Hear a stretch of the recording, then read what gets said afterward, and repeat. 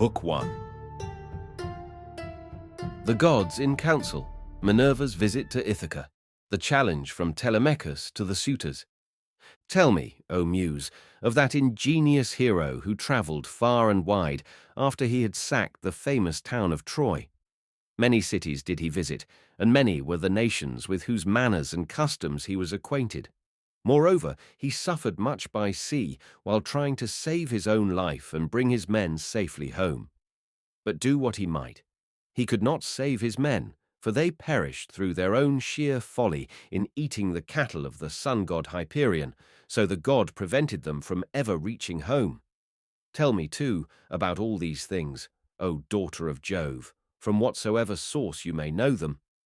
So now all who escaped death in battle or by shipwreck had got safely home except Ulysses, and he, though he was longing to return to his wife and country, was detained by the goddess Calypso, who had got him into a large cave and wanted to marry him.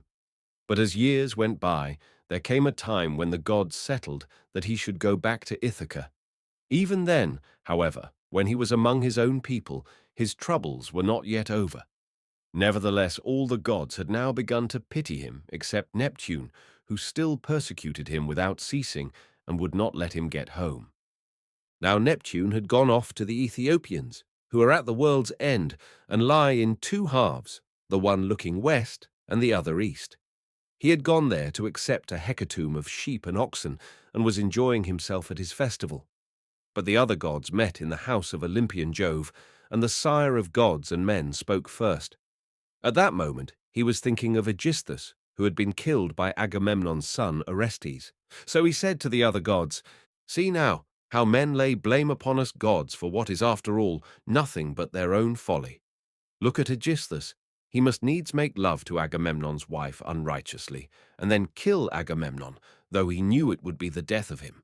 For I sent Mercury to warn him not to do either of these things, inasmuch as Orestes would be sure to take his revenge when he grew up and wanted to return home. Mercury told him this in all good will, but he would not listen, and now he has paid for everything in full." Then Minerva said, "Father, son of Saturn, king of kings, it served Aegisthus right, and so it would anyone else who does as he did. But Aegisthus is neither here nor there. It is for Ulysses that my heart bleeds when I think of his sufferings in that lonely sea-girt island, far away, poor man, from all his friends. It is an island covered with forest, in the very middle of the sea, and a goddess lives there, daughter of the magician Atlas, who looks after the bottom of the ocean and carries the great columns that keep heaven and earth asunder. This daughter of Atlas has got hold of poor unhappy Ulysses, and keeps trying by every kind of blandishment to make him forget his home, so that he is tired of life and thinks of nothing but how he may once more see the smoke of his own chimneys. You, sir, take no heed of this, and yet when Ulysses was before Troy, did he not propitiate you with many a burnt sacrifice? Why then should you keep on being so angry with him?" And Jove said, "My child, what are you talking about? How can I forget Ulysses, than whom there is no more capable man on earth, nor more liberal in his offerings to the immortal gods that live in heaven? Bear in mind, however, that Neptune is still furious with Ulysses for having blinded an eye of Polyphemus, king of the Cyclopes. Polyphemus is son to Neptune by the nymph Thoosa, daughter to the sea king Phorcys. Therefore, though he will not kill Ulysses outright, he torments him by preventing him from getting home. Still, let us lay our heads together and see how we can help him to return. Neptune will then be pacified, for if we are all of a mind, he can hardly stand out against us." And Minerva said, "Father, son of Saturn, king of kings, if, then, the gods now mean that Ulysses should get home, we should first send Mercury to the Ogygian island to tell Calypso that we have made up our minds and that he is to return. In the meantime, I will go to Ithaca, to put heart into Ulysses' son Telemachus. I will embolden him to call the Achaeans in assembly and speak out to the suitors of his mother Penelope, who persist in eating up any number of his sheep and oxen. I will also conduct him to Sparta and to Pylos, to see if he can hear anything about the return of his dear father, for this will make people speak well of him." So saying, she bound on her glittering golden sandals, imperishable, with which she can fly like the wind over land or sea. She grasped the redoubtable bronze-shod spear, so stout and sturdy and strong, wherewith she quells the ranks of heroes who have displeased her, and down she darted from the topmost summits of Olympus, whereon forthwith she was in Ithaca, at the gateway of Ulysses' house, disguised as a visitor, Mentes, chief of the Taphians, and she held a bronze spear in her hand. There she found the lordly suitors seated on hides of the oxen which they had killed and eaten, and playing draughts in front of the house. Men servants and pages were bustling about to wait upon them, some mixing wine with water in the mixing bowls, some cleaning down the tables with wet sponges and laying them out again, and some cutting up great quantities of meat. Telemachus saw her long before anyone else did. He was sitting moodily among the suitors thinking about his brave father, and how he would send them flying out of the house if he were to come to his own again and be honoured as in days gone by. Thus brooding as he sat among them, he caught sight of Minerva and went straight to the gate, for he was vexed that a stranger should be kept waiting for admittance. He took her right hand in his own and bade her give him her spear. "Welcome," said he, "to our house, and when you have partaken of food, you shall tell us what you have come for." He led the way as he spoke, and Minerva followed him. When they were within, he took her spear and set it in the spear stand against a strong bearing post, along with the many other spears of his unhappy father, and he conducted her to a richly decorated seat, under which he threw a cloth of damask. There was a footstool also for her feet, and he set another seat near her for himself, away from the suitors, that she might not be annoyed while eating by their noise and insolence, and that he might ask her more freely about his father. A maidservant then brought them water in a beautiful golden ewer and poured it into a silver basin for them to wash their hands, and she drew a clean table beside them. An upper servant brought them bread and offered them many good things of what there was in the house. The carver fetched them plates of all manner of meats and set cups of gold by their side, and a manservant brought them wine and poured it out for them. Then the suitors came in and took their places on the benches and seats. Forthwith men's servants poured water over their hands, maids went round with the bread baskets, pages filled the mixing bowls with wine and water, and they laid their hands upon the good things that were before them. As soon as they had had enough to eat and drink, they wanted music and dancing, which are the crowning embellishments of a banquet, so a servant brought a lyre to Phaeacia, whom they compelled perforce to sing to them. As soon as he touched his lyre and began to sing, Telemachus spoke low to Minerva, with his head close to hers, that no man might hear. "I hope, sir," said he, "that you will not be offended with what I am going to say. Singing comes cheap to those who do not pay for it, and all this is done at the cost of one whose bones lie rotting in some wilderness or grinding to powder in the surf. If these men were to see my father come back to Ithaca, they would pray for longer legs rather than a longer purse, for money would not serve them. But he, alas, has fallen on an ill fate, and even when people do sometimes say that he is coming, we no longer heed them. We shall never see him again. And now, sir, tell me, and tell me true, who you are and where you come from.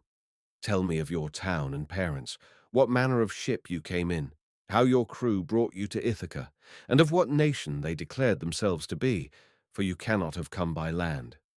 Tell me also truly, for I want to know, are you a stranger to this house, or have you been here in my father's time? In the old days we had many visitors, for my father went about much himself." And Minerva answered, "I will tell you truly and particularly all about it. I am Mentes, son of Anchialus, and I am king of the Taphians. I have come here with my ship and crew on a voyage to men of a foreign tongue, being bound for Temesa, with a cargo of iron, and I shall bring back copper. As for my ship, it lies over yonder off the open country away from the town, in the harbour Rhythron, under the wooded mountain Neritum. Our fathers were friends before us, as old Laertes will tell you if you will go and ask him. They say, however, that he never comes to town now, and lives by himself in the country, faring hardly, with an old woman to look after him and get his dinner for him, when he comes in tired from pottering about his vineyard. They told me your father was at home again, and that was why I came. but it seems the gods are still keeping him back, for he is not dead yet, not on the mainland. It is more likely he is on some sea-girt island in mid-ocean, or a prisoner among savages who are detaining him against his will. I am no prophet, and know very little about omens, but I speak as it is borne in upon me from heaven, and assure you that he will not be away much longer, for he is a man of such resource that even though he were in chains of iron, he would find some means of getting home again. But tell me, and tell me true, can Ulysses really have such a fine-looking fellow for a son? You are indeed wonderfully like him about the head and eyes, for we were close friends before he set sail for Troy, where the flower of all the Argives went also. Since that time we have never either of us seen the other. My mother, answered Telemachus, tells me I am son to Ulysses, but it is a wise child that knows his own father. Would that I were son to one who had grown old upon his own estates, for since you ask me, there is no more ill-starred man under heaven than he who they tell me is my father. And Minerva said, There is no fear of your race dying out yet, while Penelope has such a fine son as you are. But tell me, and tell me true, what is the meaning of all this feasting, and who are these people? What is it all about? Have you some banquet, or is there a wedding in the family? For no one seems to be bringing any provisions of his own. And the guests, how atrociously they are behaving! What riot they make over the whole house! It is enough to disgust any respectable person who comes near them. Sir, said Telemachus, as regards your question, so long as my father was here, it was well with us and with the house, but the gods in their displeasure have willed it otherwise, and have hidden him away more closely than mortal man was ever yet hidden. I could have borne it better, even though he were dead, if he had fallen with his men before Troy, or had died with friends around him when the days of his fighting were done. For then the Achaeans would have built a mound over his ashes, and I should myself have been heir to his renown. But now the storm winds have spirited him away we know not whither.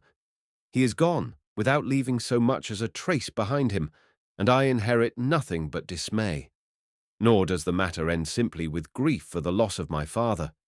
Heaven has laid sorrows upon me of yet another kind, for the chiefs from all our islands, Dulichium, Same, and the woodland island of Zacynthus, as also all the principal men of Ithaca itself, are eating up my house under the pretext of paying their court to my mother, who will neither point-blank say that she will not marry, nor yet bring matters to an end. So they are making havoc of my estate, and before long will do so also with myself. Is that so? Exclaimed Minerva. Then you do indeed want Ulysses home again. Give him his helmet, shield, and a couple of lances, and if he is the man he was when I first knew him in our house, drinking and making merry, he would soon lay his hands about these rascally suitors, were he to stand once more upon his own threshold. He was then coming from Ephyra, where he had been to beg poison for his arrows from Ilus, son of Murmerus. Ilus feared the ever-living gods, and would not give him any, but my father let him have some, for he was very fond of him. If Ulysses is the man he then was, these suitors will have a short shrift and a sorry wedding.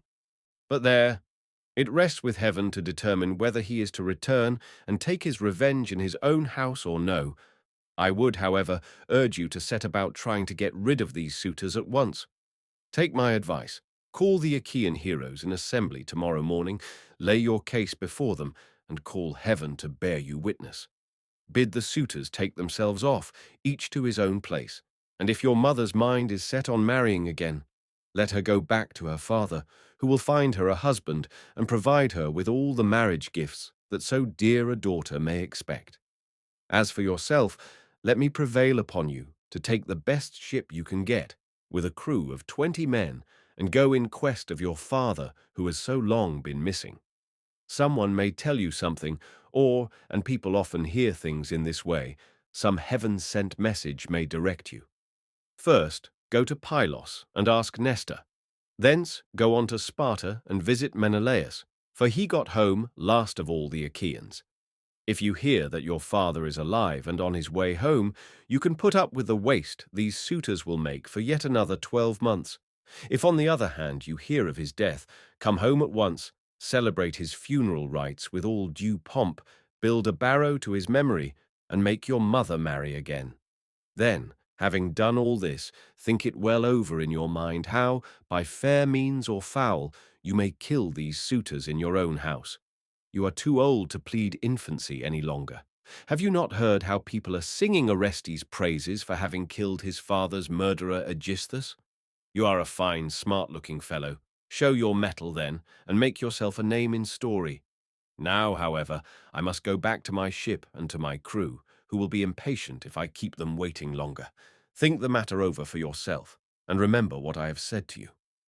"Sir," answered Telemachus, "it has been very kind of you to talk to me in this way, as though I were your own son, and I will do all you tell me. I know you want to be getting on with your voyage, but stay a little longer till you have taken a bath and refreshed yourself. I will then give you a present, and you shall go on your way rejoicing. I will give you one of great beauty and value, a keepsake such as only dear friends give to one another." Minerva answered, "Do not try to keep me, for I would be on my way at once. As for any present you may be disposed to make me, keep it till I come again, and I will take it home with me. You shall give me a very good one, and I will give you one of no less value in return."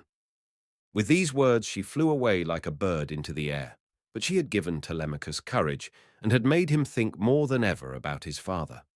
He felt the change, wondered at it, and knew that the stranger had been a god, so he went straight to where the suitors were sitting. Phaeacius was still singing, and his hearers sat wrapped in silence as he told the sad tale of the return from Troy and the ills Minerva had laid upon the Achaeans.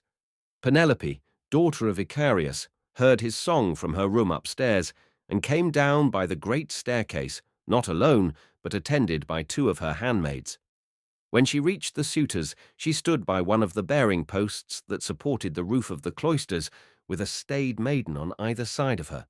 She held a veil, moreover, before her face, and was weeping bitterly.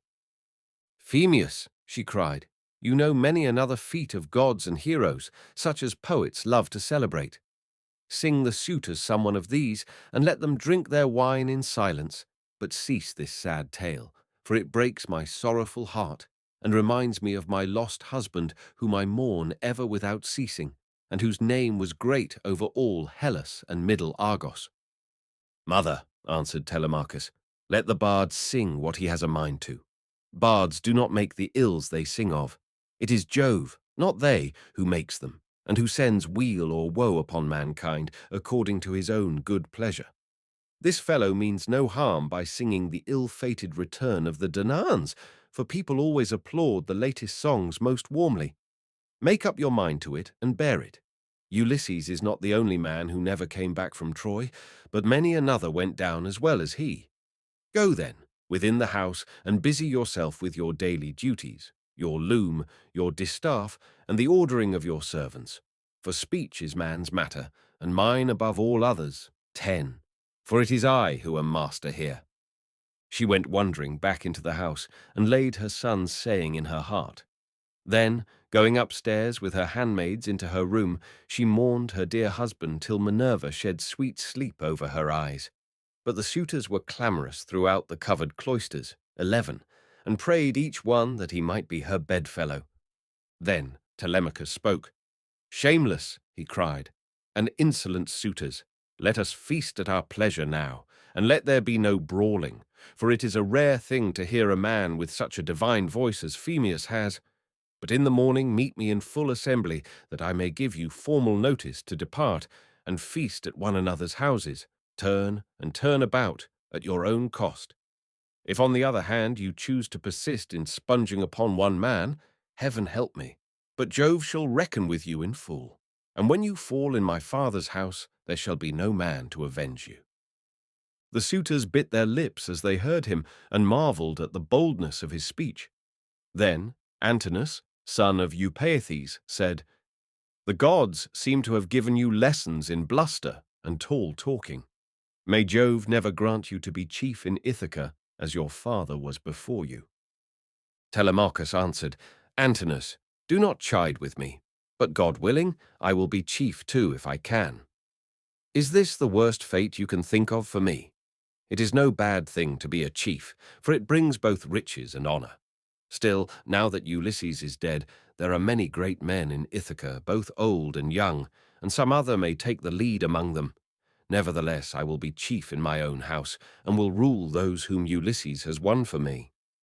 Then Eurymachus, son of Polybus, answered, "It rests with heaven to decide who shall be chief among us, but you shall be master in your own house and over your own possessions. No one while there is a man in Ithaca shall do you violence nor rob you. And now, my good fellow, I want to know about this stranger. What country does he come from? Of what family is he, and where is his estate? Has he brought you news about the return of your father, or was he on business of his own? He seemed a well-to-do man, but he hurried off so suddenly that he was gone in a moment before we could get to know him." "My father is dead and gone," answered Telemachus, "and even if some rumor reaches me, I put no more faith in it now. My mother does indeed sometimes send for a soothsayer and question him, but I give his prophesyings no heed. As for the stranger, he was Mentes, son of Anchialus, chief of the Taphians, an old friend of my father's." But in his heart he knew that it had been the goddess. The suitors then returned to their singing and dancing until the evening, but when night fell upon their pleasuring, they went home to bed, each in his own abode. Telemachus's room was high up in a tower that looked on to the outer court. Hither then he hied, brooding and full of thought. A good old woman, Euryclea, daughter of Ops, the son of Pisanor, went before him with a couple of blazing torches. Laertes had bought her with his own money when she was quite young. He gave the worth of 20 oxen for her, and showed as much respect to her in his household as he did to his own wedded wife, but he did not take her to his bed, for he feared his wife's resentment. 14. She it was who now lighted Telemachus to his room, and she loved him better than any of the other women in the house did, for she had nursed him when he was a baby. He opened the door of his bedroom and sat down upon the bed. As he took off his shirt, he gave it to the good old woman, who folded it tidily up and hung it for him over a peg by his bedside, after which she went out, pulled the door to by a silver catch, and drew the bolt home by means of the strap. 16. But Telemachus, as he lay covered with a woolen fleece, kept thinking all night through of his intended voyage and of the counsel that Minerva had given him. Book 2. Assembly of the people of Ithaca, speeches of Telemachus and of the suitors. Telemachus makes his preparations and starts for Pylos with Minerva disguised as Mentor. Now when the child of morning, rosy-fingered Dawn, appeared, Telemachus rose and dressed himself. He bound his sandals onto his comely feet, girded his sword about his shoulder, and left his room looking like an immortal god. He at once sent the criers round to call the people in assembly, so they called them, and the people gathered thereon. Then, when they were got together, he went to the place of assembly spear in hand, not alone, for his 2 hounds went with him. Minerva endowed him with a presence of such divine comeliness that all marvelled at him as he went by, and when he took his place in his father's seat, even the oldest counsellors made way for him. Odysseus, a man bent double with age and of infinite experience, was the first to speak. His son Antiphus had gone with Ulysses to Ilius, land of noble steeds, but the savage Cyclops had killed him when they were all shut up in the cave, and had cooked his last dinner for him. He had 3 sons left, of whom 2 still worked on their father's land, while the third, Eurynomus, was one of the suitors. Nevertheless, their father could not get over the loss of Antiphus, and was still weeping for him when he began his speech. "Men of Ithaca," he said, "hear my words. From the day Ulysses left us, there has been no meeting of our counsellors until now. Who then can it be, whether old or young, that finds it so necessary to convene us? Has he got wind of some host approaching, and does he wish to warn us, or would he speak upon some other matter of public moment? I am sure he is an excellent person, and I hope Jove will grant him his heart's desire." Telemachus took this speech as of good omen and rose at once, for he was bursting with what he had to say. He stood in the middle of the assembly, and the good herald Pisanor brought him his staff. Then, turning to Odysseus, "Sir," said he, "it is I, as you will shortly learn, Who have convened you? For it is I who am the most aggrieved. I have not got wind of any host approaching about which I would warn you, nor is there any matter of public moment on which I would speak. My grievance is purely personal, and turns on two great misfortunes which have fallen upon my house. The first of these is the loss of my excellent father, who was chief among all you here present, and was like a father to every one of you. The second is much more serious, and ere long will be the utter ruin of my estate. The sons of all the chief men among you are pestering my mother to marry them against her will. They are afraid to go to her father Icarius, asking him to choose the one he likes best, and to provide marriage gifts for his daughter, but day by day they keep hanging about my father's house, sacrificing our oxen, sheep, and fat goats for their banquets, and never giving so much as a thought to the quantity of wine they drink. No estate can stand such recklessness. We have now no Ulysses to ward off harm from our doors, and I cannot hold my own against them. I shall never all my days be as good a man as he was. Still I would indeed defend myself if I had power to do so, for I cannot stand such treatment any longer. My house is being disgraced and ruined. Have respect, therefore, to your own consciences and to public opinion. Fear, too, the wrath of heaven, lest the gods should be displeased and turn upon you.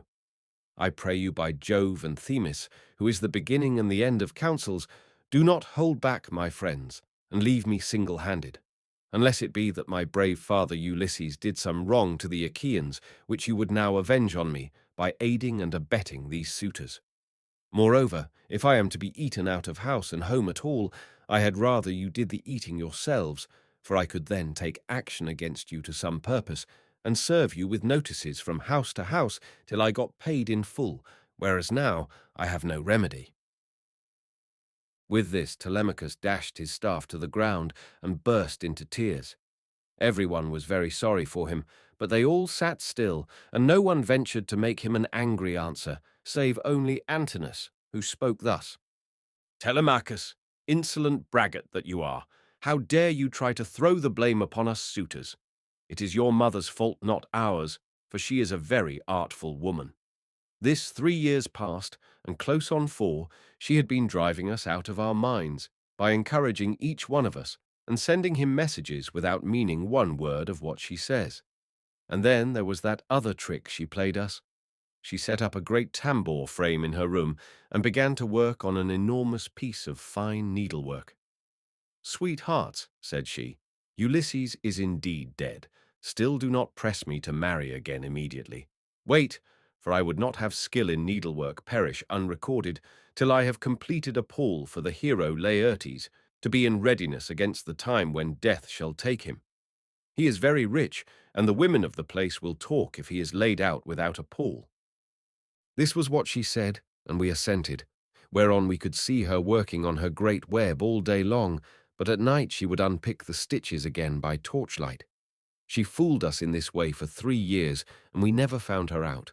But as time wore on, and she was now in her 4th year, one of her maids who knew what she was doing told us, and we caught her in the act of undoing her work, so she had to finish it whether she would or no. The suitors, therefore, make you this answer, that both you and the Achaeans may understand. Send your mother away, and bid her marry the man of her own and of her father's choice. For I do not know what will happen if she goes on plaguing us much longer with the airs she gives herself on the score of the accomplishments Minerva has taught her, and because she is so clever. We never yet heard of such a woman. We know all about Tyro, Alcmena, Mycene, and the famous women of old, but they were nothing to your mother, any one of them. It was not fair of her to treat us in that way, and as long as she continues in the mind with which heaven has now endowed her, so long shall we go on eating up your estate. And I do not see why she should change, for she gets all the honor and glory, and it is you who pay for it, not she. Understand, then, that we will not go back to our lands, neither here nor elsewhere, till she has made her choice and married someone or other of us." Telemachus answered, "Antinous, how can I drive the mother who bore me from my father's house? My father is abroad, and we do not know whether he is alive or dead. It will be hard on me if I have to pay Icarius the large sum which I must give him if I insist on sending his daughter back to him. Not only will he deal rigorously with me, but heaven will also punish me. For my mother, when she leaves the house, will call on the Erinyes to avenge her. Besides, it would not be a creditable thing to do, and I will have nothing to say to it. If you choose to take offence at this, leave the house and feast elsewhere at one another's houses, at your own cost turn and turn about. If, on the other hand, you elect to persist in sponging upon one man, heaven help me, but Jove shall reckon with you in full, and when you fall in my father's house, there shall be no man to avenge you. As he spoke, Jove sent 2 eagles from the top of the mountain, and they flew on and on with the wind, sailing side by side in their own lordly flight. When they were right over the middle of the assembly, they wheeled and circled about, beating the air with their wings and glaring death into the eyes of them that were below. Then, fighting fiercely and tearing at one another, they flew off towards the right over the town. The people wondered as they saw them, and asked each other what all this might be, whereon Halitherses, who was the best prophet and reader of omens among them, spoke to them plainly and in all honesty, saying, "Hear me, men of Ithaca, and I speak more particularly to the suitors, for I see mischief brewing for them. Ulysses is not going to be away much longer. Indeed, he is close at hand to deal out death and destruction, not on them alone, but on many another of us who live in Ithaca. Let us then be wise in time, and put a stop to this wickedness before he comes. Let the suitors do so of their own accord. It will be better for them, for I am not prophesying without due knowledge. Everything has happened to Ulysses as I foretold when the Argives set out for Troy, and he with them. I said that after going through much hardship and losing all his men, he should come home again in the 20th year, and that no one would know him. And now all this is coming true." Eurymachus, son of Polybus, then said, "Go home, old man, and prophesy to your own children, or it may be worse for them. I can read these omens myself much better than you can. Birds are always flying about in the sunshine somewhere or other, but they seldom mean anything. Ulysses has died in a far country, and it is a pity you are not dead along with him, instead of prating here about omens and adding fuel to the anger of Telemachus, which is fierce enough as it is. I suppose you think he will give you something for your family, but I tell you, and it shall surely be, when an old man like you, who should know better, talks a young one over till he becomes troublesome. In the first place, his young friend will only fare so much the worse. He will take nothing by it, for the suitors will prevent this. And in the next, we will lay a heavier fine, sir, upon yourself than you will at all like paying, for it will bear hardly upon you. As for Telemachus, I warn him in the presence of you all to send his mother back to her father, who will find her a husband and provide her with all the marriage gifts so dear a daughter may expect. Till then we shall go on harassing him with our suit, for we fear no man and care neither for him with all his fine speeches, nor for any fortune-telling of yours. You may preach as much as you please, but we shall only hate you the more. We shall go back and continue to eat up Telemachus's estate without paying him, till such time as his mother leaves off tormenting us by keeping us day after day on the tiptoe of expectation, each vying with the other in his suit for a prize of such rare perfection. Besides, we cannot go after the other women whom we should marry in due course, but for the way in which she treats us." Then Telemachus said, "Eurymachus, and you other suitors, I shall say no more, and entreat you no further, for the gods and the people of Ithaca now know my story. Give me, then, a ship and a crew of 20 men to take me hither and thither, and I will go to Sparta and to Pylos in quest of my father, who has so long been missing. Someone may tell me something, or, and people often hear things in this way, some heaven-sent message may direct me. If I can hear of him as alive and on his way home, I will put up with the waste you suitors will make for yet another 12 months. If on the other hand I hear of his death, I will return at once, celebrate his funeral rites with all due pomp, build a barrow to his memory, and make my mother marry again." With these words he sat down, and Mentor, who had been a friend of Ulysses and had been left in charge of everything with full authority over the servants, rose to speak. He then, plainly and in all honesty, addressed them thus: "Hear me, men of Ithaca. I hope that you may never have a kind and well-disposed ruler any more, nor one who will govern you equitably. I hope that all your chiefs henceforward may be cruel and unjust, for there is not one of you but has forgotten Ulysses, who ruled you as though he were your father. I am not half so angry with the suitors, for if they choose to do violence in the naughtiness of their hearts, and wager their heads that Ulysses will not return, they can take the high hand and eat up his estate. But as for you others, I am shocked at the way in which you all sit still without even trying to stop such scandalous goings-on, which you could do if you chose, for you are many and they are few. Leocritus, son of Evenor, answered him, saying, Mentor, what folly is all this, that you should set the people to stay us? It is a hard thing for one man to fight with many about his victuals, even though Ulysses himself were to set upon us while we are feasting in his house, and do his best to oust us. His wife, who wants him back so very badly, would have small cause for rejoicing, and his blood would be upon his own head if he fought against such great odds. There is no sense in what you have been saying. Now, therefore, do you people go about your business, and let his father's old friends, Mentor and Halitherses, speed this boy on his journey, if he goes at all, which I do not think he will, for he is more likely to stay where he is till someone comes and tells him something. On this he broke up the assembly, and every man went back to his own abode, while the suitors returned to the house of Ulysses. Then Telemachus went all alone by the seaside, washed his hands in the grey waves, and prayed to Minerva. "Hear me," he cried, "you god who visited me yesterday, and bade me sail the seas in search of my father, who has so long been missing. I would obey you, but the Achaeans, and more particularly the wicked suitors, are hindering me that I cannot do so." As he thus prayed, Minerva came close up to him in the likeness and with the voice of Mentor. "Telemachus," said she, "if you are made of the same stuff as your father, you will be neither fool nor coward henceforward, for Ulysses never broke his word nor left his work half done. If, then, you take after him, your voyage will not be fruitless, but unless you have the blood of Ulysses and of Penelope in your veins, I see no likelihood of your succeeding. Sons are seldom as good men as their fathers, they are generally worse, not better. Still, as you are not going to be either fool or coward henceforward, and are not entirely without some share of your father's wise discernment, I look with hope upon your undertaking.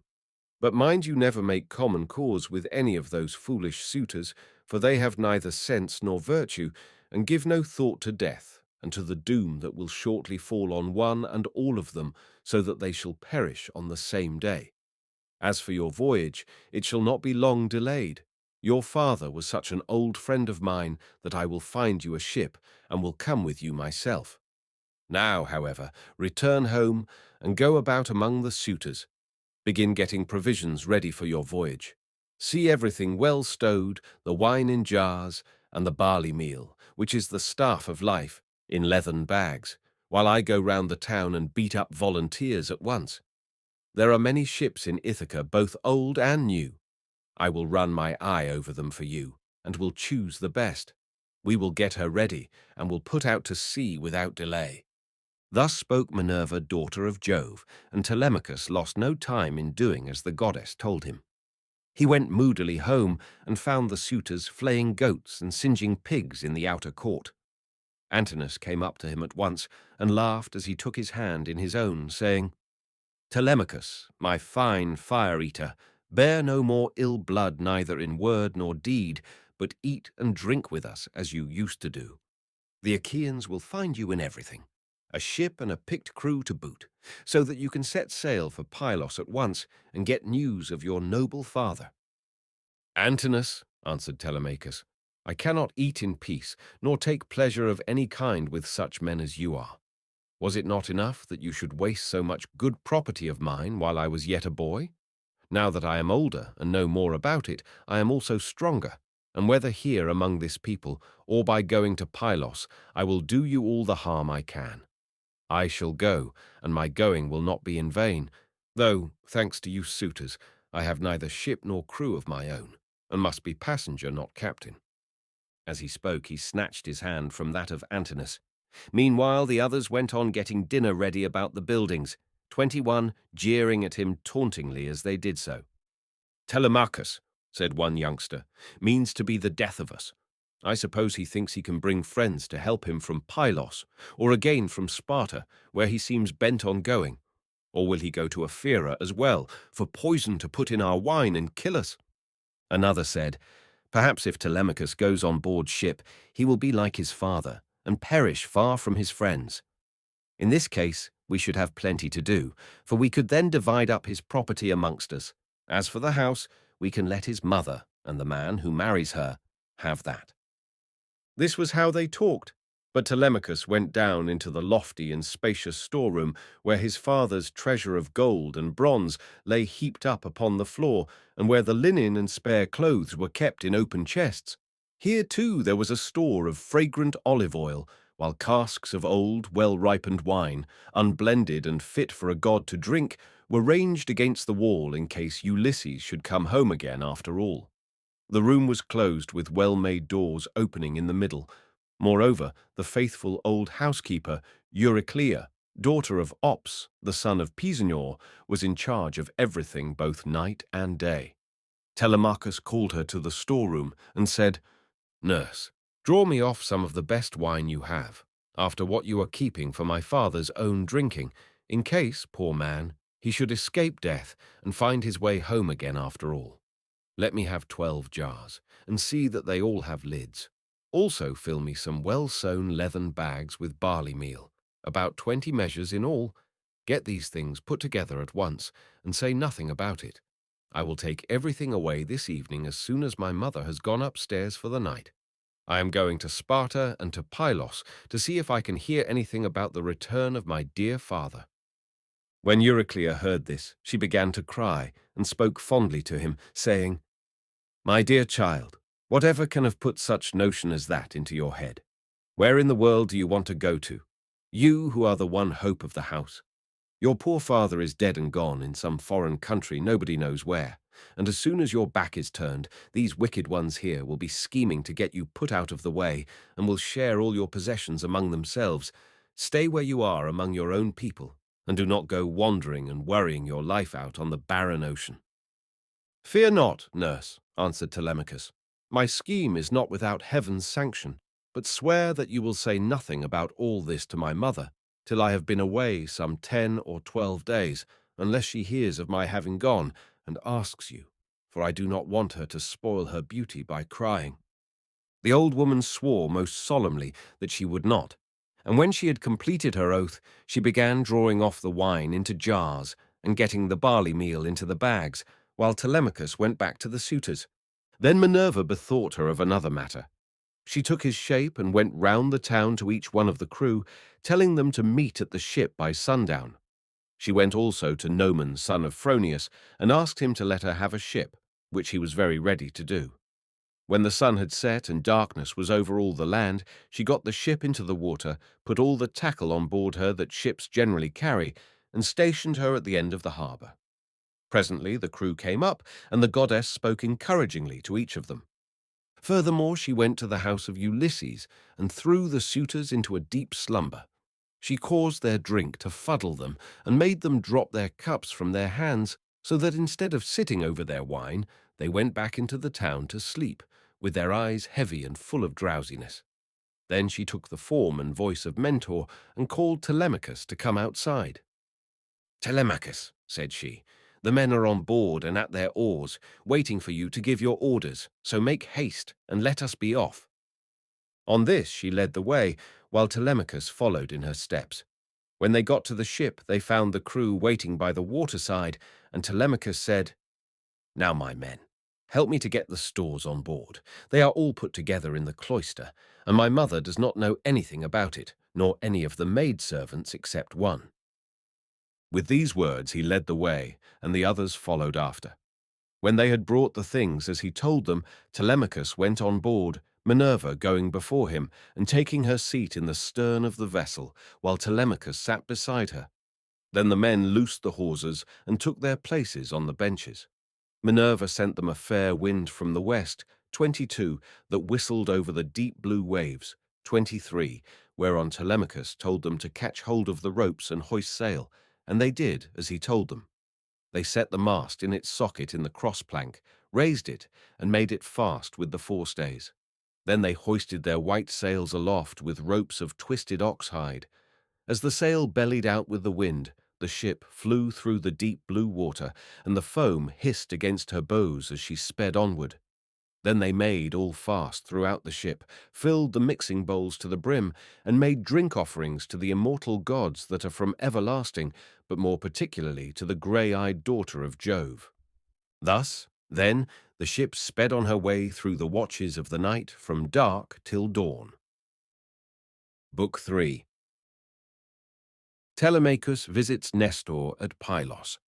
But as the sun was rising from the fair sea, 24 into the firmament of heaven, to shed light on mortals and immortals, they reached Pylos, the city of Neleus. Now the people of Pylos were gathered on the seashore to offer sacrifice of black bulls to Neptune, lord of the earthquake. There were 9 guilds with 500 men in each, and there were 9 bulls to each guild. As they were eating the inward meats 25, and burning the thigh bones on the embers, in the name of Neptune, Telemachus and his crew arrived, furled their sails, brought their ship to anchor, and went ashore. Minerva led the way, and Telemachus followed her. Presently she said, "Telemachus, you must not be in the least shy or nervous. You have taken this voyage to try and find out where your father is buried and how he came by his end. So go straight up to Nestor, that we may see what he has got to tell us. Beg of him to speak the truth, and he will tell no lies, for he is an excellent person." "But how, Mentor?" replied Telemachus. "Dare I go up to Nestor, and how am I to address him? I have never yet been used to holding long conversations with people, and am ashamed to begin questioning one who is so much older than myself."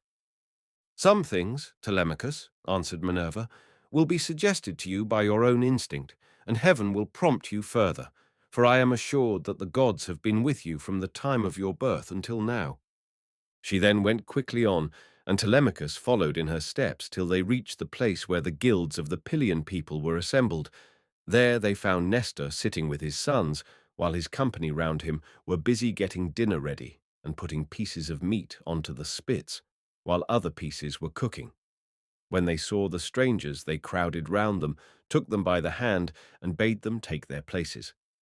Nestor's son Pisistratus at once offered his hand to each of them, and seated them on some soft sheepskins that were lying on the sands near his father and his brother Thrasymedes.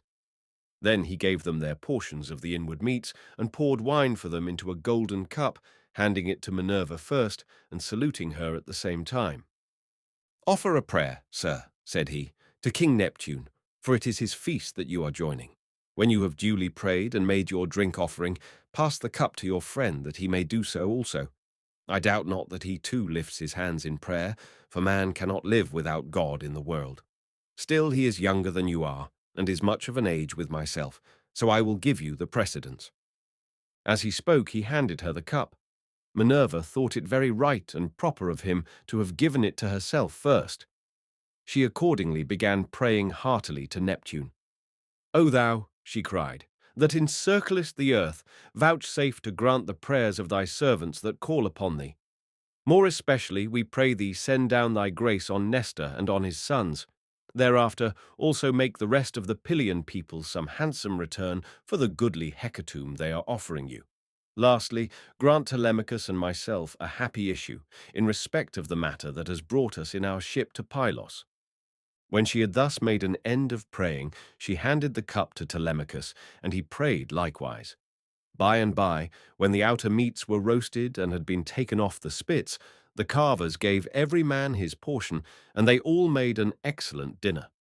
As soon as they had had enough to eat and drink, Nestor, knight of Gerene, began to speak. "Now," said he, "that our guests have done their dinner, it will be best to ask them who they are. Who then, sir strangers, are you, and from what port have you sailed? Are you traders, or do you sail the seas as rovers with your hand against every man, and every man's hand against you?" Telemachus answered boldly, for Minerva had given him courage to ask about his father and get himself a good name. "Nestor," said he, "son of Neleus, honour to the Achaean name. You ask whence we come, And I will tell you, we come from Ithaca under Neritum, 28, and the matter about which I would speak is of private, not public import. I seek news of my unhappy father Ulysses, who is said to have sacked the town of Troy in company with yourself. We know what fate befell each one of the other heroes who fought at Troy, but as regards Ulysses, heaven has hidden from us the knowledge even that he is dead at all, for no one can certify us in what place he perished, nor say whether he fell in battle on the mainland or was lost at sea amid the waves of Amphitrite. Therefore I am suppliant at your knees, if haply you may be pleased to tell me of his melancholy end, whether you saw it with your own eyes or heard it from some other traveller, for he was a man born to trouble. Do not soften things out of any pity for me, but tell me in all plainness exactly what you saw. If my brave father Ulysses ever did you loyal service, either by word or deed, when you Achaeans were harassed among the Trojans, bear it in mind now as in my favour, and tell me truly all. My friend, answered Nestor, you recall a time of much sorrow to my mind, for the brave Achaeans suffered much both at sea, while privateering under Achilles, and when fighting before the great city of King Priam. Our best men, all of them, fell there, Ajax, Achilles, Patroclus, peer of gods in council, and my own dear son Antilochus, a man singularly fleet of foot and in fight valiant. But we suffered much more than this. What mortal tongue indeed could tell the whole story? Though you were to stay here and question me for 5 years, or even 6, I could not tell you all that the Achaeans suffered, and you would turn homeward weary of my tale before it ended. 9 long years did we try every kind of stratagem, but the hand of heaven was against us. During all this time there was no one who could compare with your father in subtlety. If, indeed, you are his son, I can hardly believe my eyes. And you talk just like him too. No one would say that people of such different ages could speak so much alike. He and I never had any kind of difference from first to last, neither in camp nor council, but in singleness of heart and purpose we advised the Argives how all might be ordered for the best. When, however, we had sacked the city of Priam and were setting sail in our ships as heaven had dispersed us, then Jove saw fit to vex the Argives on their homeward voyage.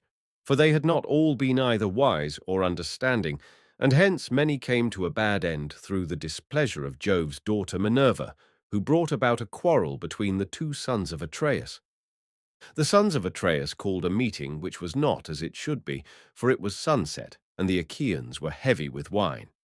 When they explained why they had called the people together, it seemed that Menelaus was for sailing homeward at once, and this displeased Agamemnon, who thought that we should wait till we had offered hecatombs to appease the anger of Minerva. Fool that he was, he might have known that he would not prevail with her, for when the gods have made up their minds, they do not change them lightly. So the 2 stood bandying hard words, whereon the Achaeans sprang to their feet with a cry that rent the air, and were of 2 minds as to what they should do.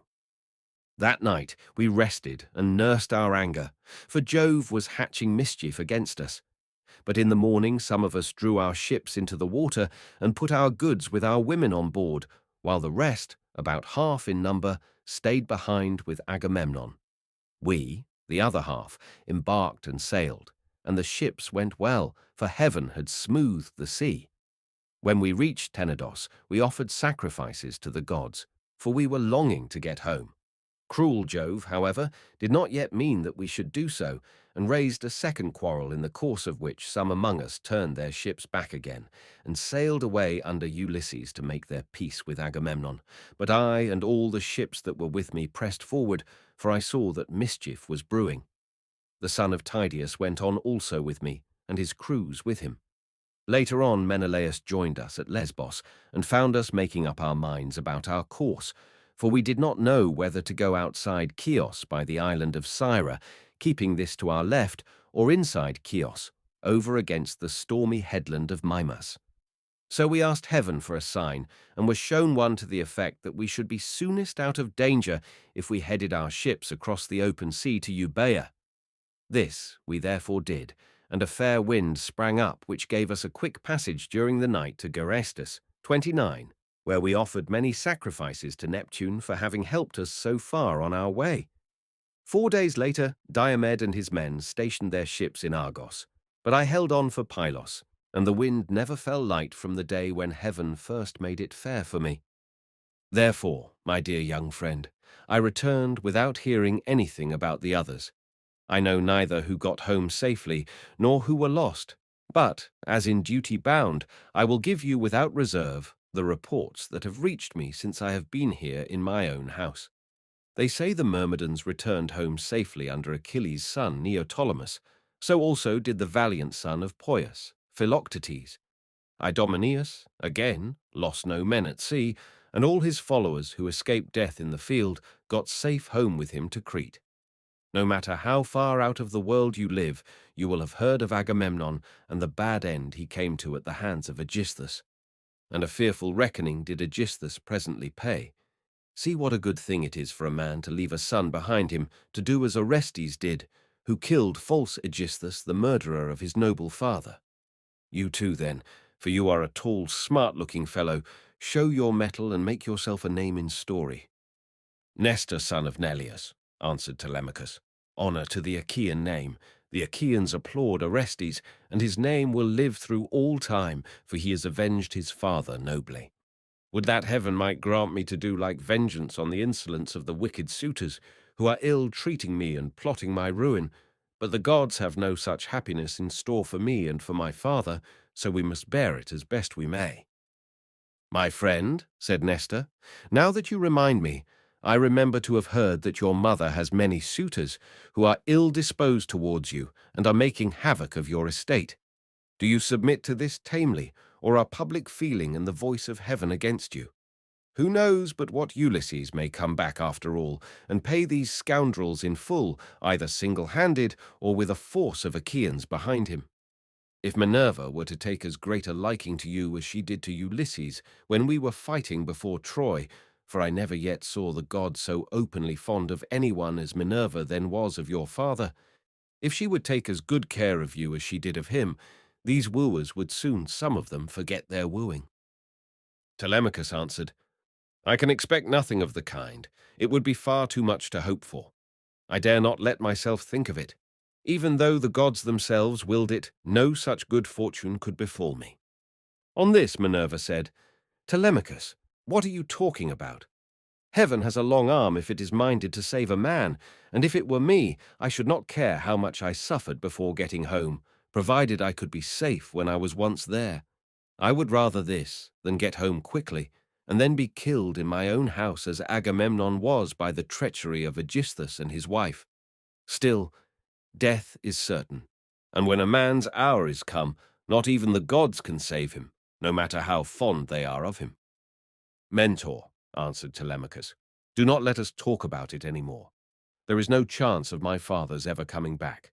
The gods have long since counselled his destruction. There is something else, however, about which I should like to ask Nestor, for he knows much more than anyone else does. They say he has reigned for 3 generations, so that it is like talking to an immortal. Tell me, therefore, Nestor, and tell me true, how did Agamemnon come to die in that way? What was Menelaus doing? And how came false Aegisthus to kill so far better a man than himself?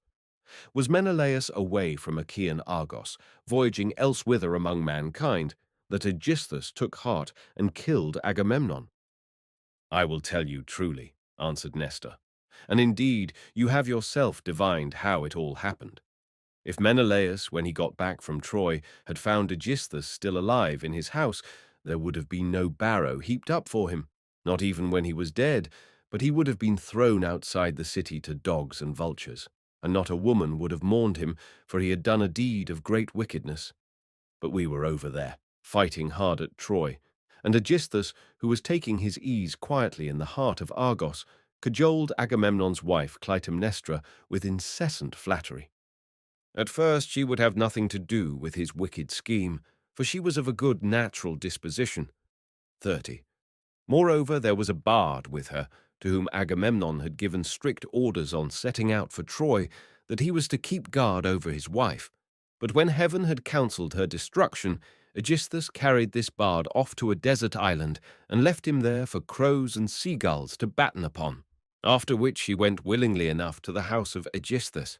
Then he offered many burnt sacrifices to the gods, and decorated many temples with tapestries and gilding, for he had succeeded far beyond his expectations. Meanwhile, Menelaus and I were on our way home from Troy, on good terms with one another. When we got to Sunium, which is the point of Athens, Apollo with his painless shafts killed Phrontis, the steersman of Menelaus's ship, and never man knew better how to handle a vessel in rough weather, so that he died then and there with the helm in his hand, and Menelaus, though very anxious to press forward, had to wait in order to bury his comrade and give him his due funeral rites. Presently, when he too could put to sea again, and had sailed on as far as the Malian heads, Jove counselled evil against him, and made it blow hard till the waves ran mountains high. Here he divided his fleet, and took the one half towards Crete, where the Sidonians dwell round about the waters of the river Iardanus. There is a high headland hereabouts, stretching out into the sea from a place called Gortin, and all along this part of the coast, as far as Phaestus, the sea runs high when there is a south wind blowing. But after Phaestus, the coast is more protected, for a small headland can make a great shelter. Here this part of the fleet was driven on to the rocks and wrecked, but the crews just managed to save themselves. As for the other 5 ships, they were taken by winds and seas to Egypt, where Menelaus gathered much gold and substance among people of an alien speech. Meanwhile, Aegisthus here at home plotted his evil deed. For 7 years after he had killed Agamemnon, he ruled in Mycene, and the people were obedient under him. But in the 8th year Orestes came back from Athens to be his bane, and killed the murderer of his father. Then he celebrated the funeral rites of his mother and of false Aegisthus by a banquet to the people of Argos. And on that very day Menelaus came home, with as much treasure as his ships could carry. Take my advice, then, and do not go travelling about for long so far from home, nor leave your property with such dangerous people in your house. They will eat up everything you have among them, and you will have been on a fool's errand. Still, I should advise you by all means to go and visit Menelaus, who has lately come off a voyage among such distant peoples as no man could ever hope to get back from, when the winds had once carried him so far out of his reckoning. Even birds cannot fly the distance in a 12-month, so vast and terrible are the seas that they must cross. Go to him, therefore, by sea, and take your own men with you. Or if you would rather travel by land, you can have a chariot, you can have horses, and here are my sons who can escort you to Lacedaemon, where Menelaus lives. Beg of him to speak the truth, and he will tell you no lies, for he is an excellent person." As he spoke, the sun set, and it came on dark, whereon Minerva said, "Sir, all that you have said is well. Now, however, order the tongues of the victims to be cut, and mix wine that we may make drink offerings to Neptune and the other immortals, and then go to bed, for it is bedtime.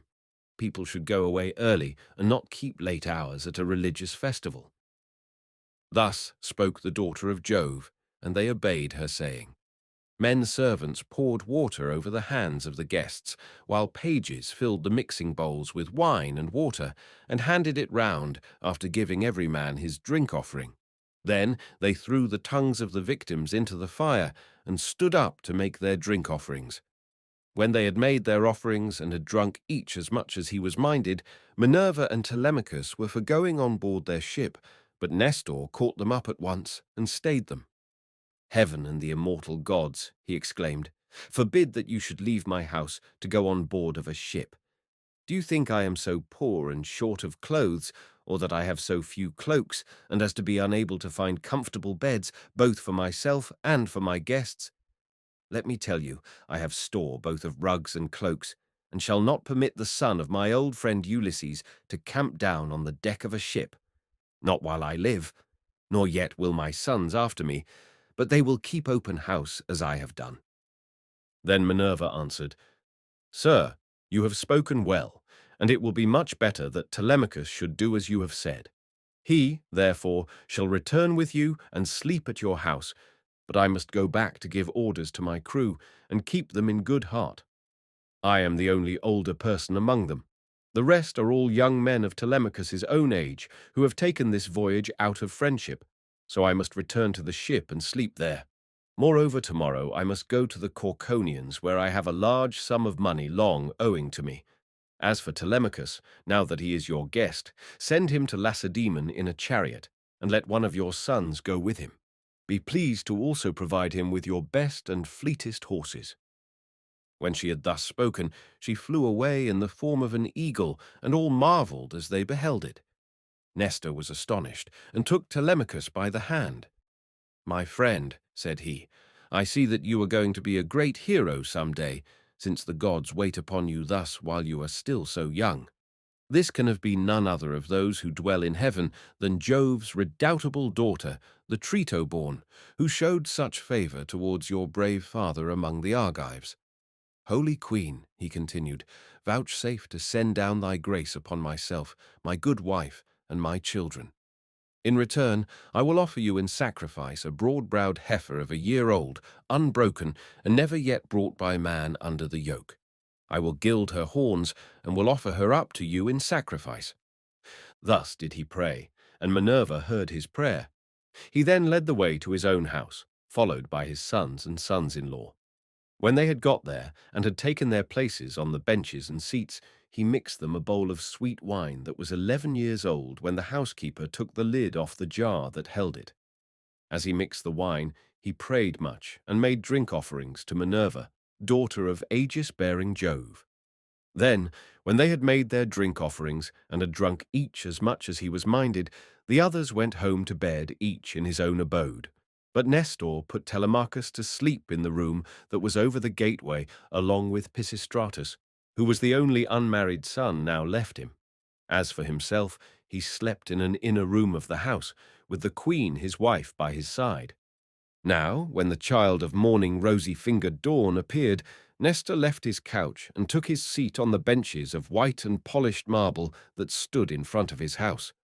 Here aforetime sat Neleus, peer of gods in council, but he was now dead and had gone to the house of Hades. So Nestor sat in his seat, sceptre in hand, as guardian of the public weal.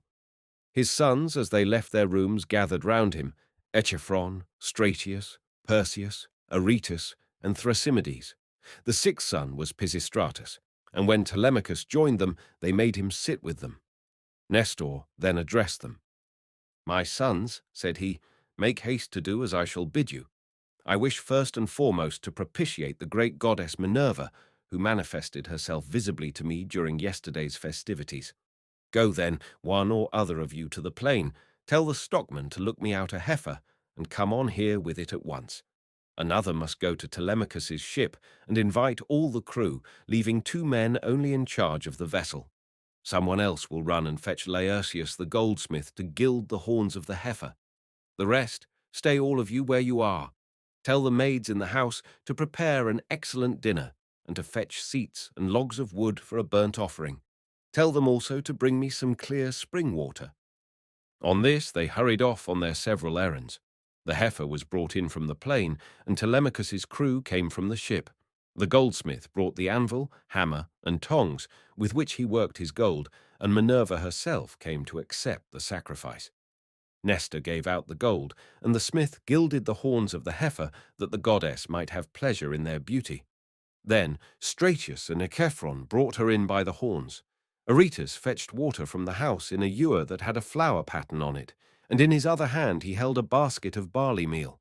Sturdy Thrasymedes stood by with a sharp axe, ready to strike the heifer, while Perseus held a bucket. Then Nestor began with washing his hands and sprinkling the barley meal, and he offered many a prayer to Minerva as he threw a lock from the heifer's head upon the fire. When they had done praying and sprinkling the barley meal, 32, Thrasymedes dealt his blow and brought the heifer down with a stroke that cut through the tendons at the base of her neck, whereon the daughters and daughters-in-law of Nestor and his venerable wife Eurydice, she was eldest daughter to Clymenus, screamed with delight. Then they lifted the heifer's head from off the ground, and Pisistratus cut her throat. When she had done bleeding and was quite dead, they cut her up. They cut out the thigh bones all in due course, wrapped them round in 2 layers of fat, and set some pieces of raw meat on the top of them. Then Nestor laid them upon the wood fire and poured wine over them, while the young men stood near him with 5-pronged spits in their hands.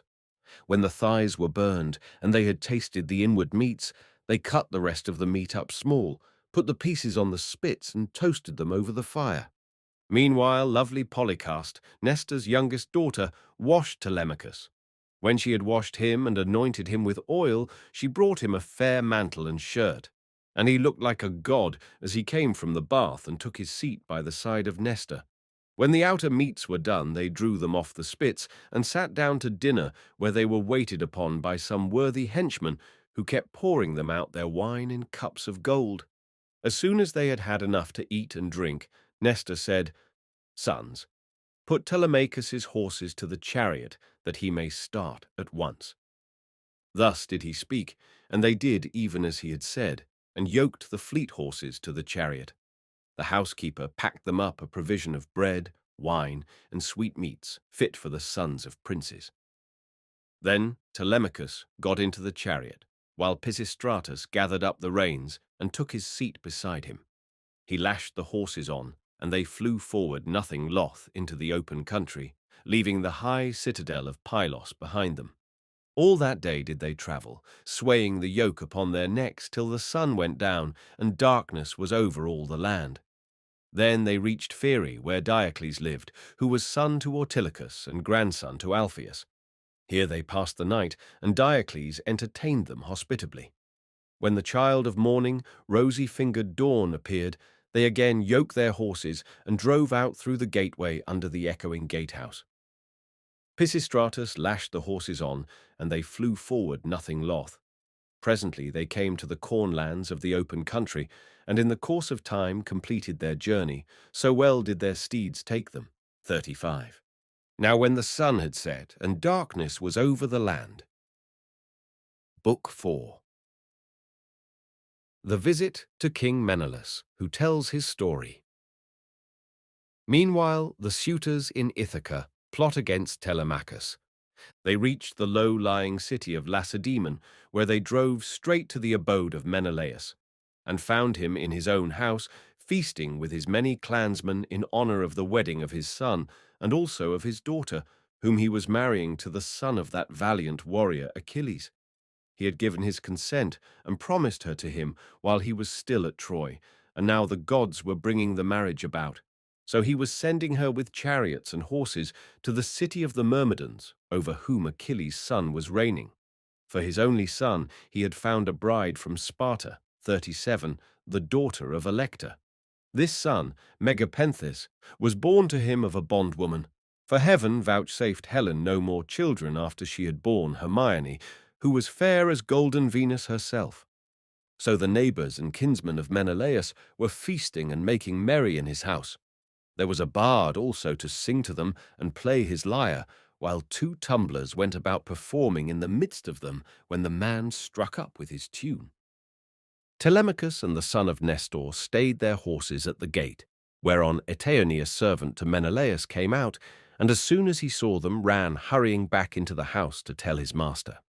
He went close up to him and said, "Menelaus, there are some strangers come here, 2 men, who look like sons of Jove. What are we to do? Shall we take their horses out, or tell them to find friends elsewhere as they best can?" Menelaus was very angry and said, "Eteoneus, son of Bothous, you never used to be a fool, but now you talk like a simpleton. Take their horses out, of course, and show the strangers in that they may have supper. You and I have stayed often enough at other people's houses before we got back here, where heaven grant that we may rest in peace henceforward." So Eteoneus bustled back and bade the other servants come with him. They took their sweating steeds from under the yoke, made them fast to the mangers, and gave them a feed of oats and barley mixed. Then they leaned the chariot against the end wall of the courtyard and led the way into the house. Telemachus and Pisistratus were astonished when they saw it, for its splendor was as that of the sun and moon. Then, when they had admired everything to their heart's content, they went into the bathroom and washed themselves. When the servants had washed them and anointed them with oil, they brought them woolen cloaks and shirts, and the two took their seats by the side of Menelaus. A maidservant brought them water in a beautiful golden ewer and poured it into a silver basin for them to wash their hands, and she drew a clean table beside them.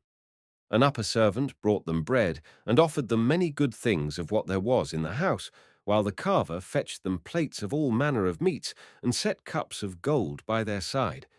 Menelaus then greeted them, saying, "Fall to and welcome. When you have done supper, I shall ask who you are, for the lineage of such men as you cannot have been lost. You must be descended from a line of sceptre-bearing kings, for poor people do not have such sons as you are." On this he handed them 39 a piece of fat roast loin, which had been set near him as being a prime part, and they laid their hands on the good things that were before them. As soon as they had had enough to eat and drink, Telemachus said to the son of Nestor, with his head so close that no one might hear, "Look, Pisistratus, man after my own heart, see the gleam of bronze and gold, of amber, ivory and silver. Everything is so splendid that it is like seeing the palace of Olympian Jove. I am lost in admiration." Menelaus overheard him and said, "No one, my sons, can hold his own with Jove, for his house and everything about him is immortal. But among mortal men, well, there may be another who has as much wealth as I have, or there may not. But at all events I have travelled much and have undergone much hardship, for it was nearly 8 years before I could get home with my fleet. I went to Cyprus, Phaeacia, and the Egyptians. I went also to the Ethiopians, the Sidonians, and the Arembians, and to Libya, where the lambs have horns as soon as they are born, and the sheep-lamb down 3 times a year. Everyone in that country, whether master or man, has plenty of cheese, meat, and good milk, for the ewes yield all the year round. But while I was travelling and getting great riches among these people, my brother was secretly and shockingly murdered through the perfidy of his wicked wife, so that I have no pleasure in being lord of all this wealth. Whoever your parents may be, they must have told you about all this, and of my heavy loss in the ruin 41 of a stately mansion fully and magnificently furnished. Would that I had only a third of what I now have, so that I had stayed at home, and all those were living who perished on the plain of Troy, far from Argos. I often grieve, as I sit here in my house, for one and all of them. At times I cry aloud for sorrow, but presently I leave off again, for crying is cold comfort, and one soon tires of it. Yet grieve for these as I may, I do so for one man more than for them all. I cannot even think of him without loathing both food and sleep, so miserable does he make me, for no one of all the Achaeans worked so hard or risked so much as he did. He took nothing by it, and has left a legacy of sorrow to myself, for he has been gone a long time, and we know not whether he is alive or dead. His old father, his long-suffering wife Penelope, and his son Telemachus, whom he left behind him an infant in arms, are plunged in grief on his account." Thus spoke Menelaus, and the heart of Telemachus yearned as he bethought him of his father. Tears fell from his eyes as he heard him thus mentioned, so that he held his cloak before his face with both hands. When Menelaus saw this, he doubted whether to let him choose his own time for speaking, or to ask him at once and find what it was all about. While he was thus in 2 minds, Helen came down from her high vaulted and perfumed room, looking as lovely as Diana herself. Adraste brought her a seat, Alcippe a soft woolen rug, while Philo fetched her the silver workbox which Alcandra, wife of Polybus, had given her. Polybus lived in Egyptian Thebes, which is the richest city in the whole world. He gave Menelaus 2 baths, both of pure silver, 2 tripods, and 10 talents of gold. Besides all this, his wife gave Helen some beautiful presents, to wit, a golden distaff and a silver workbox that ran on wheels, with a gold band round the top of it. Philo now placed this by her side, full of fine spun yarn, and a distaff charged with violet-coloured wool was laid upon the top of it. Then Helen took her seat, put her feet upon the footstool, and began to question her husband. 42. "Do we know, Menelaus," said she, "the names of these strangers who have come to visit us? Shall I guess right or wrong? But I cannot help saying what I think." Never yet have I seen either man or woman so like somebody else. Indeed, when I look at him, I hardly know what to think, as this young man is like Telemachus, whom Ulysses left as a baby behind him, when you Achaeans went to Troy with battle in your hearts on account of my most shameless self. My dear wife, replied Menelaus, I see the likeness just as you do. His hands and feet are just like Ulysses. So is his hair, with the shape of his head and the expression of his eyes. Moreover, when I was talking about Ulysses and saying how much he had suffered on my account, tears fell from his eyes, and he hid his face in his mantle. Then Pisistratus said, Menelaus, son of Atreus, you are right in thinking that this young man is Telemachus, but he is very modest, and is ashamed to come here and begin opening up discourse with one whose conversation is so divinely interesting as your own. My father, Nestor, sent me to escort him hither, for he wanted to know whether you could give him any counsel or suggestion. A son has always trouble at home when his father has gone away leaving him without supporters, and this is how Telemachus is now placed, for his father is absent, and there is no one among his own people to stand by him. Bless my heart, replied Menelaus. Then I am receiving a visit from the son of a very dear friend who suffered much hardship for my sake. I had always hoped to entertain him with most marked distinction when heaven had granted us a safe return from beyond the seas. I should have founded a city for him in Argos and built him a house. I should have made him leave Ithaca with his goods, his son, and all his people, and should have sacked for them some one of the neighboring cities that are subject to me. We should thus have seen one another continually, and nothing but death could have interrupted so close and happy an intercourse. I suppose, however, that heaven grudged us such great good fortune, for it has prevented the poor fellow from ever getting home at all. Thus did he speak, and his words set them all a-weeping. Helen wept, Telemachus wept, and so did Menelaus, nor could Pisistratus keep his eyes from filling when he remembered his dear brother Antilochus, whom the son of bright dawn had killed. Thereon he said to Menelaus, Sir, my father Nestor, when we used to talk about you at home, told me you were a person of rare and excellent understanding. If, then, it be possible, do as I would urge you. I am not fond of crying while I am getting my supper. Morning will come in due course, and in the forenoon I care not how much I cry for those that are dead and gone. This is all we can do for the poor things. We can only shave our heads for them and wring the tears from our cheeks. I had a brother who died at Troy. He was by no means the worst man there. You are sure to have known him. His name was Antilochus. I never set eyes upon him myself, but they say that he was singularly fleet of foot and in fight valiant. Your discretion, my friend, answered Menelaus, is beyond your years. It is plain you take after your father. One can soon see when a man is son to one whom heaven has blessed both as regards wife and offspring, and it has blessed Nestor from first to last all his days, giving him a green old age in his own house, with sons about him who are both well-disposed and valiant. We will put an end therefore to all this weeping, and attend to our supper again. Let water be poured over our hands. Telemachus and I can talk with one another fully in the morning. On this, Asphalion, one of the servants, poured water over their hands, and they laid their hands on the good things that were before them. Then Jove's daughter Helen bethought her of another matter. She drugged the wine with an herb that banishes all care, sorrow, and ill humour. Whoever drinks wine thus drugged cannot shed a single tear all the rest of the day, not even though his father and mother both of them drop down dead, or he sees a brother or a son hewn in pieces before his very eyes.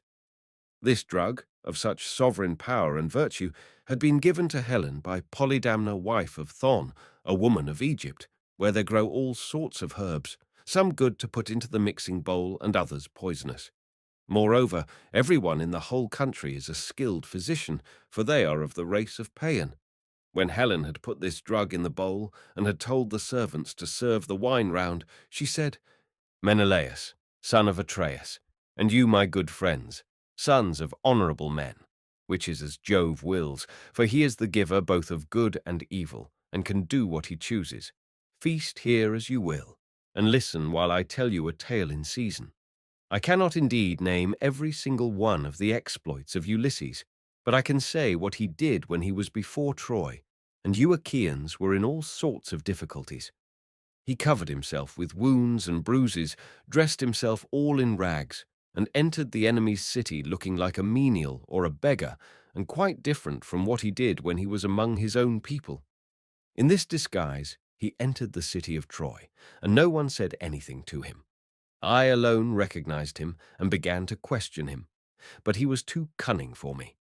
When, however, I had washed and anointed him and had given him clothes, and after I had sworn a solemn oath not to betray him to the Trojans till he had got safely back to his own camp and to the ships, he told me all that the Achaeans meant to do.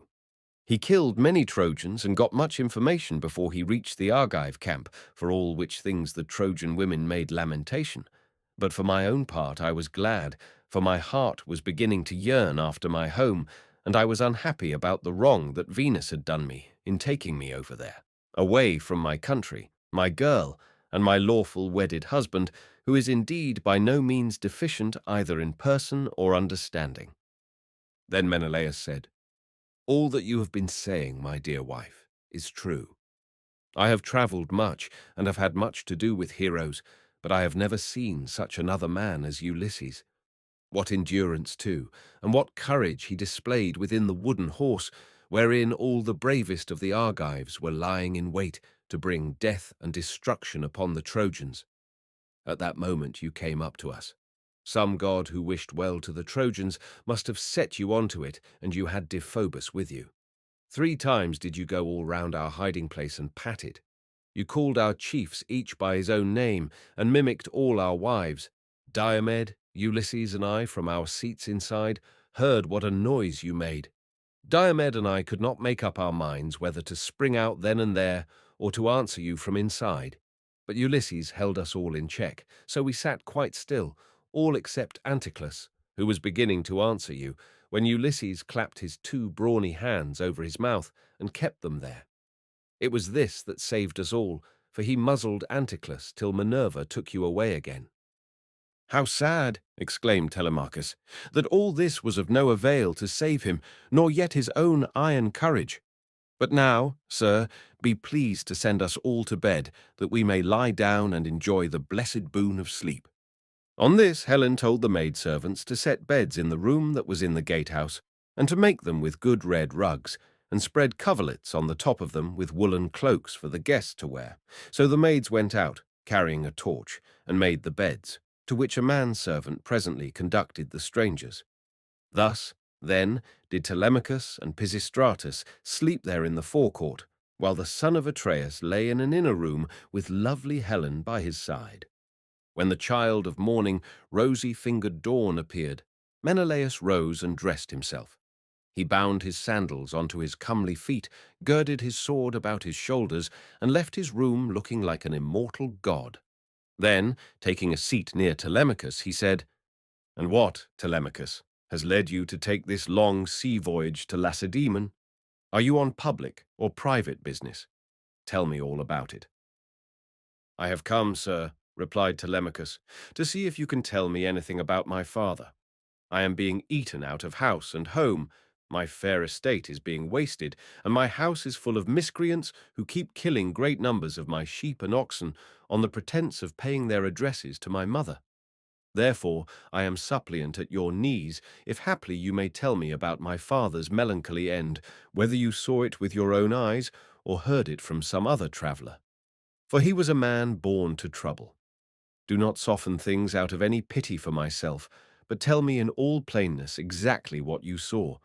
If my brave father Ulysses ever did you loyal service either by word or deed, when you Achaeans were harassed by the Trojans, bear it in mind now as in my favour, and tell me truly all." Menelaus, on hearing this, was very much shocked. "So," he exclaimed, "these cowards would usurp a brave man's bed. A hind might as well lay her newborn young in the lair of a lion, and then go off to feed in the forest, or in some grassy dell.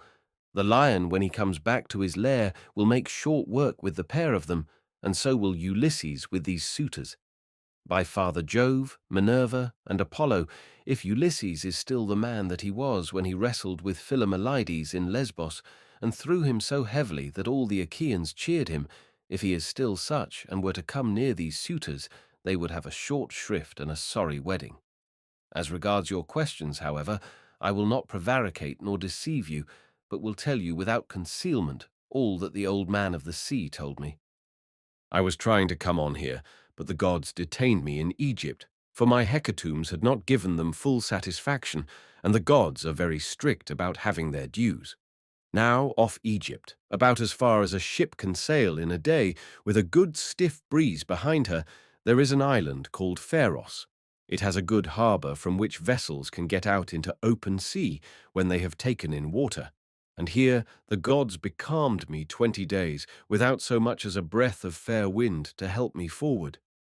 We should have run clean out of provisions, and my men would have starved, if a goddess had not taken pity upon me and saved me in the person of Eidothea, daughter to Proteus, the old man of the sea, for she had taken a great fancy to me. She came to me one day when I was by myself, as I often was, for the men used to go with their barbed hooks all over the island in the hope of catching a fish or two to save them from the pangs of hunger. "Stranger," said she, "it seems to me that you like starving in this way. At any rate, it does not greatly trouble you, for you stick here day after day without even trying to get away, though your men are dying by inches." "Let me tell you," said I, "whichever of the goddesses you may happen to be, that I am not staying here of my own accord, but must have offended the gods that live in heaven. Tell me, therefore, for the gods know everything, which of the immortals it is that is hindering me in this way, and tell me also how I may sail the sea so as to reach my home." "Stranger," replied she, "I will make it all quite clear to you. There is an old immortal who lives under the sea hereabouts, and whose name is Proteus. He is an Egyptian, and people say he is my father. He is Neptune's headman, and knows every inch of ground all over the bottom of the sea. If you can snare him and hold him tight, he will tell you about your voyage, what courses you are to take, and how you are to sail the sea so as to reach your home. He will also tell you, if you so will, all that has been going on at your house, both good and bad, while you have been away on your long and dangerous journey." "Can you show me," said I, "some stratagem by means of which I may catch this old god without his suspecting it and finding me out? For a god is not easily caught, not by a mortal man." "Stranger," said she, "I will make it all quite clear to you. About the time when the sun shall have reached mid-heaven, the old man of the sea comes up from under the waves, heralded by the west wind that furs the water over his head. As soon as he has come up, he lies down and goes to sleep in a great sea cave, where the seals, Halcyon's chickens as they call them, come up also from the grey sea, and go to sleep in shoals all round him, and a very strong and fish-like smell do they bring with them." 44. "Early tomorrow morning I will take you to this place, and will lay you in ambush. Pick out, therefore, the 3 best men you have in your fleet, and I will tell you all the tricks that the old man will play you. First, he will look over all his seals and count them. Then, when he has seen them and tallied them on his 5 fingers, he will go to sleep among them as a shepherd among his sheep. The moment you see that he is asleep, seize him. Put forth all your strength and hold him fast, for he will do his very utmost to get away from you. He will turn himself into every kind of creature that goes upon the earth, and will become also both fire and water, but you must hold him fast and grip him tighter and tighter, till he begins to talk to you and comes back to what he was when you saw him go to sleep. Then you may slacken your hold and let him go, and you can ask him which of the gods it is that is angry with you, and what you must do to reach your home over the seas." Having so said, she dived under the waves, whereon I turned back to the place where my ships were ranged upon the shore, and my heart was clouded with care as I went along. When I reached my ship, we got supper ready, for night was falling, and camped down upon the beach. When the child of morning, rosy-fingered dawn appeared, I took the 3 men on whose prowess of all kinds I could most rely, and went along by the seaside, praying heartily to heaven. Meanwhile the goddess fetched me up 4 seal-skins from the bottom of the sea, all of them just skinned, for she meant playing a trick upon her father. Then she dug 4 pits for us to lie in, and sat down to wait till we should come up. When we were close to her, she made us lie down in the pits, one after the other, and threw a seal skin over each of us. Our ambuscade would have been intolerable, for the stench of the fishy seals was most distressing. 45. Who would go to bed with a sea monster if he could help it? But here too the goddess helped us and thought of something that gave us great relief, for she put some ambrosia under each man's nostrils, which was so fragrant that it killed the smell of the seals. We waited the whole morning and made the best of it, watching the seals come up in hundreds to bask upon the seashore, till at noon the old man of the sea came up too, and when he had found his fat seals, he went over them and counted them. We were among the first he counted, and he never suspected any guile, but laid himself down to sleep as soon as he had done counting. Then we rushed upon him with a shout and seized him, on which he began at once with his old tricks and changed himself first into a lion with a great mane.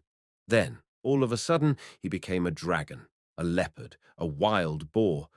The next moment he was running water, and then again directly he was a tree. But we stuck to him and never lost hold, till at last the cunning old creature became distressed and said, "Which of the gods was it, son of Atreus, that hatched this plot with you for snaring me and seizing me against my will? What do you want?" "You know that yourself, old man," I answered. "You will gain nothing by trying to put me off. It is because I have been kept so long in this island and see no sign of my being able to get away. I am losing all heart. Tell me then, for you gods know everything, which of the immortals it is that is hindering me, and tell me also how I may sail the sea so as to reach my home."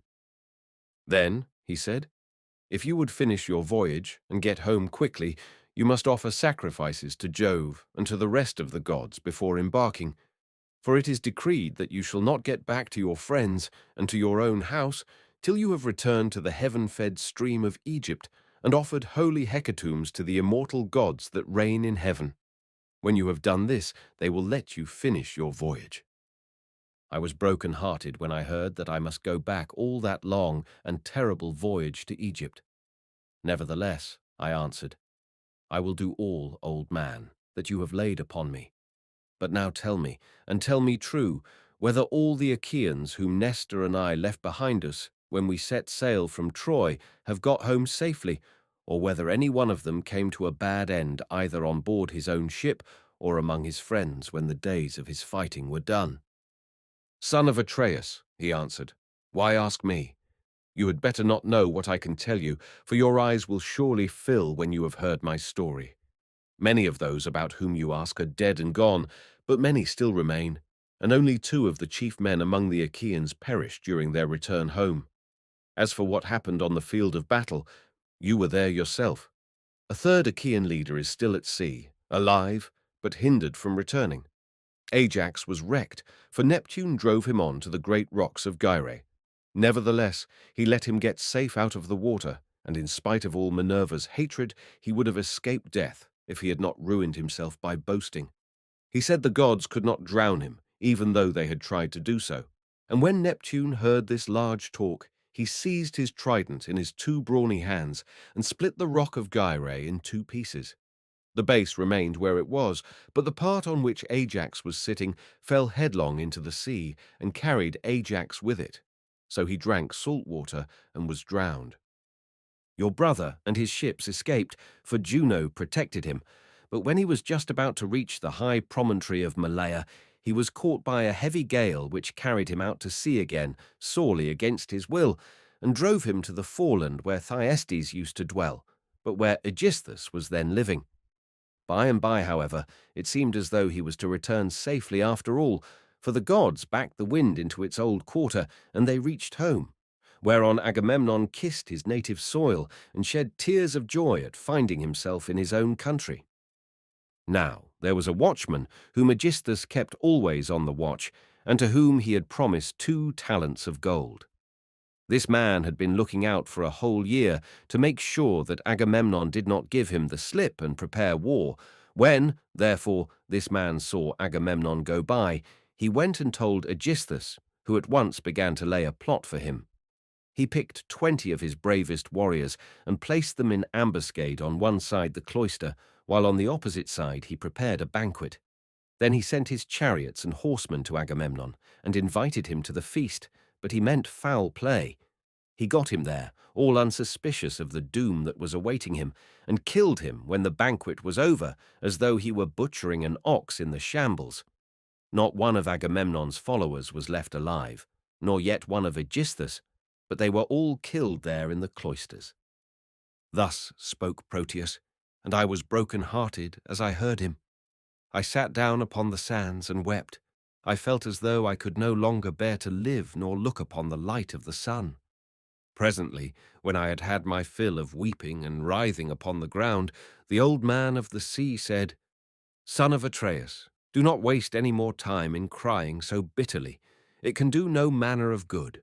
Find your way home as fast as ever you can, for Aegisthus may be still alive, and even though Orestes has been beforehand with you in killing him, you may yet come in for his funeral." On this I took comfort in spite of all my sorrow, and said, "I know then about these two. Tell me, therefore, about the third man of whom you spoke. Is he still alive, but at sea, and unable to get home?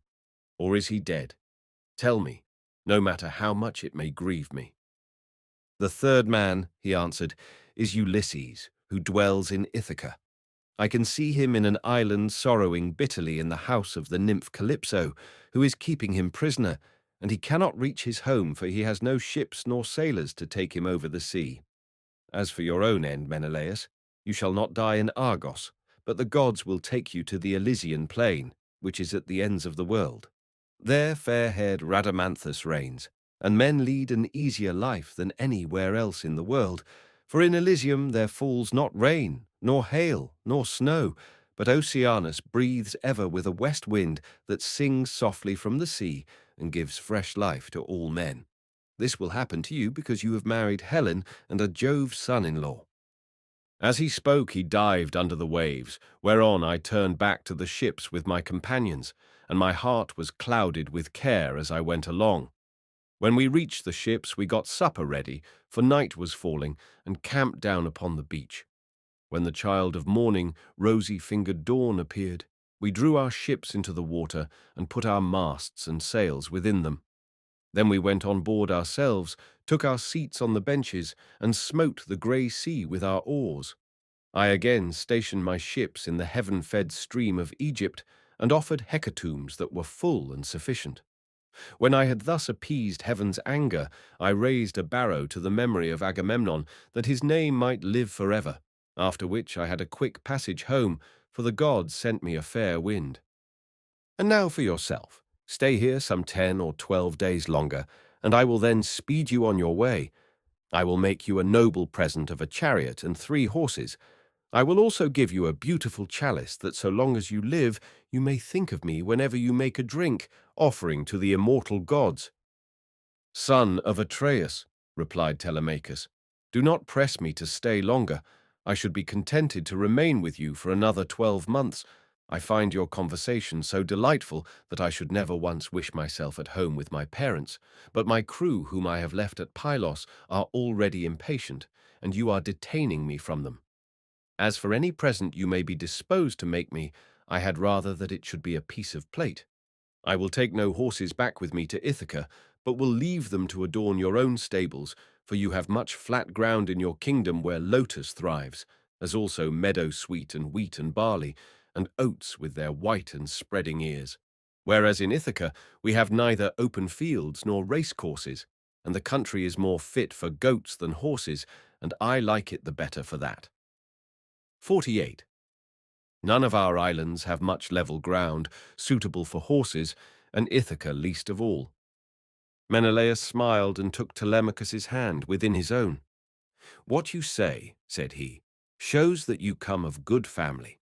I both can, and will, make this exchange for you, by giving you the finest and most precious piece of plate in all my house. It is a mixing bowl by Vulcan's own hand, of pure silver, except the rim, which is inlaid with gold. Phaeacius, king of the Sidonians, gave it me in the course of a visit which I paid him when I returned thither on my homeward journey. I will make you a present of it." Thus did they converse, and guests kept coming to the king's house. They brought sheep and wine, while their wives had put up bread for them to take with them, so they were busy cooking their dinners in the courts. 49. Meanwhile, the suitors were throwing discs or aiming with spears at a mark on the levelled ground in front of Ulysses' house, and were behaving with all their old insolence. Antinous and Eurymachus, who were their ringleaders and much the foremost among them all, were sitting together when Noman, son of Phronius, came up and said to Antinous, "Have we any idea, Antinous, on what day Telemachus returns from Pylos? He has a ship of mine, and I want it, to cross over to Elis. I have 12 broodmares there with yearling mule foals by their side, not yet broken in, and I want to bring one of them over here and break him." They were astounded when they heard this, for they had made sure that Telemachus had not gone to the city of Neleus. They thought he was only away somewhere on the farms, and was with the sheep or with the swineherd. So Antinous said, "When did he go? Tell me truly, and what young men did he take with him? Were they freemen or his own bondsmen, for he might manage that too? Tell me also, did you let him have the ship of your own free will because he asked you, or did he take it without your leave?" "I lent it him," answered Noman. "What else could I do when a man of his position said he was in a difficulty and asked me to oblige him? I could not possibly refuse. As for those who went with him, they were the best young men we have, and I saw Mentor go on board as captain, or some god who was exactly like him. I cannot understand it, for I saw Mentor here myself yesterday morning, and yet he was then setting out for Pylos. Noemon then went back to his father's house, but Antinous and Eurymachus were very angry. They told the others to leave off playing and to come and sit down along with themselves. When they came, Antinous, son of Eupeithes, spoke in anger.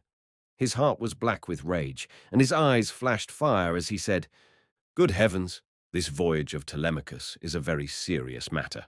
We had made sure that it would come to nothing, but the young fellow has got away in spite of us, and with a picked crew too. He will be giving us trouble presently. May Jove take him before he is full grown. Find me a ship, therefore, with a crew of 20 men, and I will lie in wait for him in the straits between Ithaca and Samos.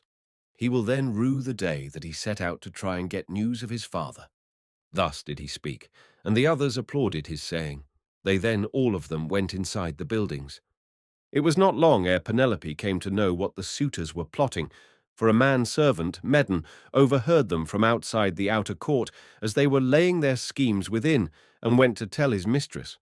As he crossed the threshold of her room, Penelope said, "Medon, what have the suitors sent you here for? Is it to tell the maids to leave their master's business and cook dinner for them? I wish they may neither woo nor dine henceforward, neither here nor anywhere else. But let this be the very last time, for the waste you all make of my son's estate. Did not your fathers tell you when you were children how good Ulysses had been to them, never doing anything high-handed nor speaking harshly to anybody? Kings may say things sometimes, and they may take a fancy to one man and dislike another, but Ulysses never did an unjust thing by anybody, which shows what bad hearts you have, and that there is no such thing as gratitude left in this world." Then Medon said, "I wish, madam, that this were all. But they are plotting something much more dreadful now.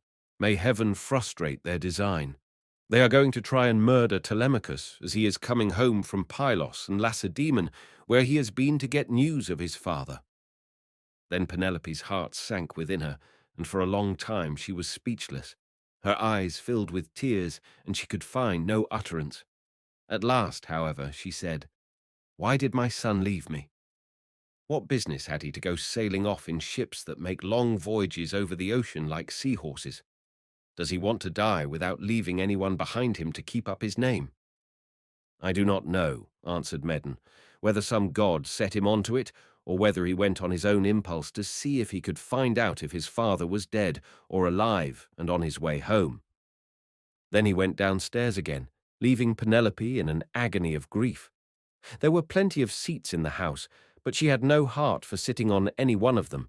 She could only fling herself on the floor of her own room and cry, whereon all the maids in the house, both old and young, gathered round her and began to cry too, till at last, in a transport of sorrow, she exclaimed, "My dears, Heaven has been pleased to try me with more affliction than any other woman of my age and country. First, I lost my brave and lion-hearted husband, who had every good quality under heaven, and whose name was great over all Hellas and middle Argos, and now my darling son is at the mercy of the winds and waves, without my having heard one word about his leaving home. You hussies, there was not one of you would so much as think of giving me a call out of my bed, though you all of you very well knew when he was starting. If I had known he meant taking this voyage, he would have had to give it up, no matter how much he was bent upon it, or leave me a corpse behind him, one or other. Now, however, go some of you and call old Dolius, who was given me by my father on my marriage, and who is my gardener. Bid him go at once and tell everything to Laertes, who may be able to hit on some plan for enlisting public sympathy on our side, as against those who are trying to exterminate his own race and that of Ulysses." Then the dear old nurse, Euryclea, said, "You may kill me, madam, or let me live on in your house, whichever you please, but I will tell you the real truth. I knew all about it, and gave him everything he wanted in the way of bread and wine, but he made me take my solemn oath that I would not tell you anything for some 10 or 12 days, unless you asked or happened to hear of his having gone, for he did not want you to spoil your beauty by crying. And now, madam, wash your face, change your dress, and go upstairs with your maids to offer prayers to Minerva, daughter of Aegis-bearing Jove, for she can save him even though he be in the jaws of death. Do not trouble Laertes. He has trouble enough already. Besides, I cannot think that the gods hate the race of the son of Odysseus so much, but there will be a son left to come up after him and inherit both the house and the fair fields that lie far all round it." With these words she made her mistress leave off crying and dried the tears from her eyes. Penelope washed her face, changed her dress, and went upstairs with her maids. She then put some bruised barley into a basket and began praying to Minerva. "Hear me," she cried, "daughter of Aegis-bearing Jove, unweariable. If ever Ulysses, while he was here, burned you fat thigh bones of sheep or heifer, bear it in mind now as in my favour, and save my darling son from the villainy of the suitors." She cried aloud as she spoke, and the goddess heard her prayer. Meanwhile the suitors were clamorous throughout the covered cloister, and one of them said, "The queen is preparing for her marriage with one or other of us.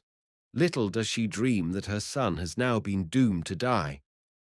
This was what they said, but they did not know what was going to happen. Then Antinous said, "Comrades, let there be no loud talking, lest some of it get carried inside. Let us be up and do that in silence, about which we are all of a mind." He then chose 20 men, and they went down to their ship and to the seaside. They drew the vessel into the water and got her mast and sails inside her. They bound the oars to the thole-pins with twisted thongs of leather, all in due course, and spread the white sails aloft, while their fine servants brought them their armour. Then they made the ship fast a little way out, came on shore again, got their suppers, and waited till night should fall. But Penelope lay in her own room upstairs, unable to eat or drink, and wondering whether her brave son would escape, or be overpowered by the wicked suitors.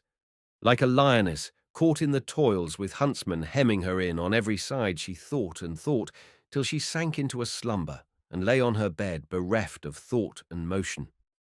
Then Minerva bethought her of another matter, and made a vision in the likeness of Penelope's sister, Iphthyme, daughter of Icarius, who had married Eumelus and lived in Phaerae. She told the vision to go to the house of Ulysses, and to make Penelope leave off crying, so it came into her room by the hole through which the thong went for pulling the door to, and hovered over her head, saying, "You are asleep, Penelope. The gods who live at ease will not suffer you to weep and be so sad. Your son has done them no wrong, so he will yet come back to you." Penelope, who was sleeping sweetly at the gates of dreamland, answered, "Sister, why have you come here? You do not come very often, but I suppose that is because you live such a long way off. Am I, then, to leave off crying and refrain from all the sad thoughts that torture me? I, who have lost my brave and lion-hearted husband, who had every good quality under heaven, and whose name was great over all Hellas and middle Argos. And now my darling son has gone off on board of a ship, a foolish fellow who has never been used to roughing it, nor to going about among gatherings of men. I'm even more anxious about him than about my husband. I am all in a tremble when I think of him, lest something should happen to him, either from the people among whom he has gone, or by sea, for he has many enemies who are plotting against him, and are bent on killing him before he can return home. Then the vision said, Take heart, and be not so much dismayed. There is one gone with him, whom many a man would be glad enough to have stand by his side. I mean Minerva. It is she who has compassion upon you, and who has sent me to bear you this message. Then, said Penelope, if you are a god, or have been sent here by divine commission, tell me also about that other unhappy one. Is he still alive, or is he already dead and in the house of Hades? And the vision said, I shall not tell you for certain whether he is alive or dead, and there is no use in idle conversation. Then it vanished through the thong-hole of the door and was dissipated into thin air, but Penelope rose from her sleep, refreshed and comforted, so vivid had been her dream. Meantime the suitors went on board and sailed their ways over the sea, intent on murdering Telemachus. Now there is a rocky islet called Asteris, of no great size, in mid-channel between Ithaca and Samos, and there is a harbour on either side of it where a ship can lie. Here, then, the Achaeans placed themselves in ambush. Book 5. Calypso. Ulysses reaches Scheria on a raft. And now, as dawn rose from her couch beside Tithonus, harbinger of light alike to mortals and immortals, the gods met in council, and with them Jove, the lord of thunder, who is their king. Thereon Minerva began to tell them of the many sufferings of Ulysses, for she pitied him away there in the house of the nymph Calypso. Father Jove, said she, and all you other gods that live in everlasting bliss, I hope there may never be such a thing as a kind and well-disposed ruler any more, nor one who will govern equitably. I hope they will be all henceforth cruel and unjust, for there is not one of his subjects but has forgotten Ulysses, who ruled them as though he were their father. There he is, lying in great pain in an island where dwells the nymph Calypso, who will not let him go. And he cannot get back to his own country, for he can find neither ships nor sailors to take him over the sea. Furthermore, wicked people are now trying to murder his only son Telemachus, who is coming home from Pylos and Lacedaemon, where he has been to see if he can get news of his father. What, my dear, are you talking about? Replied her father. Did you not send him there yourself, because you thought it would help Ulysses to get home and punish the suitors? Besides, you are perfectly able to protect Telemachus, and to see him safely home again, while the suitors have to come scurrying back without having killed him. When he had thus spoken, he said to his son Mercury, Mercury, you are our messenger. Go therefore and tell Calypso we have decreed that poor Ulysses is to return home. He is to be convoyed neither by gods nor men, but after a perilous voyage of 20 days upon a raft, he is to reach fertile Scheria, the land of the Phaeacians, who are near of kin to the gods, and will honor him as though he were one of ourselves. They will send him in a ship to his own country, and will give him more bronze and gold and raiment than he would have brought back from Troy, if he had had all his prize money and had got home without disaster. This is how we have settled that he shall return to his country and his friends. Thus he spoke, and Mercury, guide and guardian, slayer of Argus, did as he was told. Forthwith he bound on his glittering golden sandals with which he could fly like the wind over land and sea. He took the wand with which he seals men's eyes in sleep or wakes them just as he pleases, and flew, holding it in his hand over Phaeacia. Then he swooped down through the firmament till he reached the level of the sea, whose waves he skimmed like a cormorant that flies fishing every hole and corner of the ocean, and drenching its thick plumage in the spray. He flew and flew over many a weary wave, but when at last he got to the island which was his journey's end, he left the sea and went on by land, till he came to the cave where the nymph Calypso lived. He found her at home. There was a large fire burning on the hearth, and one could smell from far the fragrant reek of burning cedar and sandalwood. As for herself, she was busy at her loom, shooting her golden shuttle through the warp and singing beautifully. Round her cave there was a thick wood of alder, poplar, and sweet-smelling cypress trees, wherein all kinds of great birds had built their nests, owls, hawks, and chattering sea crows that occupy their business in the waters. A vine loaded with grapes was trained and grew luxuriantly about the mouth of the cave. There were also 4 running rills of water in channels cut pretty close together and turned hither and thither so as to irrigate the beds of violets and luscious herbage over which they flowed. 51. Even a god could not help being charmed with such a lovely spot, so Mercury stood still and looked at it. But when he had admired it sufficiently, he went inside the cave. Calypso knew him at once, for the gods all know each other, no matter how far they live from one another, but Ulysses was not within. He was on the seashore as usual, looking out upon the barren ocean with tears in his eyes, groaning and breaking his heart for sorrow. Calypso gave Mercury a seat and said, "Why have you come to see me, Mercury? Honored and ever welcome, for you do not visit me often. Say what you want. I will do it for you at once if I can, and if it can be done at all. But come inside, and let me set refreshment before you."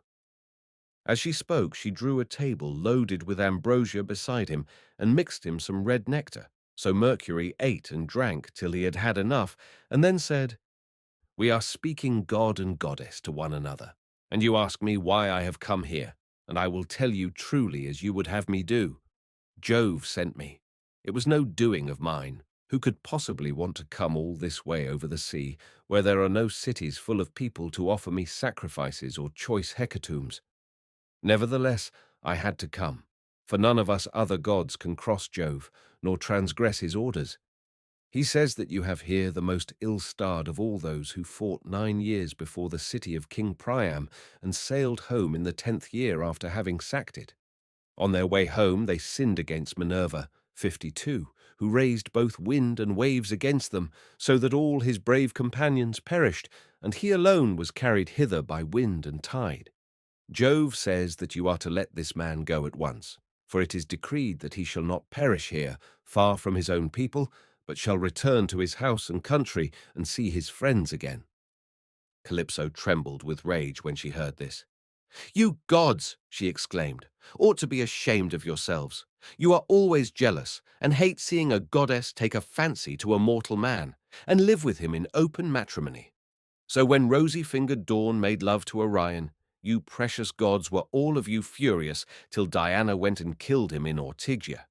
So again when Ceres fell in love with Iasion and yielded to him in a thrice-ploughed fallow field, Jove came to hear of it before so very long and killed Iasion with his thunderbolts.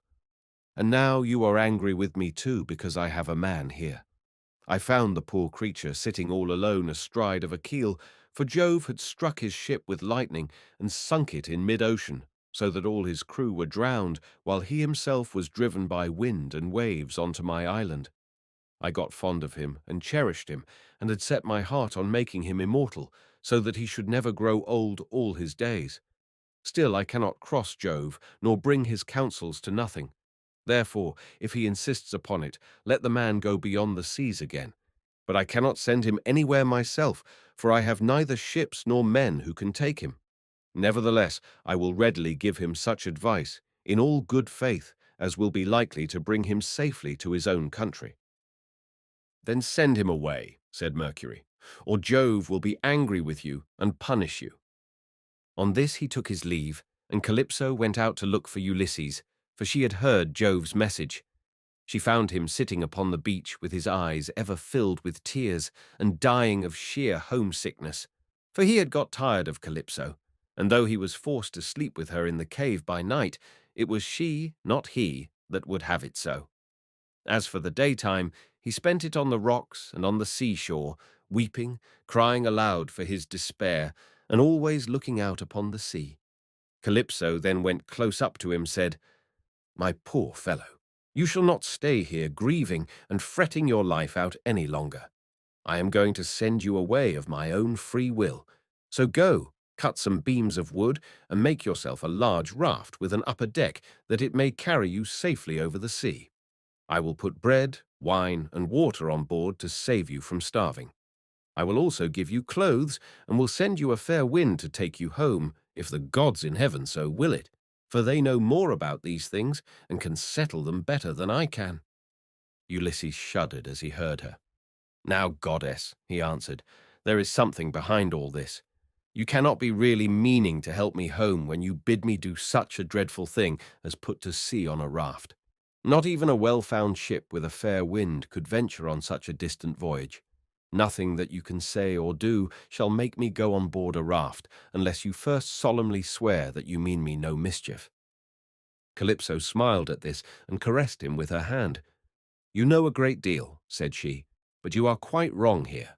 May heaven above and earth below be my witnesses with the waters of the river Styx, and this is the most solemn oath which a blessed god can take, that I mean you no sort of harm, and am only advising you to do exactly what I should do myself in your place. I am dealing with you quite straightforwardly. My heart is not made of iron, and I am very sorry for you."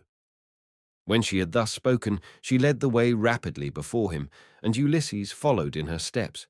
So the pair, goddess and man, went on and on till they came to Calypso's cave, where Ulysses took the seat that Mercury had just left.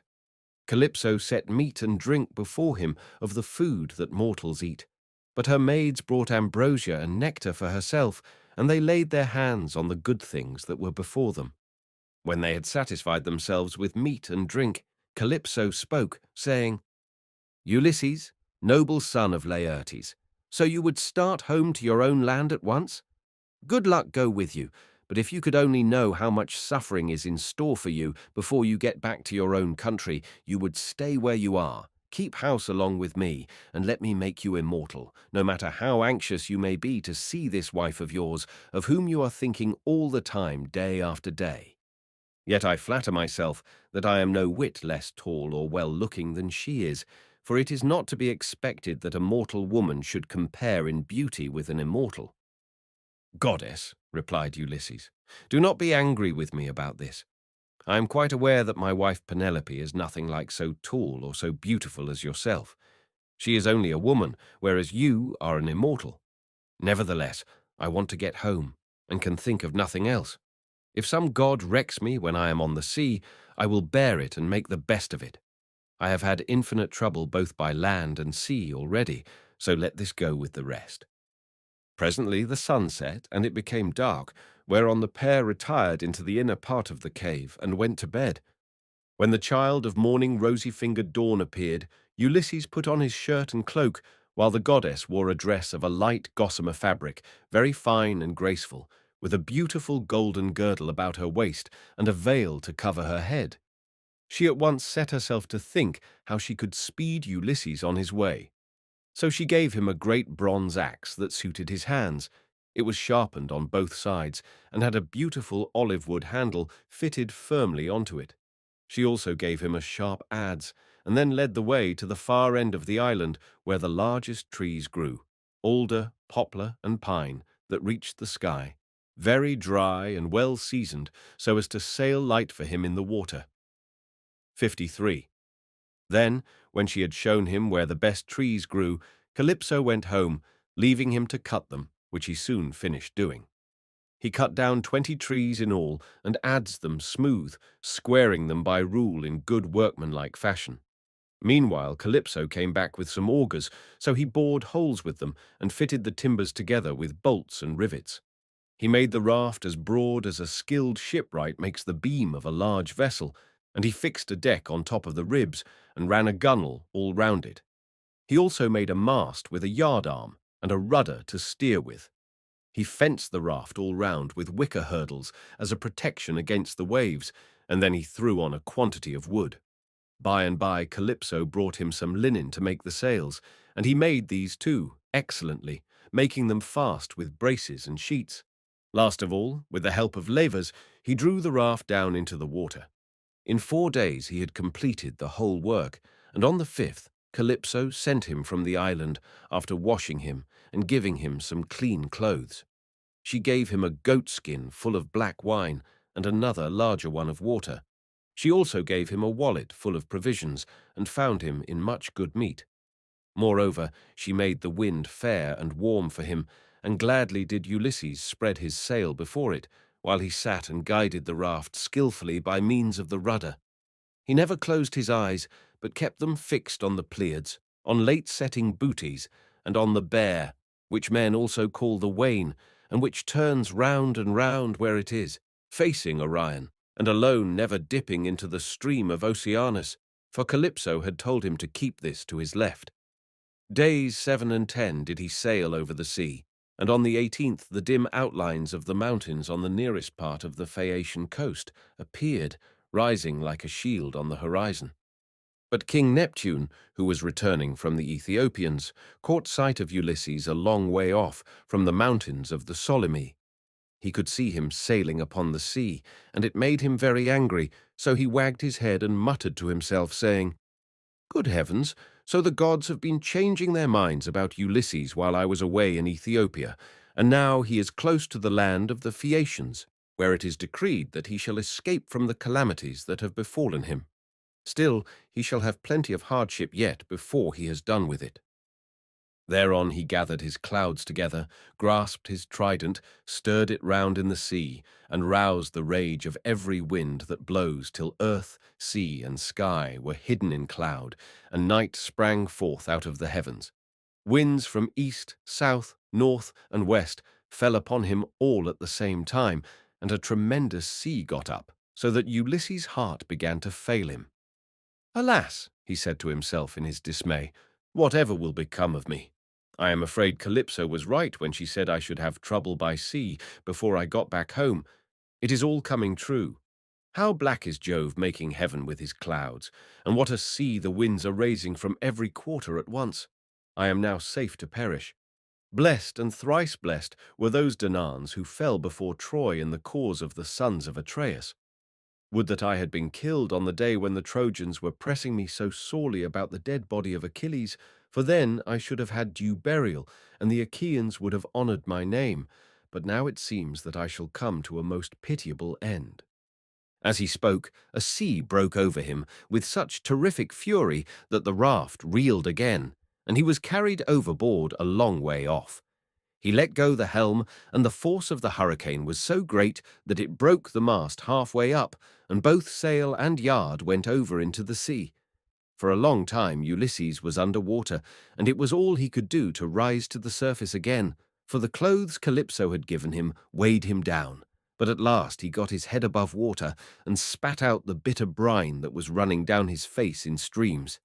In spite of all this, however, he did not lose sight of his raft, but swam as fast as he could towards it, got hold of it, and climbed on board again so as to escape drowning. The sea took the raft and tossed it about as autumn winds whirl thistledown round and round upon a road. It was as though the south, north, east, and west winds were all playing battledore and shuttlecock with it at once. When he was in this plight, Ino, daughter of Cadmus, also called Leucothea, saw him. She had formerly been a mere mortal, but had been since raised to the rank of a marine goddess. Seeing in what great distress Ulysses now was, she had compassion upon him, and rising like a seagull from the waves, took her seat upon the raft. "My poor good man," said she, "why is Neptune so furiously angry with you? He's giving you a great deal of trouble, but for all his bluster he will not kill you. You seem to be a sensible person. Do then as I bid you. Strip, leave your raft to drive before the wind, and swim to the Phaeacian coast where better luck awaits you. And here, take my veil and put it round your chest. It is enchanted, and you can come to no harm so long as you wear it. As soon as you touch land, take it off, throw it back as far as you can into the sea, and then go away again." With these words she took off her veil and gave it him. Then she dived down again like a seagull and vanished beneath the dark blue waters. But Ulysses did not know what to think. "Alas," he said to himself in his dismay, "this is only some one or other of the gods who is luring me to ruin by advising me to quit my raft. At any rate, I will not do so at present, for the land where she said I should be quit of all troubles seemed to be still a good way off. I know what I will do. I am sure it will be best. No matter what happens, I will stick to the raft as long as her timbers hold together, but when the sea breaks her up, I will swim for it. I do not see how I can do any better than this." While he was thus in two minds, Neptune sent a terrible great wave that seemed to rear itself above his head till it broke right over the raft, which then went to pieces as though it were a heap of dry chaff tossed about by a whirlwind. Ulysses got astride of one plank and rode upon it as if he were on horseback.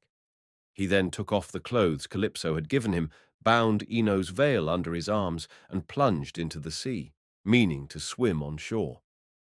King Neptune watched him as he did so, and wagged his head, muttering to himself and saying, "There now, swim up and down as you best can, till you fall in with well-to-do people. I do not think you will be able to say that I have let you off too lightly." On this, he lashed his horses and drove to Aegae, where his palace is. But Minerva resolved to help Ulysses, so she bound the ways of all the winds except one, and made them lie quite still. But she roused a good stiff breeze from the north that should lay the waters till Ulysses reached the land of the Phaeacians, where he would be safe. Thereon he floated about for 2 nights and 2 days in the water, with a heavy swell on the sea, and death staring him in the face. But when the third day broke, the wind fell, and there was a dead calm without so much as a breath of air stirring. As he rose on the swell, he looked eagerly ahead, and could see land quite near. Then, as children rejoice when their dear father begins to get better after having for a long time borne sore affliction sent him by some angry spirit, but the gods deliver him from evil, so was Ulysses thankful when he again saw land and trees, and swam on with all his strength that he might once more set foot upon dry ground. When, however, he got within earshot, he began to hear the surf thundering up against the rocks, for the swell still broke against them with a terrific roar. Everything was enveloped in spray. There were no harbours where a ship might ride, nor shelter of any kind, but only headlands, low-lying rocks, and mountain-tops. Ulysses' heart now began to fail him, and he said despairingly to himself, "Alas, Jove has let me see land after swimming so far that I had given up all hope, but I can find no landing place, for the coast is rocky and surf-beaten. The rocks are smooth and rise sheer from the sea, with deep water close under them, so that I cannot climb out for want of foothold. I am afraid some great wave will lift me off my legs and dash me against the rocks as I leave the water, which would give me a sorry landing. If, on the other hand, I swim further in search of some shelving beach or harbour, a hurricane may carry me out to sea again sorely against my will, or heaven may send some great monster of the deep to attack me. For Amphitrite breeds many such, and I know that Neptune is very angry with me." While he was thus in two minds, a wave caught him and took him with such force against the rocks that he would have been smashed and torn to pieces if Minerva had not shown him what to do. He caught hold of the rock with both hands and clung to it, groaning with pain, till the wave retired, so he was saved that time.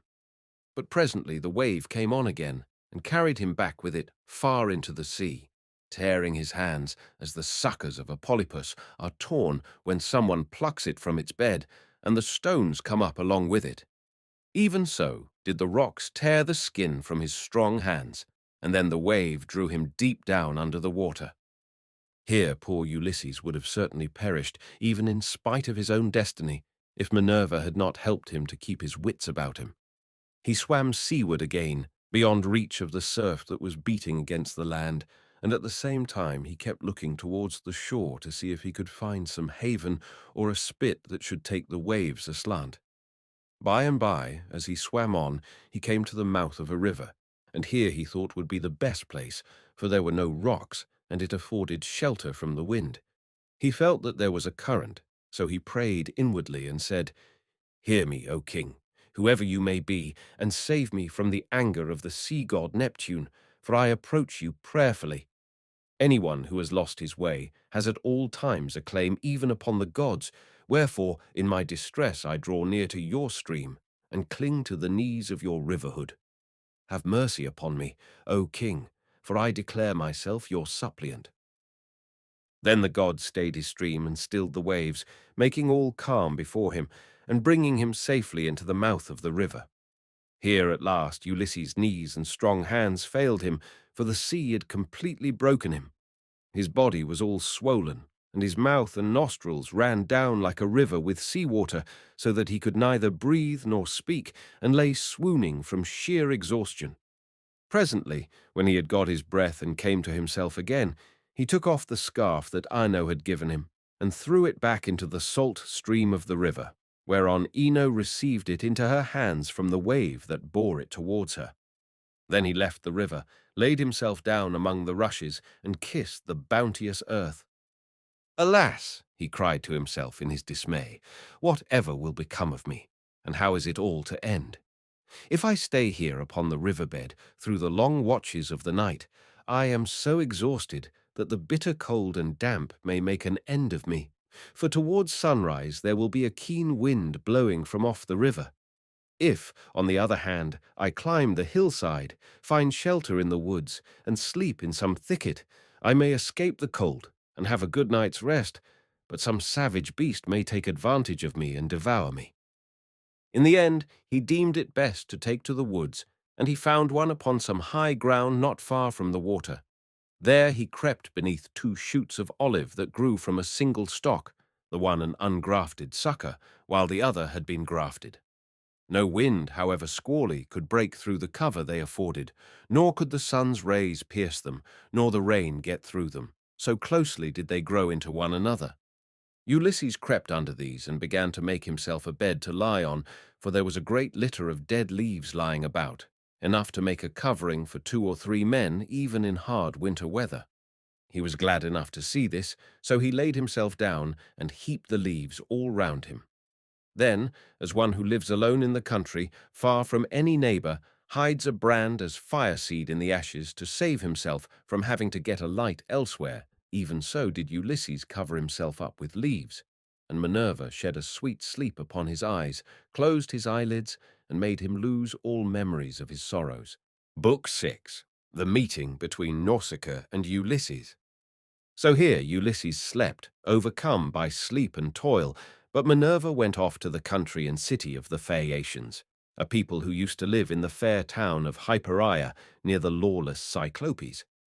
Now the Cyclopes were stronger than they, and plundered them, so their king Nausithouse moved them thence and settled them in Scheria, far from all other people. He surrounded the city with a wall, built houses and temples, and divided the lands among his people. But he was dead and gone to the house of Hades, and King Alcinous, whose counsels were inspired of heaven, was now reigning. To his house, then, did Minerva hie in furtherance of the return of Ulysses. She went straight to the beautifully decorated bedroom in which there slept a girl who was as lovely as a goddess, Nausicaa, daughter to King Alcinous. 2 maidservants were sleeping near her, both very pretty, one on either side of the doorway, which was closed with well-made folding doors. Minerva took the form of the famous sea captain Dymas's daughter, who was a bosom friend of Nausicaa and just her own age. Then, coming up to the girl's bedside like a breath of wind, she hovered over her head and said, "Nausicaa, what can your mother have been about to have such a lazy daughter? Here are your clothes all lying in disorder, yet you are going to be married almost immediately, and should not only be well dressed yourself, but should find good clothes for those who attend you. This is the way to get yourself a good name, and to make your father and mother proud of you. Suppose, then, that we make tomorrow a washing day, and start at daybreak. I will come and help you, so that you may have everything ready as soon as possible, for all the best young men among your own people are courting you, and you are not going to remain a maid much longer. Ask your father, therefore, to have a wagon and mules ready for us at daybreak, to take the rugs, robes, and girdles, and you can ride too, which will be much pleasanter for you than walking, for the washing cisterns are some way from the town." When she had said this, Minerva went away to Olympus, which they say is the everlasting home of the gods. Here no wind beats roughly, and neither rain nor snow can fall, but it abides in everlasting sunshine, and in a great peacefulness of light, wherein the blessed gods are illumined for ever and ever. This was the place to which the goddess went when she had given instructions to the girl. By and by, morning came and woke Nausicaa, who began wondering about her dream. She therefore went to the other end of the house to tell her father and mother all about it, and found them in their own room. Her mother was sitting by the fireside spinning her purple yarn with her maids around her, and she happened to catch her father just as he was going out to attend a meeting of the town council, which the Phaeacian alderman had convened. She stopped him and said, "Papa, dear, could you manage to let me have a good big wagon? I want to take all our dirty clothes to the river and wash them. You are the chief man here, so it is only right that you should have a clean shirt when you attend meetings of the council. Moreover, you have 5 sons at home, 2 of them married, while the other 3 are good-looking bachelors. You know they always like to have clean linen when they go to a dance, and I have been thinking about all this." She did not say a word about her own wedding, for she did not like to, but her father knew and said, "You shall have the mules, my love, and whatever else you have a mind for. Be off with you, and the men shall get you a good strong wagon with a body to it that will hold all your clothes." On this he gave his orders to the servants, who got the wagon out, harnessed the mules, and put them to, while the girl brought the clothes down from the linen room and placed them on the wagon. Her mother prepared her a basket of provisions with all sorts of good things, and a goat skin full of wine. The girl now got into the wagon, and her mother gave her also a golden cruse of oil, that she and her women might anoint themselves. Then she took the whip and reins and lashed the mules on, whereon they set off, and their hoofs clattered on the road. They pulled without flagging, and carried not only Nausicaa and her wash of clothes, but the maids also who were with her. When they reached the waterside, they went to the washing cisterns, through which there ran at all times enough pure water to wash any quantity of linen, no matter how dirty. Here they unharnessed the mules and turned them out to feed on the sweet juicy herbage that grew by the waterside. They took the clothes out of the wagon, put them in the water, and vied with one another in treading them in the pits to get the dirt out. After they had washed them and got them quite clean, they laid them out by the seaside, where the waves had raised a high beach of shingle, and set about washing themselves and anointing themselves with olive oil. Then they got their dinner by the side of the stream, and waited for the sun to finish drying the clothes. When they had done dinner, they threw off the veils that covered their heads, and began to play at ball, while Nausicaa sang for them. As the huntress Diana goes forth upon the mountains of Taygetus or Erymanthus to hunt wild boars or deer, and the wood nymphs, daughters of aegis-bearing Jove, take their sport along with her, then is Leto proud at seeing her daughter stand a full head taller than the others, and eclipse the loveliest amid a whole bevy of beauties. Even so did the girl outshine her handmaids. When it was time for them to start home, and they were folding the clothes and putting them into the wagon, Minerva began to consider how Ulysses should wake up and see the handsome girl who was to conduct him to the city of the Phaeacians. The girl, therefore, threw a ball at one of the maids, which missed her and fell into deep water. On this they all shouted, and the noise they made woke Ulysses, who sat up in his bed of leaves and began to wonder what it might all be. "Alas," said he to himself, "what kind of people have I come amongst? Are they cruel, savage, and uncivilized, or hospitable and humane? I seem to hear the voices of young women, and they sound like those of the nymphs that haunt mountain tops, or springs of rivers and meadows of green grass. At any rate, I am among a race of men and women. Let me try if I cannot manage to get a look at them." As he said this, he crept from under his bush and broke off a bough covered with thick leaves to hide his nakedness. He looked like some lion of the wilderness that stalks about, exulting in his strength and defying both wind and rain. His eyes glare as he prowls in quest of oxen, sheep, or deer, for he is famished and will dare break even into a well-fenced homestead, trying to get at the sheep. Even such did Ulysses seem to the young women, as he drew near to them all naked as he was, for he was in great want. On seeing one so unkempt and so begrimed with salt water, the others scampered off along the spits that jutted out into the sea, but the daughter of Alcinous stood firm, for Minerva put courage into her heart and took away all fear from her. She stood right in front of Ulysses, and he doubted whether he should go up to her, throw himself at her feet, and embrace her knees as a suppliant, or stay where he was and entreat her to give him some clothes and show him the way to the town. In the end, he deemed it best to entreat her from a distance in case the girl should take offense at his coming near enough to clasp her knees, so he addressed her in honeyed and persuasive language. "O Queen," he said, "I implore your aid. But tell me, are you a goddess or are you a mortal woman? If you are a goddess and dwell in heaven, I can only conjecture that you are Jove's daughter Diana, for your face and figure resemble none but hers. If, on the other hand, you are a mortal and live on earth, thrice happy are your father and mother. Thrice happy, too, are your brothers and sisters. How proud and delighted they must feel when they see so fair a scion as yourself going out to a dance. Most happy, however, of all will he be whose wedding gifts have been the richest, and who takes you to his own home. I never yet saw anyone so beautiful, neither man nor woman, and am lost in admiration as I behold you. I can only compare you to a young palm tree, which I saw when I was at Delos growing near the altar of Apollo, for I was there, too, with much people after me, when I was on that journey, which has been the source of all my troubles. Never yet did such a young plant shoot out of the ground as that was, and I admired and wondered at it exactly as I now admire and wonder at yourself. I dare not clasp your knees, but I am in great distress. Yesterday made the 20th day that I had been tossing about upon the sea. The winds and waves have taken me all the way from the Ogygian island, and now fate has flung me upon this coast that I may endure still further suffering. For I do not think that I have yet come to the end of it, but rather that heaven has still much evil in store for me. And now, O Queen, have pity upon me, for you are the first person I have met, and I know no one else in this country. Show me the way to your town, and let me have anything that you may have brought hither to wrap your clothes in. May heaven grant you in all things your heart's desire, husband, house, and a happy, peaceful home, for there is nothing better in this world than that man and wife should be of one mind in a house.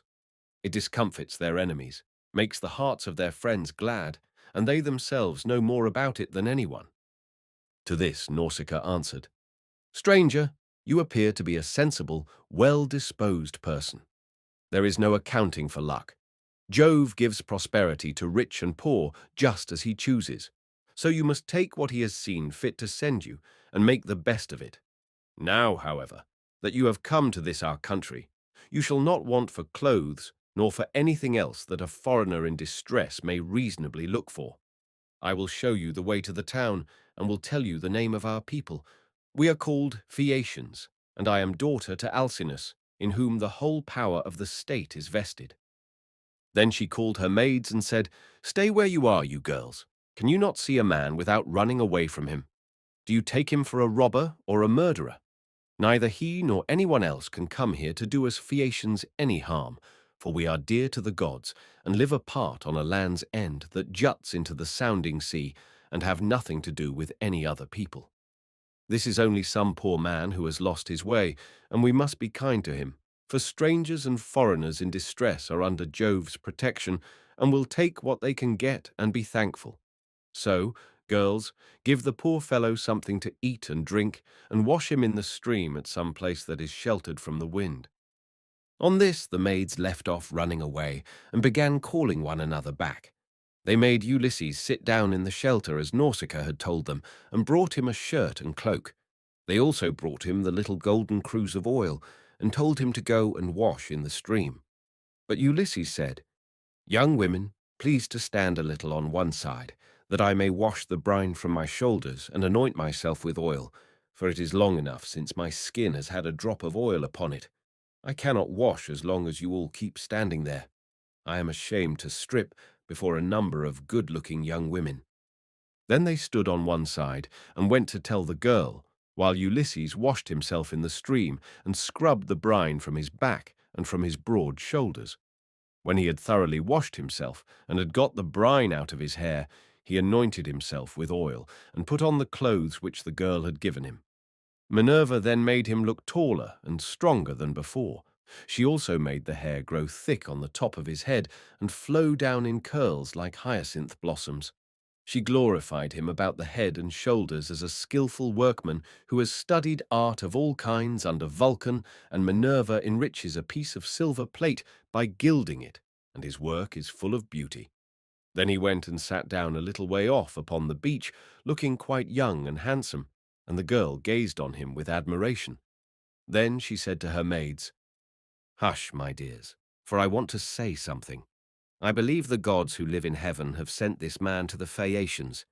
When I first saw him, I thought him plain, but now his appearance is like that of the gods who dwell in heaven. I should like my future husband to be just such another as he is, if he would only stay here and not want to go away. However, give him something to eat and drink."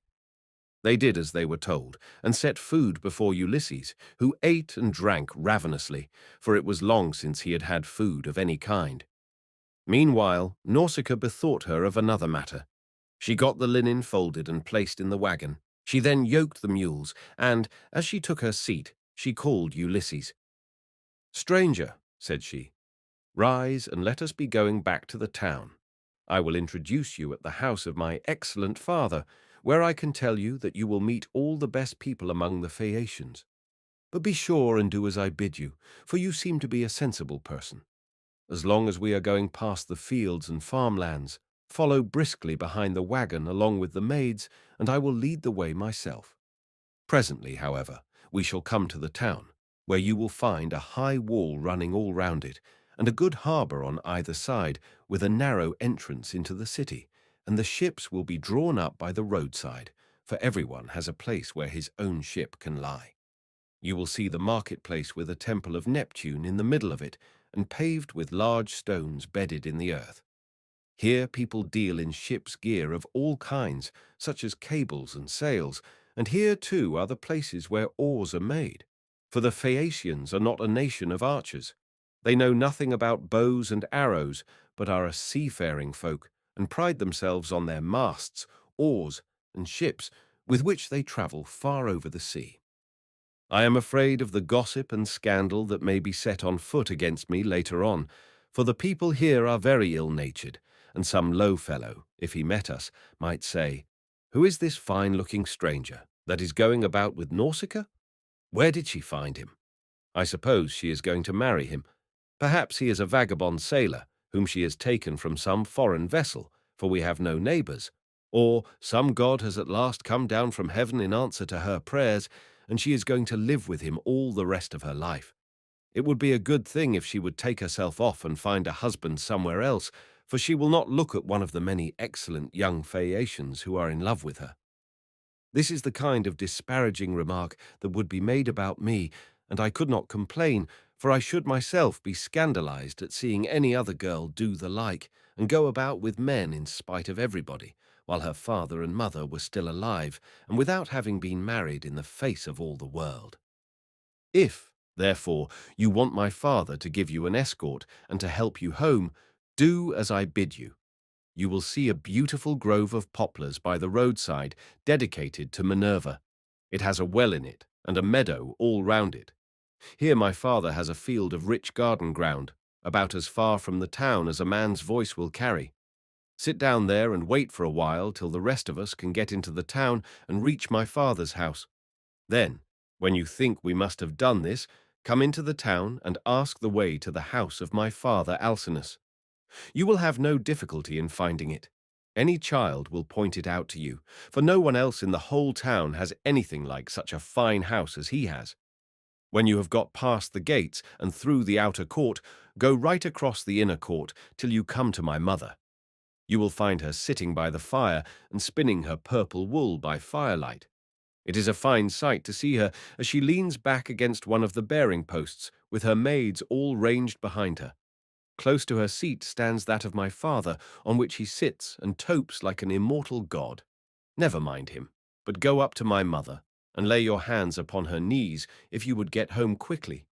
If you can gain her over, you may hope to see your own country again, no matter how distant it may be." So saying, she lashed the mules with her whip, and they left the river.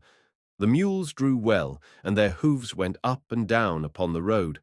She was careful not to go too fast for Ulysses and the maids who were following on foot along with the wagon, so she plied her whip with judgment. As the sun was going down, they came to the sacred grove of Minerva, and there Ulysses sat down and prayed to the mighty daughter of Jove. "Hear me," he cried, "daughter of aegis-bearing Jove, unweariable, hear me now, for you gave no heed to my prayers when Neptune was wrecking me. Now, therefore, have pity upon me, and grant that I may find friends and be hospitably received by the Phaeacians." Thus did he pray, and Minerva heard his prayer, but she would not show herself to him openly, for she was afraid of her uncle Neptune, who was still furious in his endeavors to prevent Ulysses from getting home. Book 7. Reception of Ulysses at the palace of King Alcinous. Thus, then, did Ulysses wait and pray, but the girl drove on to the town.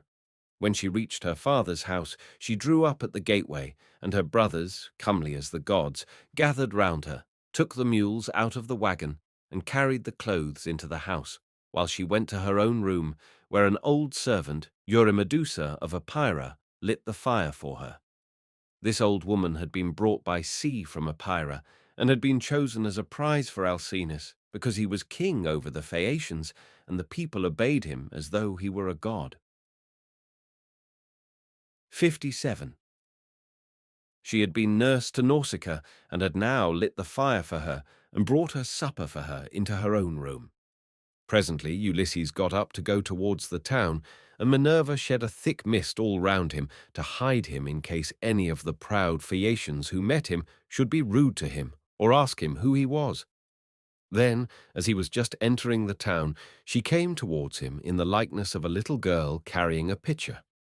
She stood right in front of him, and Ulysses said, "My dear, will you be so kind as to show me the house of King Alcinous?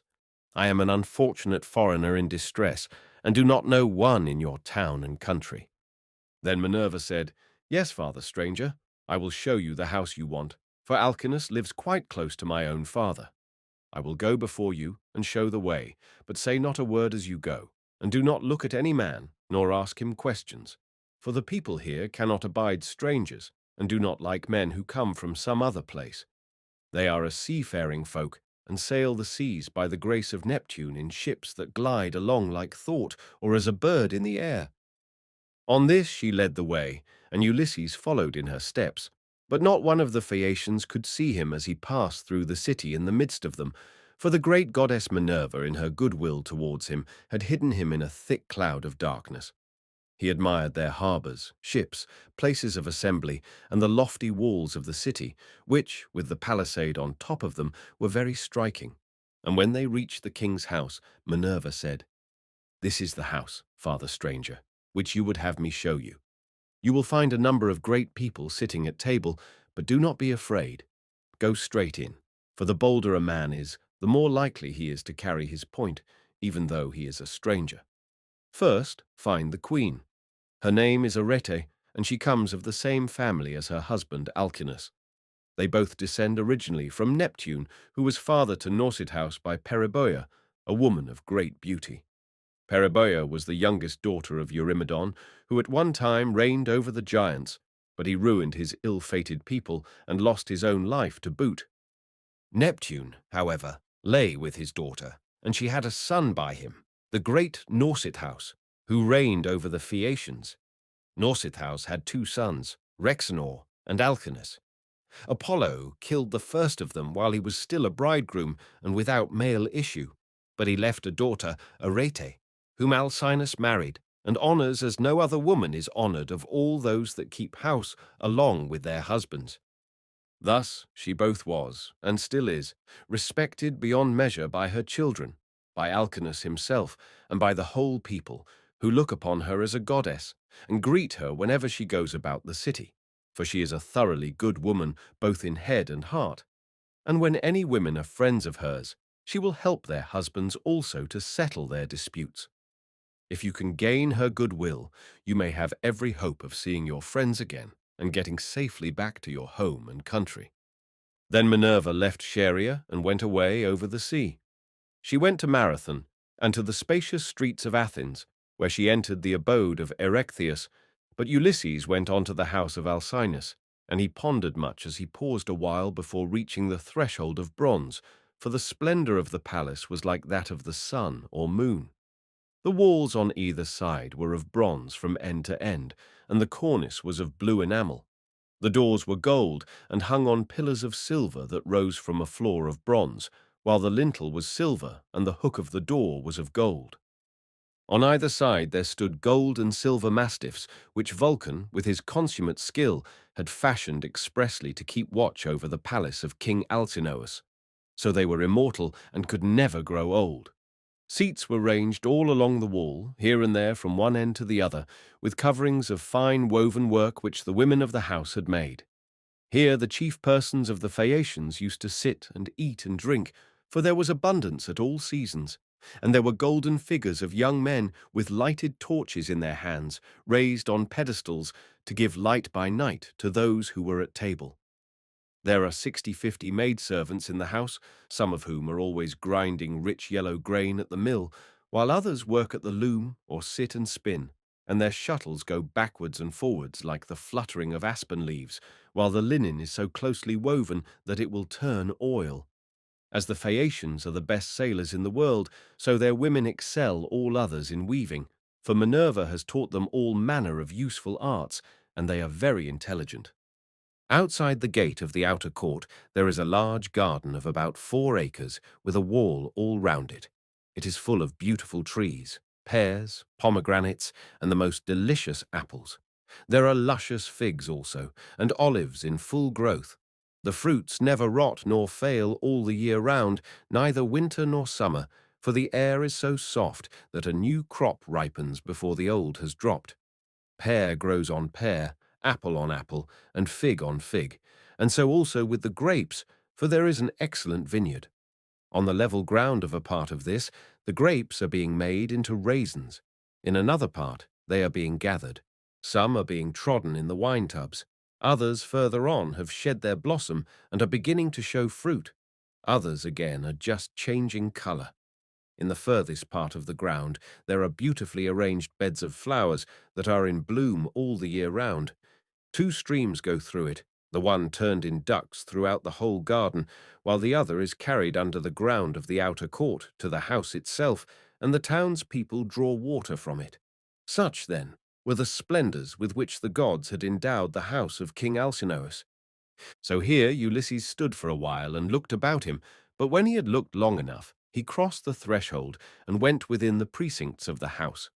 There he found all the chief people among the Phaeacians making their drink offerings to Mercury, which they always did the last thing before going away for the night.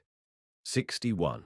He went straight through the court, still hidden by the cloak of darkness in which Minerva had enveloped him, till he reached Arete and King Alcinous. Then he laid his hands upon the knees of the queen, and at that moment the miraculous darkness fell away from him, and he became visible. Everyone was speechless with surprise at seeing a man there, but Ulysses began at once with his petition. "Queen Arete," he exclaimed, "daughter of great Rhexenor, in my distress I humbly pray you, as also your husband, and these your guests, whom may heaven prosper with long life and happiness, and may they leave their possessions to their children, and all the honours conferred upon them by the state, to help me home to my own country as soon as possible, for I have been long in trouble and away from my friends." Then he sat down on the hearth among the ashes, and they all held their peace, till presently the old hero Echeneus, who was an excellent speaker and an elder among the Phaeacians, plainly and in all honesty addressed them thus. "Alcinous," said he, "it is not creditable to you that a stranger should be seen sitting among the ashes of your hearth. Everyone is waiting to hear what you are about to say. Tell him, then, to rise and take a seat on a stool inlaid with silver, and bid your servants mix some wine and water, that we may make a drink offering to Jove, the Lord of Thunder, who takes all well-disposed suppliants under his protection. And let the housekeeper give him some supper of whatever there may be in the house." When Alcinous heard this, he took Ulysses by the hand, raised him from the hearth, and bade him take the seat of Laodamas, who had been sitting beside him and was his favourite son. A maidservant then brought him water in a beautiful golden ewer and poured it into a silver basin for him to wash his hands, and she drew a clean table beside him. An upper servant brought him bread and offered him many good things of what there was in the house, and Ulysses ate and drank. Then Alcinous said to one of the servants, "Pontonous, mix a cup of wine and hand it round that we may make drink offerings to Jove, the Lord of Thunder, who is the protector of all well-disposed suppliants." Pontonous then mixed wine and water and handed it round after giving every man his drink offering. When they had made their offerings and had drunk each as much as he was minded, Alcinous said, "Aldermen and town councillors of the Phaeacians, hear my words. You have had your supper, so now go home to bed. Tomorrow morning I shall invite a still larger number of aldermen and will give a sacrificial banquet in honor of our guest. We can then discuss the question of his escort and consider how we may at once send him back rejoicing to his own country without trouble or inconvenience to himself, no matter how distant it may be. We must see that he comes to no harm while on his homeward journey, but when he is once at home, he will have to take the luck he was born with, for better or worse, like other people. It is possible, however, that the stranger is one of the immortals who has come down from heaven to visit us. But in this case, the gods are departing from their usual practice, for hitherto they have made themselves perfectly clear to us when we have been offering them hecatombs. They come and sit at our feasts just like one of ourselves, and if any solitary wayfarer happens to stumble upon some one or other of them, they affect no concealment, for we are as near of kin to the gods as the Cyclopes and the savage giants are." Then Ulysses said, "Pray, Alcinous, do not take any such notion into your head. I have nothing of the immortal about me, neither in body nor mind, and most resemble those among you who are the most afflicted. Indeed, were I to tell you all that heaven has seen fit to lay upon me, you would say that I was still worse off than they are. Nevertheless, let me sup in spite of sorrow, for an empty stomach is a very importunate thing, and thrusts itself on a man's notice no matter how dire is his distress. I am in great trouble, yet it insists that I shall eat and drink, bids me lay aside all memory of my sorrows, and dwell only on the due replenishing of itself. As for yourselves, do as you propose, and at break of day set about helping me to get home. I shall be content to die if I may first once more behold my property, my bondsmen, and all the greatness of my house." 63. Thus did he speak. Everyone approved his saying, and agreed that he should have his escort inasmuch as he had spoken reasonably.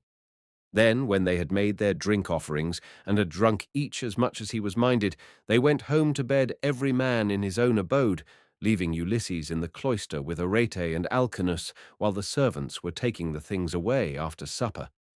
Arete was the first to speak, for she recognized the shirt, cloak, and good clothes that Ulysses was wearing as the work of herself and of her maids. So she said, "Stranger, before we go any further, there is a question I should like to ask you. Who and whence are you? And who gave you those clothes? Did you not say you had come here from beyond the sea?" And Ulysses answered, "It would be a long story, madam, were I to relate in full the tale of my misfortunes, for the hand of heaven has been laid heavy upon me. But as regards your question, there is an island far away in the sea, which is called the Ogygian. Here dwells the cunning and powerful goddess Calypso, daughter of Atlas. She lives by herself, far from all neighbors, human or divine. Fortune, however, brought me to her hearth all desolate and alone, for Jove struck my ship with his thunderbolts and broke it up in mid-ocean. My brave comrades were drowned, every man of them, but I stuck to the keel and was carried hither and thither for the space of 9 days, till at last, during the darkness of the 10th night, the gods brought me to the Ogygian island, where the great goddess Calypso lives. She took me in and treated me with the utmost kindness. Indeed, she wanted to make me immortal that I might never grow old, but she could not persuade me to let her do so. I stayed with Calypso 7 years straight on end, and watered the good clothes she gave me with my tears during the whole time. But at last, when the 8th year came round, she bade me depart of her own free will, either because Jove had told her she must, or because she had changed her mind. She sent me from her island on a raft, which she provisioned with abundance of bread and wine. Moreover, she gave me good stout clothing, and sent me a wind that blew both warm and fair. Days 7 and 10 did I sail over the sea, and on the 18th I caught sight of the first outlines of the mountains upon your coast, and glad indeed was I to set eyes upon them. Nevertheless, there was still much trouble in store for me, for at this point Neptune would let me go no further, and raised a great storm against me. The sea was so terribly high that I could no longer keep to my raft, which went to pieces under the fury of the gale, and I had to swim for it, till wind and current brought me to your shores.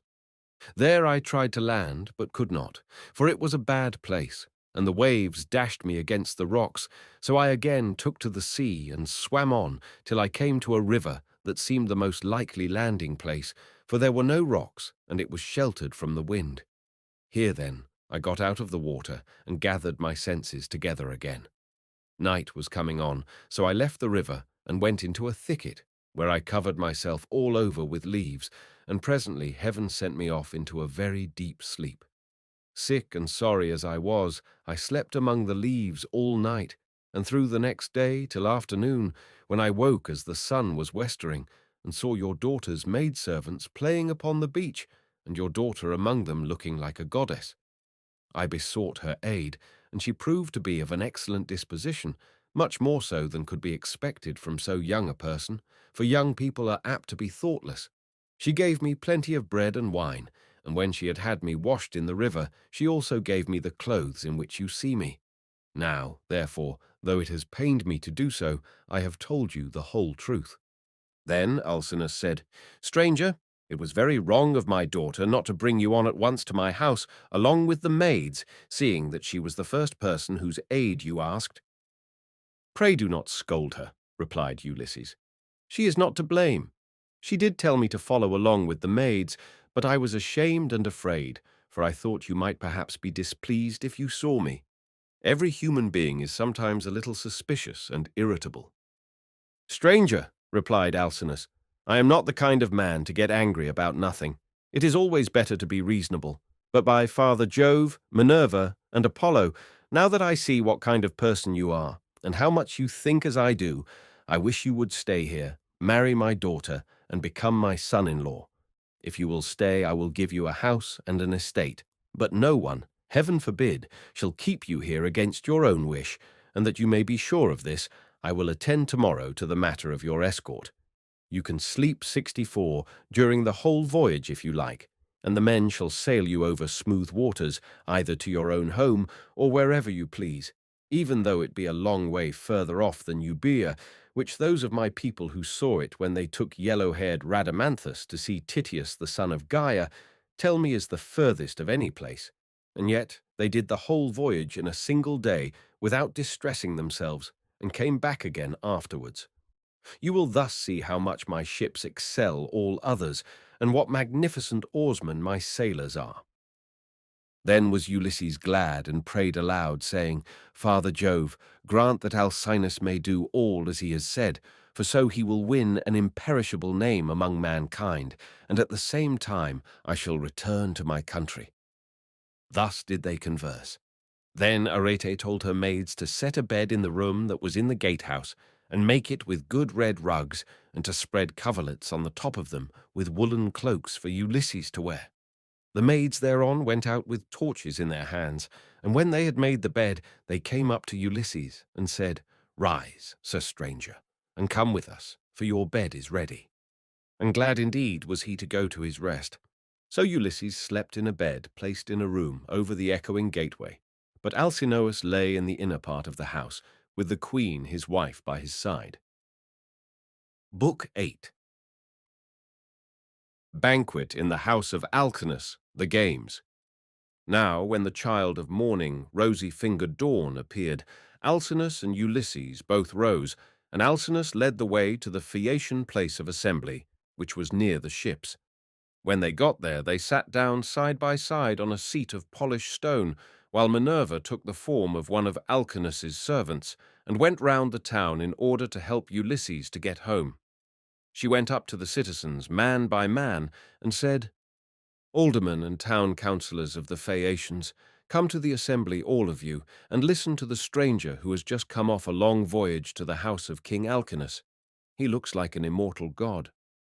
With these words she made them all want to come, and they flocked to the assembly till seats and standing room were alike crowded.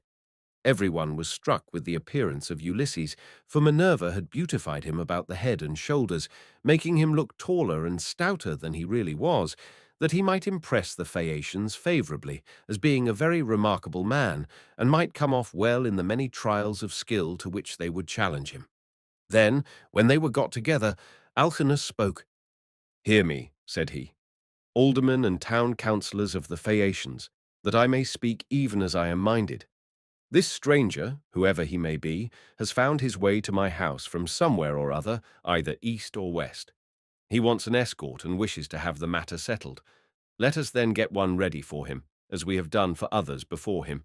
Indeed, no one who ever yet came to my house has been able to complain of me for not speeding on his way soon enough. Let us draw a ship into the sea, one that has never yet made a voyage, and man her with 52 of our smartest young sailors. Then, when you have made fast your oars each by his own seat, leave the ship and come to my house to prepare a feast. 65. I will find you in everything. I am giving these instructions to the young men who will form the crew, for as regards you aldermen and town councillors, you will join me in entertaining our guest in the cloisters. I can take no excuses, and we will have Demodocus to sing to us, for there is no bard like him whatever he may choose to sing about." Alcinous then led the way, and the others followed after, while a servant went to fetch Demodocus. The 52 picked oarsmen went to the seashore as they had been told, and when they got there they drew the ship into the water, got her mast and sails inside her, bound the oars to the thole-pins with twisted thongs of leather, all in due course, and spread the white sails aloft. They moored the vessel a little way out from land, and then came on shore and went to the house of King Alcinous. The outhouses, 66 yards, and all the precincts were filled with crowds of men in great multitudes, both old and young, and Alcinous killed them 12 sheep, 8 full-grown pigs, and 2 oxen. These they skinned and dressed so as to provide a magnificent banquet. A servant presently led in the famous bard Demodocus, whom the muse had dearly loved, but to whom she had given both good and evil, for though she had endowed him with a divine gift of song, she had robbed him of his eyesight. Pontonous set a seat for him among the guests, leaning it up against a bearing-post. He hung the lyre for him on a peg over his head, and showed him where he was to feel for it with his hands. He also set a fair table with a basket of victuals by his side, and a cup of wine from which he might drink whenever he was so disposed. The company then laid their hands upon the good things that were before them, but as soon as they had had enough to eat and drink, the muse inspired Demodocus to sing the feats of heroes, and more especially a matter that was then in the mouths of all men, to wit, the quarrel between Ulysses and Achilles, and the fierce words that they heaped on one another as they sat together at a banquet. But Agamemnon was glad when he heard his chieftains quarrelling with one another, for Apollo had foretold him this at Pytho when he crossed the stone floor to consult the oracle. Here was the beginning of the evil that by the will of Jove fell both upon Danaans and Trojans.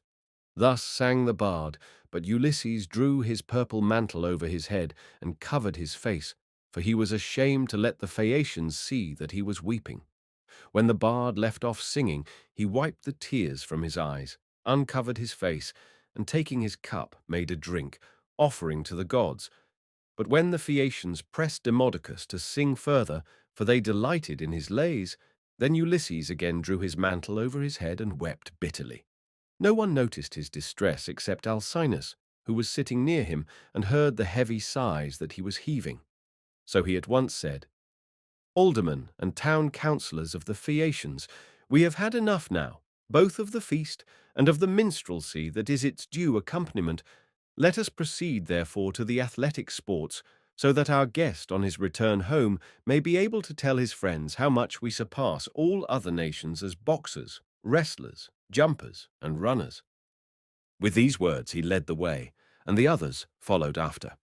A servant hung Demodocus's lyre on its peg for him, led him out of the cloister, and set him on the same way as that along which all the chief men of the Phaeacians were going to see the sports. A crowd of several thousands of people followed them, and there were many excellent competitors for all the prizes. Acronios, Ochialus, Elatreus, Notius, Primnius, Anchialus, Eretmius, Pontius, Prorius, Thun, Anabasinius, and Amphialus, son of Polonius, son of Tecton. There was also Euryalus, son of Naubolus, who was like Mars himself, and was the best-looking man among the Phaeacians, except Laodamas. 3 sons of Alcinous, Laodamas, Helios, and Clytonius competed also. The foot races came first. The course was set out for them from the starting post, and they raised a dust upon the plain as they all flew forward at the same moment. Clytonius came in first by a long way. He left everyone else behind him by the length of the furrow that a couple of mules can plough in a fallow field. They then turned to the painful art of wrestling, and here Euryalus proved to be the best man. Amphialus excelled all the others in jumping, while at throwing the disc there was no one who could approach Elatrius. Alcinous's son Laodamas was the best boxer, and he it was who presently said, when they had all been diverted with the games, "Let us ask the stranger whether he excels in any of these sports. He seems very powerfully built. His thighs, calves, hands, and neck are of prodigious strength, nor is he at all old, but he has suffered much lately, and there is nothing like the sea for making havoc with a man, no matter how strong he is." "You are quite right, Laodamas," replied Euryalus. "Go up to your guest and speak to him about it yourself."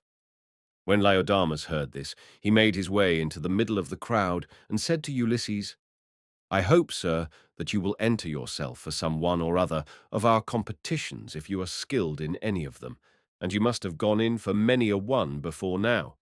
There is nothing that does anyone so much credit all his life, long as the showing himself a proper man with his hands and feet.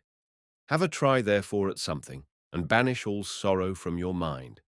Your return home will not be long delayed, for the ship is already drawn into the water, and the crew is found." Ulysses answered, "Laodamas, why do you taunt me in this way? My mind is set rather on cares than contests. I have been through infinite trouble, and am come among you now as a suppliant, praying your king and people to further me on my return home." Then Euryalus reviled him outright and said, "I gather, then, that you are unskilled in any of the many sports that men generally delight in. I suppose you are one of those grasping traders that go about in ships as captains or merchants, and who think of nothing but of their outward freights and homeward cargoes. There does not seem to be much of the athlete about you." "For shame, sir," answered Ulysses fiercely. "You are an insolent fellow. So true is it that the gods do not grace all men alike in speech, person, and understanding. One man may be of weak presence, but heaven has adorned this with such a good conversation that he charms everyone who sees him. His honeyed moderation carries his hearers with him, so that he is leader in all assemblies of his fellows, and wherever he goes he is looked up to. Another may be as handsome as a god, but his good looks are not crowned with discretion. This is your case. No god could make a finer-looking fellow than you are, but you are a fool. Your ill-judged remarks have made me exceedingly angry, and you are quite mistaken, for I excel in a great many athletic exercises. Indeed, so long as I had youth and strength, I was among the first athletes of the age. Now, however, I am worn out by labor and sorrow, for I have gone through much both on the field of battle and by the waves of the weary sea. Still, in spite of all this, I will compete, for your taunts have stung me to the quick." So he hurried up without even taking his cloak off and seized a disc larger, more massive, and much heavier than those used by the Phaeacians when disc-throwing among themselves. Then, swinging it back, he threw it from his brawny hand, and it made a humming sound in the air as he did so. The Phaeacians quailed beneath the rushing of its flight as it sped gracefully from his hand and flew beyond any mark that had been made yet. Minerva, in the form of a man, came and marked the place where it had fallen. "A blind man, sir," said she, "could easily tell your mark by groping for it. It is so far ahead of any other. You may make your mind easy about this contest, for no Phaeacian can come near to such a throw as yours." Ulysses was glad when he found he had a friend among the lookers-on, so he began to speak more pleasantly. "Young men," said he, "come up to that throw if you can, and I will throw another disc as heavy or even heavier. If anyone wants to have a bout with me, let him come on, for I am exceedingly angry.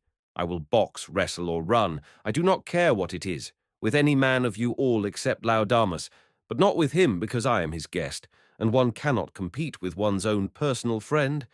At least I do not think it a prudent or a sensible thing for a guest to challenge his host's family at any game, especially when he is in a foreign country.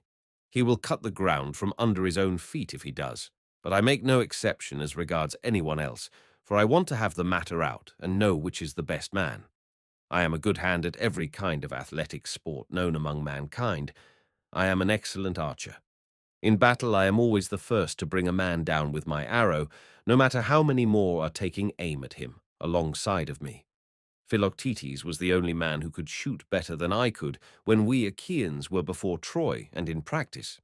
I far excel everyone else in the whole world, of those who still eat bread upon the face of the earth, but I should not like to shoot against the mighty dead, such as Hercules or Eurytus the Achaian, men who could shoot against the gods themselves. This, in fact, was how Eurytus came prematurely by his end, for Apollo was angry with him and killed him because he challenged him as an archer. I can throw a dart farther than anyone else can shoot an arrow. Running is the only point in respect of which I am afraid some of the Phaeacians might beat me, for I have been brought down very low at sea. My provisions ran short, and therefore I am still weak." They all held their peace except King Alcinous, who began, "Sir, we have had much pleasure in hearing all that you have told us, from which I understand that you are willing to show your prowess, as having been displeased with some insolent remarks that have been made to you by one of our athletes, and which could never have been uttered by anyone who knows how to talk with propriety. I hope you will apprehend my meaning, and will explain to any one of your chief men who may be dining with yourself and your family when you get home, that we have an hereditary aptitude for accomplishments of all kinds. We are not particularly remarkable for our boxing, nor yet as wrestlers, but we are singularly fleet of foot and are excellent sailors. We are extremely fond of good dinners, music, and dancing. We also like frequent changes of linen, warm baths, and good beds. So now, please, some of you who are the best dancers set about dancing, that our guest on his return home may be able to tell his friends how much we surpass all other nations as sailors, runners, dancers, and minstrels. Demodocus has left his lyre at my house, so run some one or other of you, and fetch it for him." On this, a servant hurried off to bring the lyre from the king's house, and the 9 men who had been chosen as stewards stood forward. It was their business to manage everything connected with the sports, so they made the ground smooth and marked a wide space for the dancers. Presently the servant came back with Demodocus's lyre, and he took his place in the midst of them, whereon the best young dancers in the town began to foot and trip it so nimbly that Ulysses was delighted with the merry twinkling of their feet. Meanwhile the bard began to sing the loves of Mars and Venus, and how they first began their intrigue in the house of Vulcan. Mars made Venus many presents, and defiled King Vulcan's marriage bed, so the sun, who saw what they were about, told Vulcan. Vulcan was very angry when he heard such dreadful news, so he went to his smithy brooding mischief, got his great anvil into its place, and began to forge some chains which none could either unloose or break, so that they might stay there in that place. Mother 69. When he had finished his snare, he went into his bedroom and festooned the bedposts all over with chains like cobwebs. He also let many hang down from the great beam of the ceiling. Not even a god could see them, so fine and subtle were they. As soon as he had spread the chains all over the bed, he made as though he were setting out for the fair state of Lemnos, which of all places in the world was the one he was most fond of. But Mars kept no blind lookout, and as soon as he saw him start, hurried off to his house, burning with love for Venus. Now Venus was just come in from a visit to her father Jove, and was about sitting down when Mars came inside the house, and said as he took her hand in his own, "Let us go to the couch of Vulcan. He's not at home, but is gone off to Lemnos among the Sintians, whose speech is barbarous." She was nothing loth, so they went to the couch to take their rest, whereon they were caught in the toils which cunning Vulcan had spread for them, and could neither get up nor stir hand or foot, but found too late that they were in a trap. Then Vulcan came up to them, for he had turned back before reaching Lemnos, when his scout the sun told him what was going on. He was in a furious passion, and stood in the vestibule making a dreadful noise, as he shouted to all the gods. "Father Jove," he cried, "and all you other blessed gods who live forever, come here and see the ridiculous and disgraceful sight that I will show you. Jove's daughter Venus is always dishonoring me because I am lame. She is in love with Mars, who is handsome and clean built, whereas I am a cripple, but my parents are to blame for that, not I. They ought never to have begotten me. Come and see the pair together asleep on my bed. It makes me furious to look at them. They are very fond of one another, but I do not think they will lie there longer than they can help, nor do I think that they will sleep much.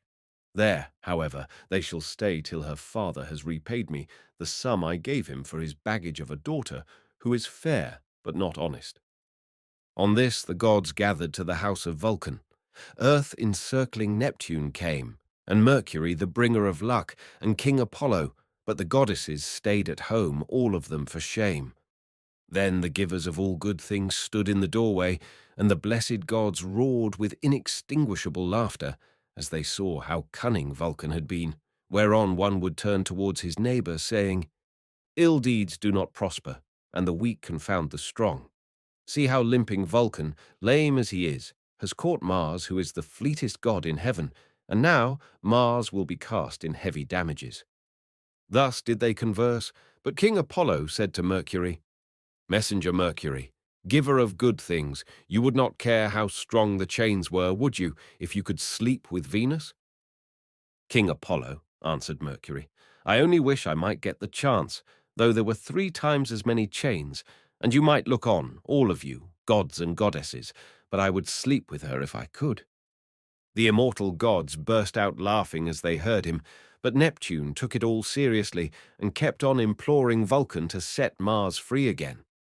"Let him go," he cried, "and I will undertake, as you require, that he shall pay you all the damages that are held reasonable among the immortal gods."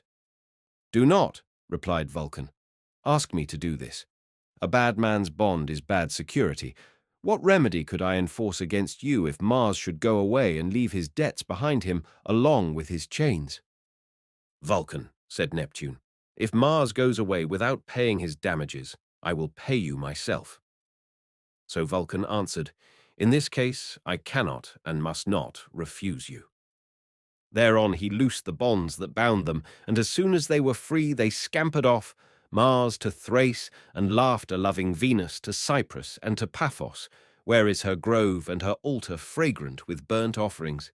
Here the Graces bathed her, and anointed her with oil of ambrosia, such as the immortal gods make use of, and they clothed her in raiment of the most enchanting beauty. Thus sang the bard, and both Ulysses and the seafaring Phaeacians were charmed as they heard him. Then Alcinous told Laodamas and Halius to dance alone, for there was no one to compete with them. So they took a red ball which Polybus had made for them, and one of them bent himself backwards and threw it up towards the clouds, while the other jumped from off the ground and caught it with ease before it came down again. When they had done throwing the ball straight up into the air, they began to dance, and at the same time kept on throwing it backwards and forwards to one another, while all the young men in the ring applauded and made a great stamping with their feet. Then Ulysses said, "King Alcinous, you said your people were the nimblest dancers in the world, and indeed they have proved themselves to be so. I was astonished as I saw them." The king was delighted at this, and exclaimed to the Phaeacians, "Aldermen and town councillors, our guest seems to be a person of singular judgment. Let us give him such proof of our hospitality as he may reasonably expect. There are 12 chief men among you, and counting myself there are 13. Contribute, each of you, a clean cloak, a shirt, and a talent of fine gold. Let us give him all this in a lump down at once, so that when he gets his supper, he may do so with a light heart.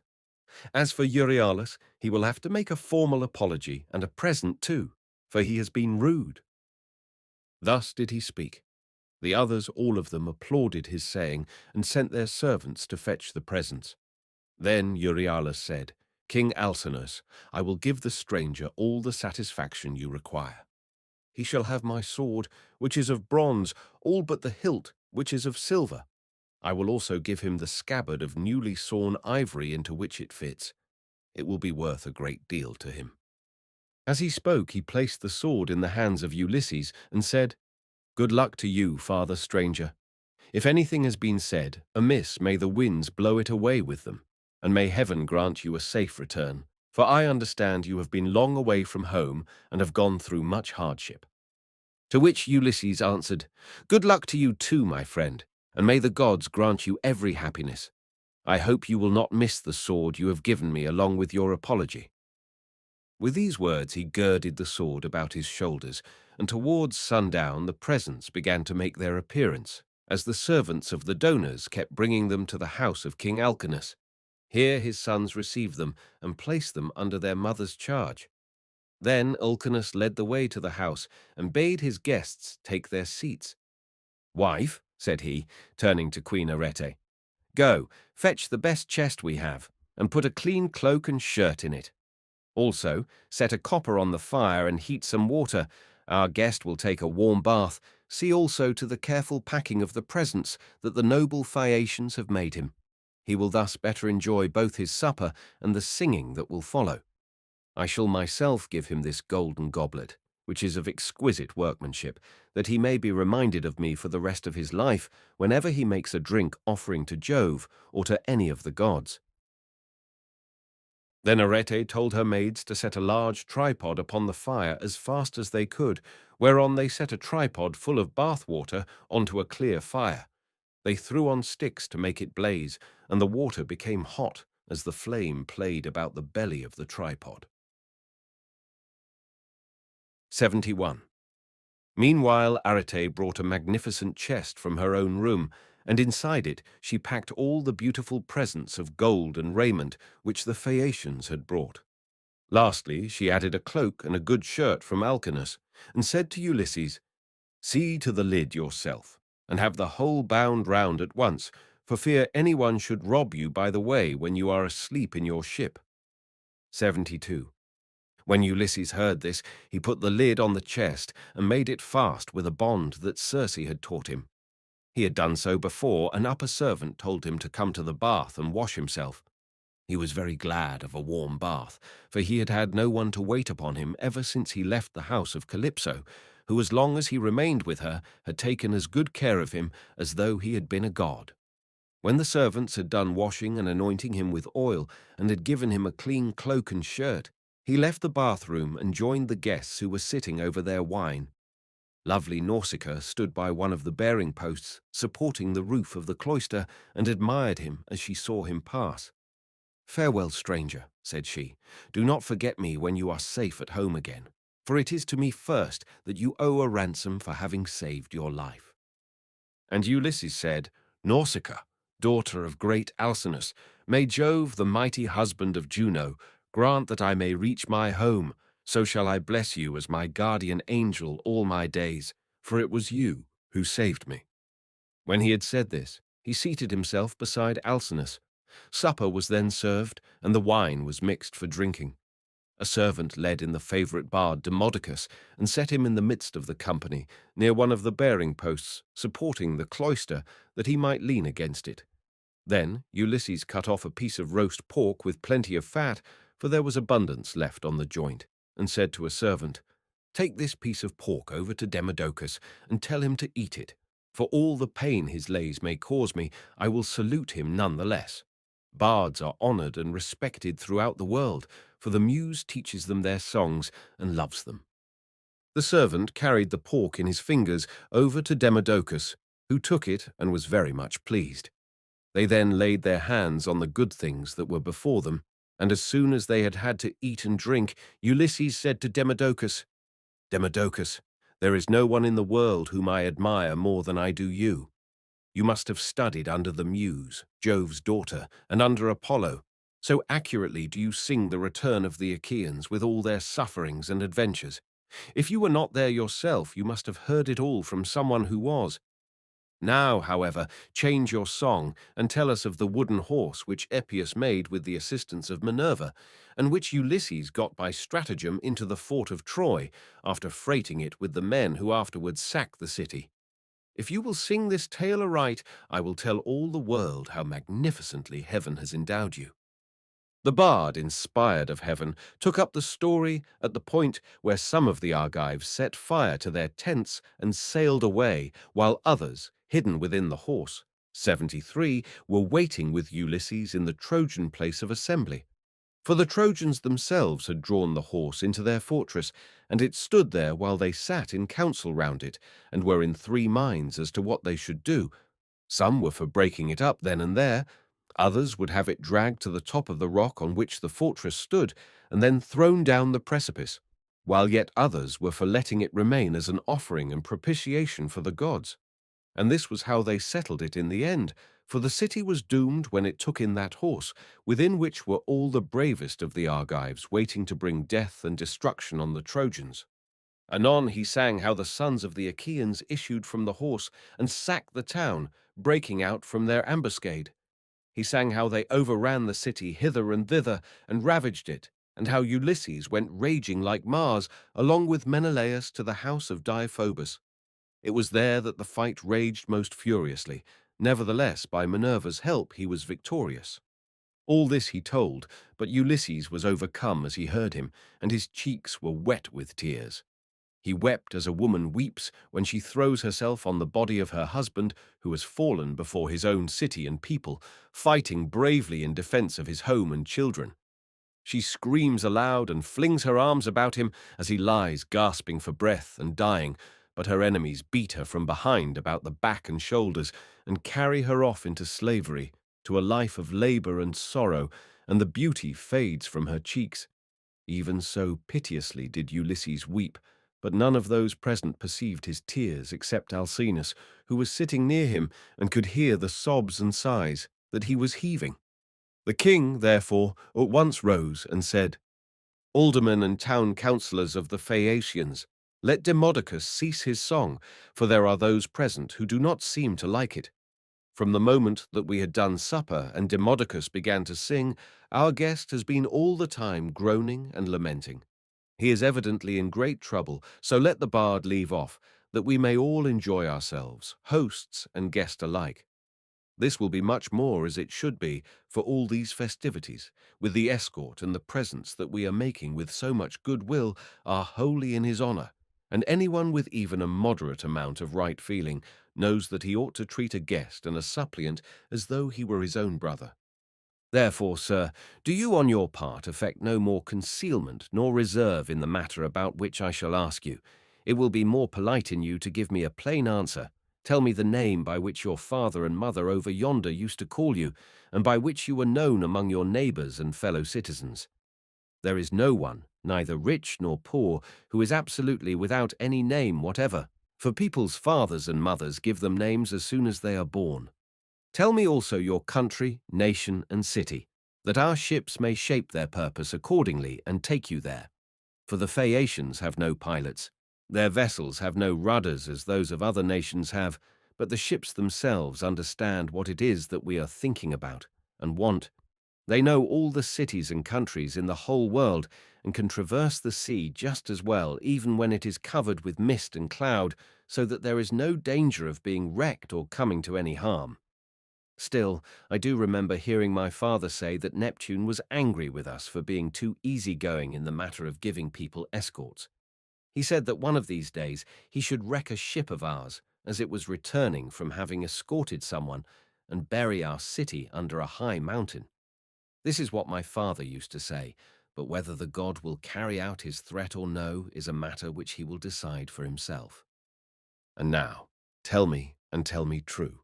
Where have you been wandering, and in what countries have you travelled?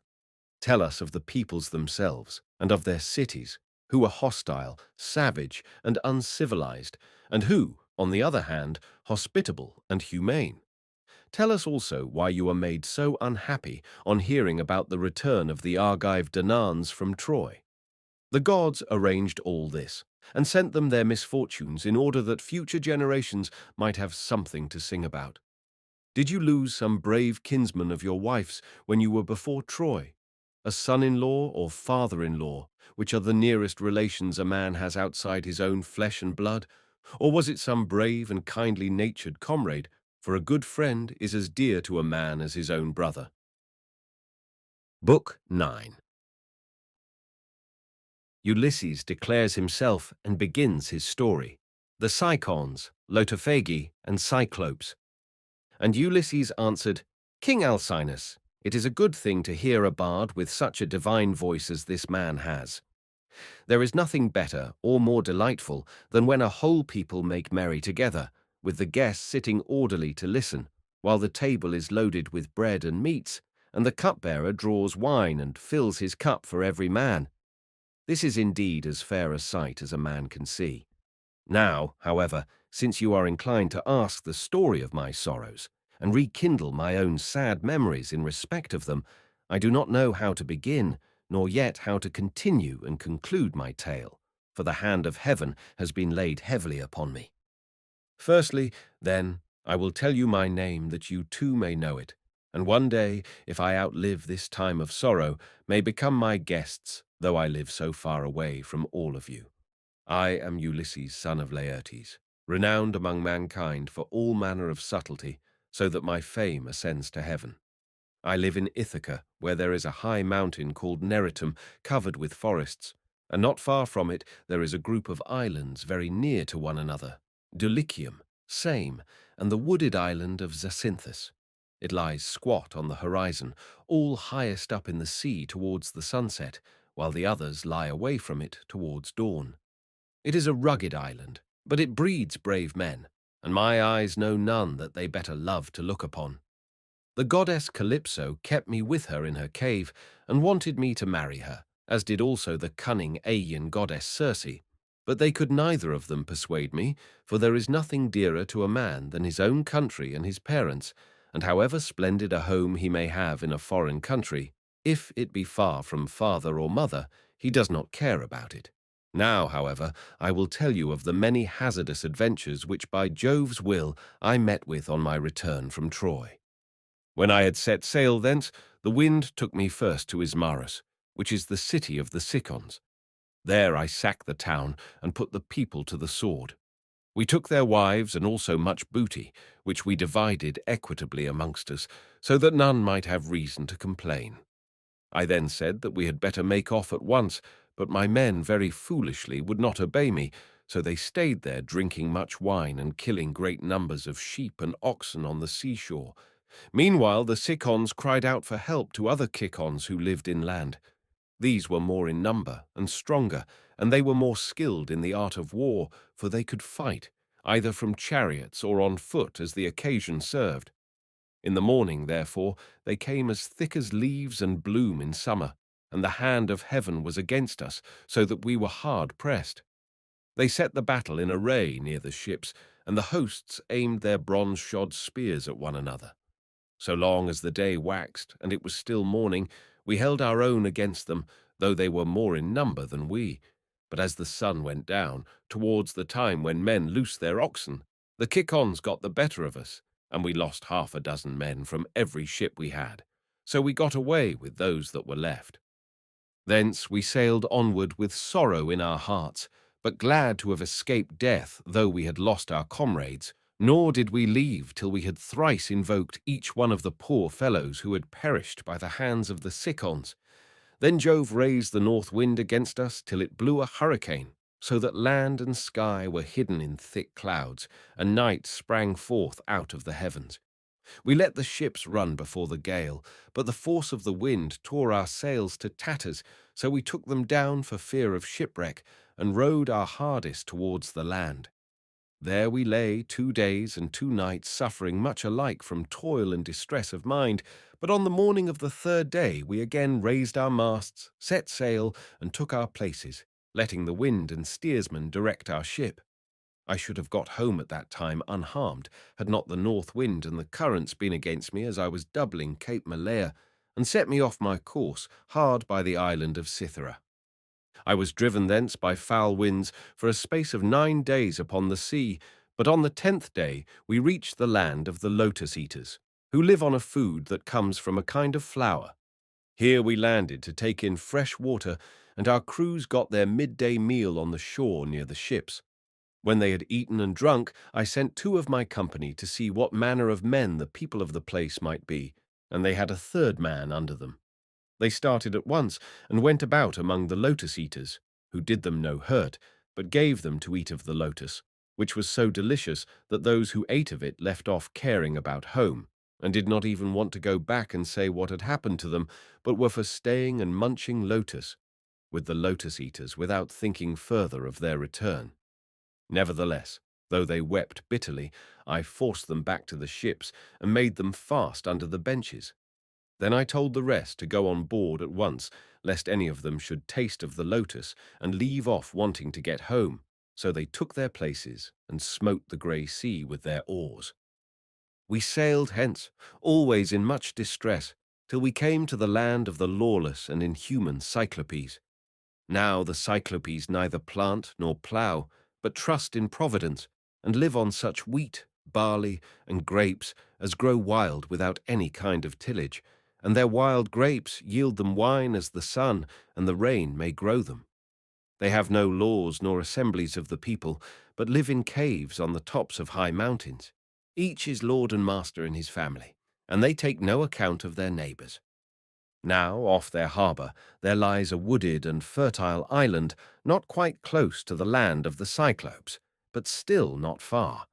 It is overrun with wild goats that breed there in great numbers and are never disturbed by foot of man. For sportsmen, who as a rule will suffer so much hardship in forest or among mountain precipices, do not go there, nor yet again is it ever ploughed or fed down, but it lies a wilderness, untilled and unsown from year to year, and has no living thing upon it but only goats. For the Cyclopes have no ships, nor yet shipwrights who could make ships for them. They cannot therefore go from city to city, or sail over the sea to one another's country as people who have ships can do. If they had had these, they would have colonized the island, for it is a very good one, and would yield everything in due season. There are meadows that in some places come right down to the seashore, well watered and full of luscious grass. Grapes would do there excellently. There is level land for ploughing, and it would always yield heavily at harvest time, for the soil is deep. There is a good harbour where no cables are wanted, nor yet anchors, nor need a ship be moored, but all one has to do is to beach one's vessel and stay there till the wind becomes fair for putting out to sea again. At the head of the harbour there is a spring of clear water coming out of a cave, and there are poplars growing all round it. Here we entered, but so dark was the night that some god must have brought us in, for there was nothing whatever to be seen. A thick mist hung all round our ships. The moon was hidden behind a mass of clouds, so that no one could have seen the island if he had looked for it. Nor were there any breakers to tell us we were close inshore before we found ourselves upon the land itself. When, however, we had beached the ships, we took down the sails, went ashore, and camped upon the beach till daybreak. When the child of morning, rosy-fingered dawn, appeared, we admired the island and wandered all over it, while the nymphs, Jove's daughters, roused the wild goats that we might get some meat for our dinner. On this we fetched our spears and bows and arrows from the ships, and dividing ourselves into 3 bands began to shoot the goats. Heaven sent us excellent sport. I had 12 ships with me, and each ship got 9 goats, while my own ship had 10. Thus, through the livelong day to the going down of the sun, we ate and drank our fill, and we had plenty of wine left, for each one of us had taken many jars full when we sacked the city of the Cicons, and this had not yet run out. While we were feasting, we kept turning our eyes towards the land of the Cyclopes, which was hard by, and saw the smoke of their stubble fires. We could almost fancy we heard their voices and the bleating of their sheep and goats, but when the sun went down and it came on dark, we camped down upon the beach, and next morning I called a council. "Stay here, my brave fellows," said I, "all the rest of you, while I go with my ship and exploit these people myself. I want to see if they are uncivilized savages or a hospitable and humane race." I went on board, bidding my men to do so also, and loose the hawsers. So they took their places and smote the grey sea with their oars. When we got to the land, which was not far, there, on the face of a cliff near the sea, we saw a great cave overhung with laurels. It was a station for a great many sheep and goats, and outside there was a large yard, with a high wall round it made of stones built into the ground, and of trees, both pine and oak. This was the abode of a huge monster, who was then away from home shepherding his flocks. He would have nothing to do with other people, but led the life of an outlaw. He was a horrid creature, not like a human being at all, but resembling rather some crag that stands out boldly against the sky on the top of a high mountain. I told my men to draw the ship ashore and stay where they were, all but the 12 best among them, who were to go along with myself. I also took a goatskin of sweet black wine, which had been given me by Maeron, son of Euanthes, who was priest of Apollo, the patron god of Ismarus, and lived within the wooded precincts of the temple. When we were sacking the city, we respected him and spared his life, as also his wife and child. So he made me some presents of great value, 7 talents of fine gold and a bowl of silver with 12 jars of sweet wine, unblended and of the most exquisite flavor. Not a man nor maid in the house knew about it, but only himself, his wife, and 1 housekeeper. When he drank it, he mixed 20 parts of water to 1 of wine, and yet the fragrance from the mixing bowl was so exquisite that it was impossible to refrain from drinking. I filled a large skin with this wine, and took a wallet full of provisions with me, for my mind misgave me that I might have to deal with some savage who would be of great strength and would respect neither right nor law. We soon reached his cave, but he was out shepherding, so we went inside and took stock of all that we could see. His cheese racks were loaded with cheeses, and he had more lambs and kids than his pens could hold. They were kept in separate flocks. First there were the hoggets, then the oldest of the younger lambs, and lastly the very young ones, 80, all kept apart from one another. As for his dairy, all the vessels, bowls, and milk pails into which he milked were swimming with whey. When they saw all this, my men begged me to let them first steal some cheeses and make off with them to the ship. They would then return, drive down the lambs and kids, put them on board and sail away with them. It would have been indeed better if we had done so, but I would not listen to them, for I wanted to see the owner himself in the hope that he might give me a present. When, however, we saw him, my poor men found him ill to deal with. We lit a fire, offered some of the cheeses in sacrifice, ate others of them, and then sat waiting till the Cyclops should come in with his sheep. When he came, he brought in with him a huge load of dry firewood to light the fire for his supper, and this he flung with such a noise onto the floor of his cave that we hid ourselves for fear at the far end of the cavern. Meanwhile he drove all the ewes inside, as well as the she-goats that he was going to milk, leaving the males, both rams and he-goats, outside in the yards. Then he rolled a huge stone to the mouth of the cave, so huge that 22 strong 4-wheeled wagons would not be enough to draw it from its place against the doorway. When he had so done, he sat down and milked his ewes and goats, all in due course, and then let each of them have her own young. He curdled half the milk and set it aside in wicker strainers, but the other half he poured into bowls that he might drink it for his supper. When he had got through with all his work, he lit the fire and then caught sight of us, whereon he said, "Strangers, who are you? Where do you sail from? Are you traders, or do you sail the sea as rovers, with your hands against every man, and every man's hand against you?" We were frightened out of our senses by his loud voice and monstrous form, but I managed to say, "We are Achaeans on our way home from Troy, but by the will of Jove and stress of weather, we have been driven far out of our course. We are the people of Agamemnon, son of Atreus, who has won infinite renown throughout the whole world by sacking so great a city and killing so many people. We therefore humbly pray you to show us some hospitality, and otherwise make us such presents as visitors may reasonably expect. May your excellency fear the wrath of heaven, for we are your suppliants, and Jove takes all respectable travellers under his protection, for he is the avenger of all suppliants and foreigners in distress." To this he gave me but a pitiless answer.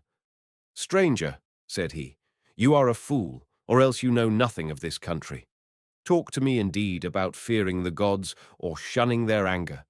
We Cyclopes do not care about Jove or any of your blessed gods, for we are ever so much stronger than they. I shall not spare either yourself or your companions out of any regard for Jove, unless I am in the humour for doing so. And now tell me where you made your ship fast when you came on shore. Was it round the point, or is she lying straight off the land?" He said this to draw me out, but I was too cunning to be caught in that way, so I answered with a lie. "Neptune," said I, "sent my ship onto the rocks at the far end of your country and wrecked it. We were driven onto them from the open sea, but I and those who were with me escaped the jaws of death." The cruel wretch vouchsafed me not one word of answer, but with a sudden clutch he gripped up 2 of my men at once and dashed them down upon the ground as though they had been puppies. Their brains were shed upon the ground, and the earth was wet with their blood. Then he tore them limb from limb and supped upon them. He gobbled them up like a lion in the wilderness, flesh, bones, marrow, and entrails, without leaving anything uneaten.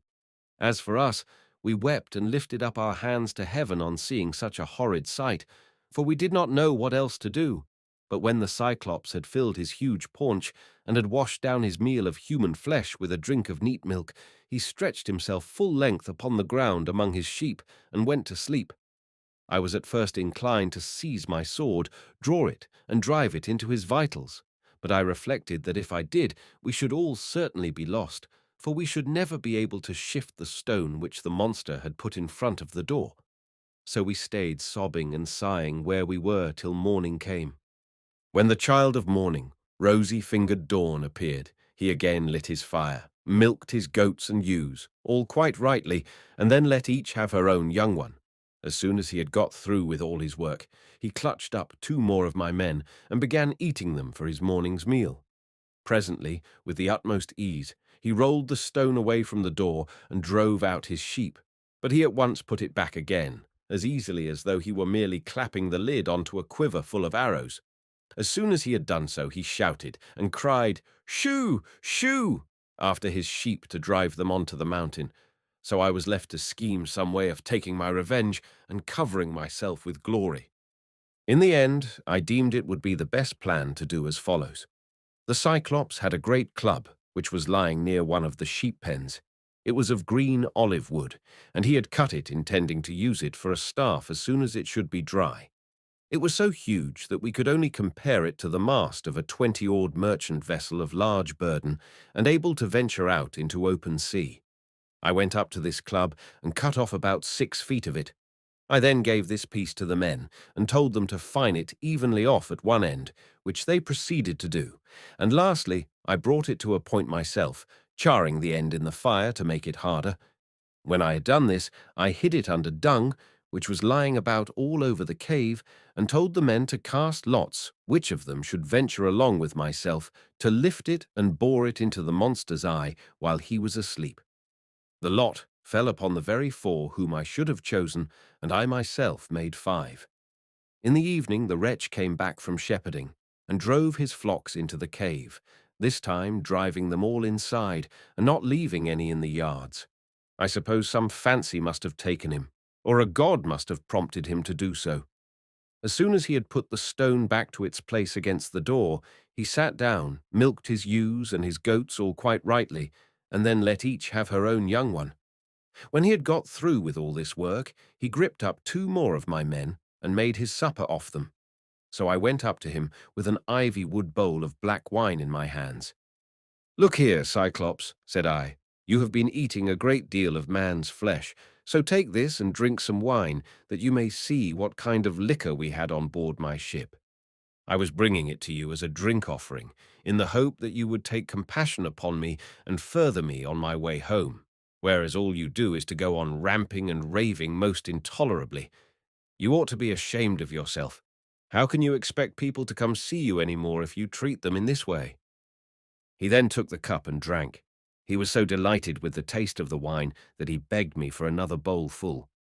"Be so kind," he said, "as to give me some more, and tell me your name at once. I want to make you a present that you will be glad to have. We have wine even in this country, for our soil grows grapes and the sun ripens them, but this drinks like nectar and ambrosia all in one." I then gave him some more. 3 times did I fill the bowl for him, and 3 times did he drain it without thought or heed. Then, when I saw that the wine had got into his head, I said to him as plausibly as I could, "Cyclops, you ask my name, and I will tell it you. Give me, therefore, the present you promised me. My name is Noman. This is what my father and mother and my friends have always called me." But the cruel wretch said, "Then I will eat all Noman's comrades before Noman himself, and will keep Noman for the last. This is the present that I will make him." As he spoke, he reeled and fell sprawling face upwards on the ground. His great neck hung heavily backwards, and a deep sleep took hold upon him. Presently he turned sick and threw up both wine and the gobbets of human flesh on which he had been gorging, for he was very drunk. Then I thrust the beam of wood far into the embers to heat it, and encouraged my men lest any of them should turn faint-hearted. When the wood, green though it was about to blaze, I drew it out of the fire glowing with heat, and my men gathered round me, for heaven had filled their hearts with courage. We drove the sharp end of the beam into the monster's eye, and bearing upon it with all my weight, I kept turning it round and round, as though I were boring a hole in a ship's plank with an auger, which 2 men with a wheel and strap can keep on turning as long as they choose. Even thus did we bore the red-hot beam into his eye, till the boiling blood bubbled all over it, as we worked it round and round, so that the steam from the burning eyeball scalded his eyelids and eyebrows, and the roots of the eye sputtered in the fire. As a blacksmith plunges an axe or hatchet into cold water to temper it, for it is this that gives strength to the iron, and it makes a great hiss as he does so, even thus did the Cyclops' eye hiss round the beam of olive wood, and his hideous yells made the cave ring again. We ran away in a fright, but he plucked the beam all besmirched with gore from his eye, and hurled it from him in a frenzy of rage and pain, shouting as he did so to the other Cyclopes, who lived on the bleak headlands near him. So they gathered from all quarters round his cave when they heard him crying, and asked what was the matter with him.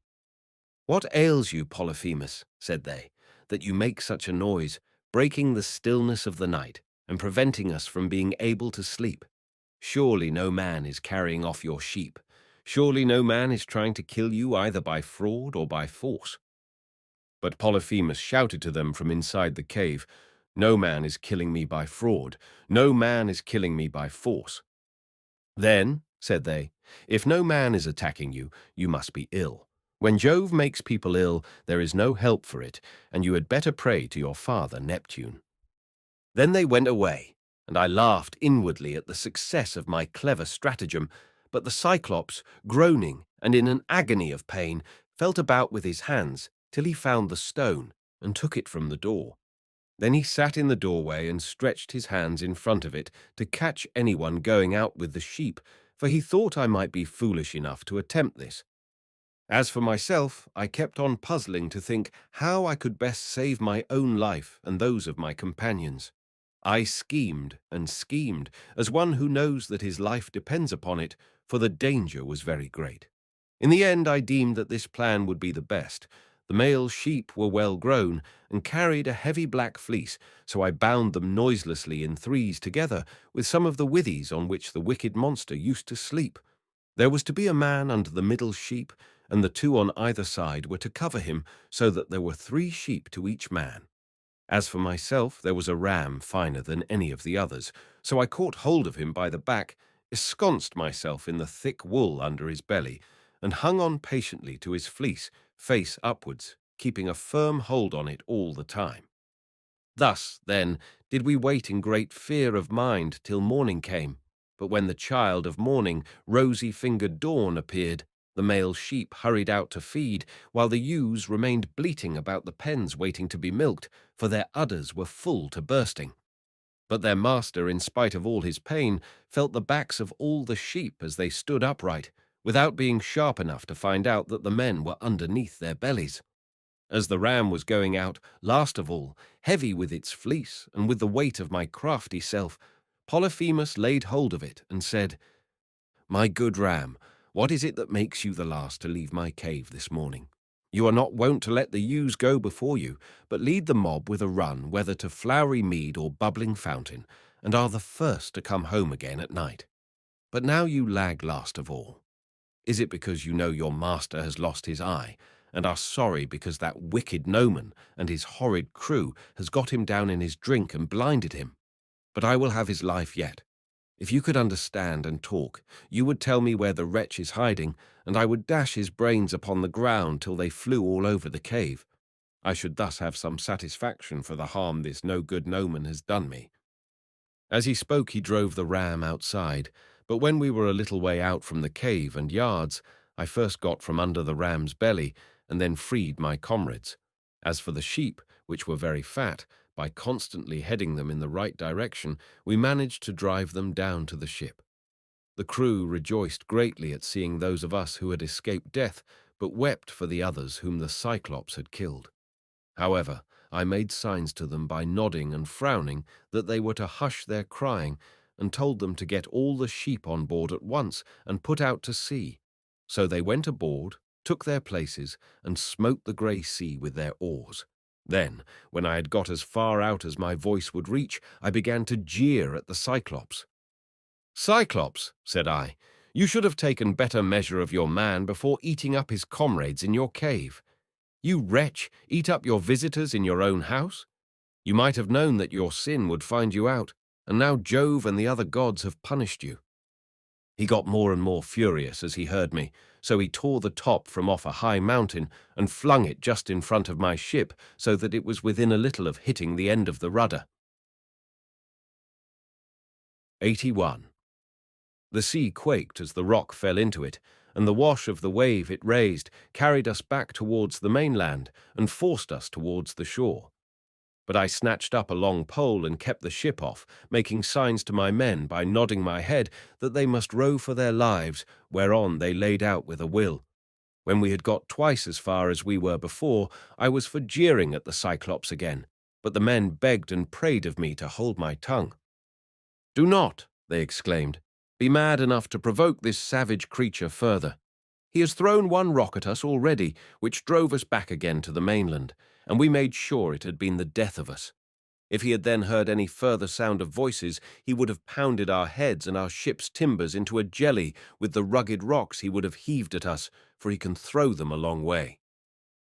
But I would not listen to them, and shouted out to him in my rage, "Cyclops, if anyone asks you who it was that put your eye out and spoiled your beauty, say it was the valiant warrior Ulysses, son of Laertes, who lives in Ithaca." On this he groaned and cried out, "Alas, alas, then the old prophecy about me is coming true. There was a prophet here at one time, a man both brave and of great stature, Telemus son of Eurymus, who was an excellent seer, and did all the prophesying for the Cyclopes till he grew old. He told me that all this would happen to me some day, and said I should lose my sight by the hand of Ulysses. I have been all along expecting someone of imposing presence and superhuman strength, whereas he turns out to be a little insignificant weakling who has managed to blind my eye by taking advantage of me in my drink. Come here then, Ulysses, that I may make you presents to show my hospitality and urge Neptune to help you forward on your journey. For Neptune and I are father and son. He, if he so will, shall heal me, which no one else, neither god nor man, can do." Then I said, "I wish I could be as sure of killing you outright and sending you down to the house of Hades as I am that it will take more than Neptune to cure that eye of yours." On this he lifted up his hands to the firmament of heaven and prayed, saying, "Hear me, great Neptune. If I am indeed your own true begotten son, grant that Ulysses may never reach his home alive. Or, if he must get back to his friends at last, let him do so late and in sore plight after losing all his men. Let him reach his home in another man's ship and find trouble in his house." Thus did he pray, and Neptune heard his prayer. Then he picked up a rock much larger than the first, swung it aloft, and hurled it with prodigious force. It fell just short of the ship, but was within a little of hitting the end of the rudder. The sea quaked as the rock fell into it, and the wash of the wave it raised drove us onwards on our way towards the shore of the island. When at last we got to the island where we had left the rest of our ships, we found our comrades lamenting us and anxiously awaiting our return. We ran our vessel upon the sands and got out of her onto the seashore. We also landed the Cyclops' sheep and divided them equitably amongst us, so that none might have reason to complain. As for the ram, my companions agreed that I should have it as an extra share, so I sacrificed it on the seashore and burned its thigh bones to Jove, who is the Lord of all. But he heeded not my sacrifice, and only thought how he might destroy both my ships and my comrades. Thus, through the livelong day to the going down of the sun, we feasted our fill on meat and drink, but when the sun went down and it came on dark, we camped upon the beach. When the child of morning rosy-fingered dawn appeared, I bade my men on board and loose the hawsers. Then they took their places and smote the grey sea with their oars, so we sailed on with sorrow in our hearts, but glad to have escaped death, though we had lost our comrades. Book 10. Aeolus, the Laestrygones, Circe. Thence we went on to the Aeolian island, where lives Aeolus, son of Hippotas, dear to the immortal gods.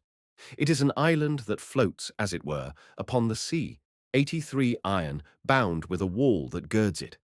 Now Aeolus has 6 daughters and 6 lusty sons, so he made the sons marry the daughters, and they all live with their dear father and mother, feasting and enjoying every conceivable kind of luxury. All day long, the atmosphere of the house is loaded with the savour of roasting meats, till it groans again, yard and all. But by night they sleep on their well-made bedsteads, each with his own wife between the blankets. These were the people among whom we had now come. Aeolus entertained me for a whole month, asking me questions all the time about Troy, the Argive fleet, and the return of the Achaeans. I told him exactly how everything had happened, and when I said I must go, and asked him to further me on my way, he made no sort of difficulty, but set about doing so at once. Moreover, he flayed me a prime ox hide to hold the ways of the roaring winds, which he shut up in the hide as in a sack. For Jove had made him captain over the winds, and he could stir or still each one of them according to his own pleasure. He put the sack in the ship and bound the mouth so tightly with a silver thread that not even a breath of a side wind could blow from any quarter. The west wind, which was fair for us, did he alone let blow as it chose, but it all came to nothing, for we were lost through our own folly. 9 days and 9 nights did we sail, and on the 10th day our native land showed on the horizon. We got so close in that we could see the stubble fires burning, and I, being then dead beat, fell into a light sleep, for I had never let the rudder out of my own hands, that we might get home the faster. On this the men fell to talking among themselves, and said I was bringing back gold and silver in the sack that Aeolus had given me. Bless my heart, would one turn to his neighbour, saying, how this man gets honoured and makes friends to whatever city or country he may go. See what fine prizes he is taking home from Troy, while we, who have travelled just as far as he has, come back with hands as empty as we set out with, and now Aeolus has given him ever so much more. Quick, let us see what it all is, and how much gold and silver there is in the sack he gave him. Thus they talked, and evil counsels prevailed. They loosed the sack, whereupon the wind flew howling forth, and raised a storm that carried us weeping out to sea and away from our own country. Then I awoke, and knew not whether to throw myself into the sea, or to live on and make the best of it. But I bore it, covered myself up, and lay down in the ship, while the men lamented bitterly, as the fierce winds bore our fleet back to the Aeolian island. When we reached it, we went ashore to take in water, and dined hard by the ships. Immediately after dinner I took a herald and one of my men, and went straight to the house of Aeolus, where I found him feasting with his wife and family, so we sat down as suppliants on the threshold. They were astounded when they saw us, and said, Ulysses, what brings you here? What god has been ill-treating you? We took great pains to further you on your way home to Ithaca, or wherever it was that you wanted to go to. Thus did they speak, but I answered sorrowfully, my men have undone me. They and cruel sleep have ruined me. My friends, mend me this mischief, for you can if you will. I spoke as movingly as I could, but they said nothing, till their father answered, Vilest of mankind, get you gone at once out of the island. Him whom heaven hates will I in no wise help. Be off, for you come here as one abhorred of heaven. And with these words he sent me sorrowing from his door. Thence we sailed sadly on till the men were worn out with long and fruitless rowing, for there was no longer any wind to help them. 6 days, night and day, did we toil, and on the 7th day we reached the rocky stronghold of Lamus, Telepylus, the city of the Laestrygonians, where the shepherd who is driving in his sheep and goats to be milked salutes him who is driving out his flock to feed, and this last answers the salute. In that country, a man who could do without sleep might earn double wages, one as a herdsman of cattle and another as a shepherd, for they work much the same by night as they do by day. 84. When we reached the harbour, we found it landlocked under steep cliffs with a narrow entrance between two headlands. My captains took all their ships inside and made them fast close to one another, for there was never so much as a breath of wind inside, but it was always dead calm. I kept my own ship outside and moored it to a rock at the very end of the point. Then I climbed a high rock to reconnoitre, but could see no sign neither of man nor cattle, only some smoke rising from the ground. So I sent 2 of my company with an attendant to find out what sort of people the inhabitants were. The men, when they got on shore, followed a level road by which the people draw their firewood from the mountains into the town, till presently they met a young woman who had come outside to fetch water, and who was daughter to a Laestrygonian named Antiphates. She was going to the fountain Phaeacia, from which the people bring in their water, and when my men had come close up to her, they asked her who the king of that country might be, and over what kind of people he ruled. So she directed them to her father's house. But when they got there, they found his wife to be a giantess, as huge as a mountain, and they were horrified at the sight of her. She at once called her husband Antiphates from the place of assembly, and forthwith he set about killing my men. He snatched up one of them, and began to make his dinner off him then and there, whereon the other 2 ran back to the ships as fast as ever they could. But Antiphates raised a hue and cry after them, and thousands of sturdy Laestrygonians sprang up from every quarter, ogres, not men. They threw vast rocks at us from the cliffs, as though they had been mere stones, and I heard the horrid sound of the ships crunching up against one another, and the death cries of my men, as the Laestrygonians speared them like fishes and took them home to eat them. While they were thus killing my men within the harbour, I drew my sword, cut the cable of my own ship, and told my men to row with all their might, if they too would not fare like the rest. So they laid out for their lives, and we were thankful enough when we got into open water, out of reach of the rocks they hurled at us. As for the others, there was not one of them left. Thence we sailed sadly on, glad to have escaped death, though we had lost our comrades, and came to the Aeaean island, where Circe lives, a great and cunning goddess, who is own sister to the magician Aeetes, for they are both children of the sun by Perse, who is daughter to Oceanus. We brought our ship into a safe harbour without a word, for some god guided us thither, and having landed we lay there for 2 days and 2 nights, worn out in body and mind. When the morning of the 3rd day came, I took my spear and my sword, and went away from the ship to reconnoitre, and see if I could discover signs of human handiwork, or hear the sound of voices. Climbing to the top of a high lookout, I espied the smoke of Circe's house rising upwards amid a dense forest of trees. And when I saw this, I doubted whether, having seen the smoke, I would not go on at once and find out more. But in the end I deemed it best to go back to the ship, give the men their dinners, and send some of them instead of going myself. When I had nearly got back to the ship, some god took pity upon my solitude and sent a fine antlered stag right into the middle of my path. He was coming down his pasture in the forest to drink of the river, for the heat of the sun drove him, and as he passed I struck him in the middle of the back. The bronze point of the spear went clean through him, and he lay groaning in the dust until the life went out of him. Then I set my foot upon him, drew my spear from the wound, and laid it down. I also gathered rough grass and rushes, and twisted them into a fathom or so of good stout rope, with which I bound the 4 feet of the noble creature together. Having so done, I hung him round my neck, and walked back to the ship leaning upon my spear, for the stag was much too big for me to be able to carry him on my shoulder, steadying him with one hand. As I threw him down in front of the ship, I called the men, and spoke cheeringly man by man to each of them. "Look here, my friends," said I, "we are not going to die so much before our time after all, and at any rate we will not starve so long as we have got something to eat and drink on board."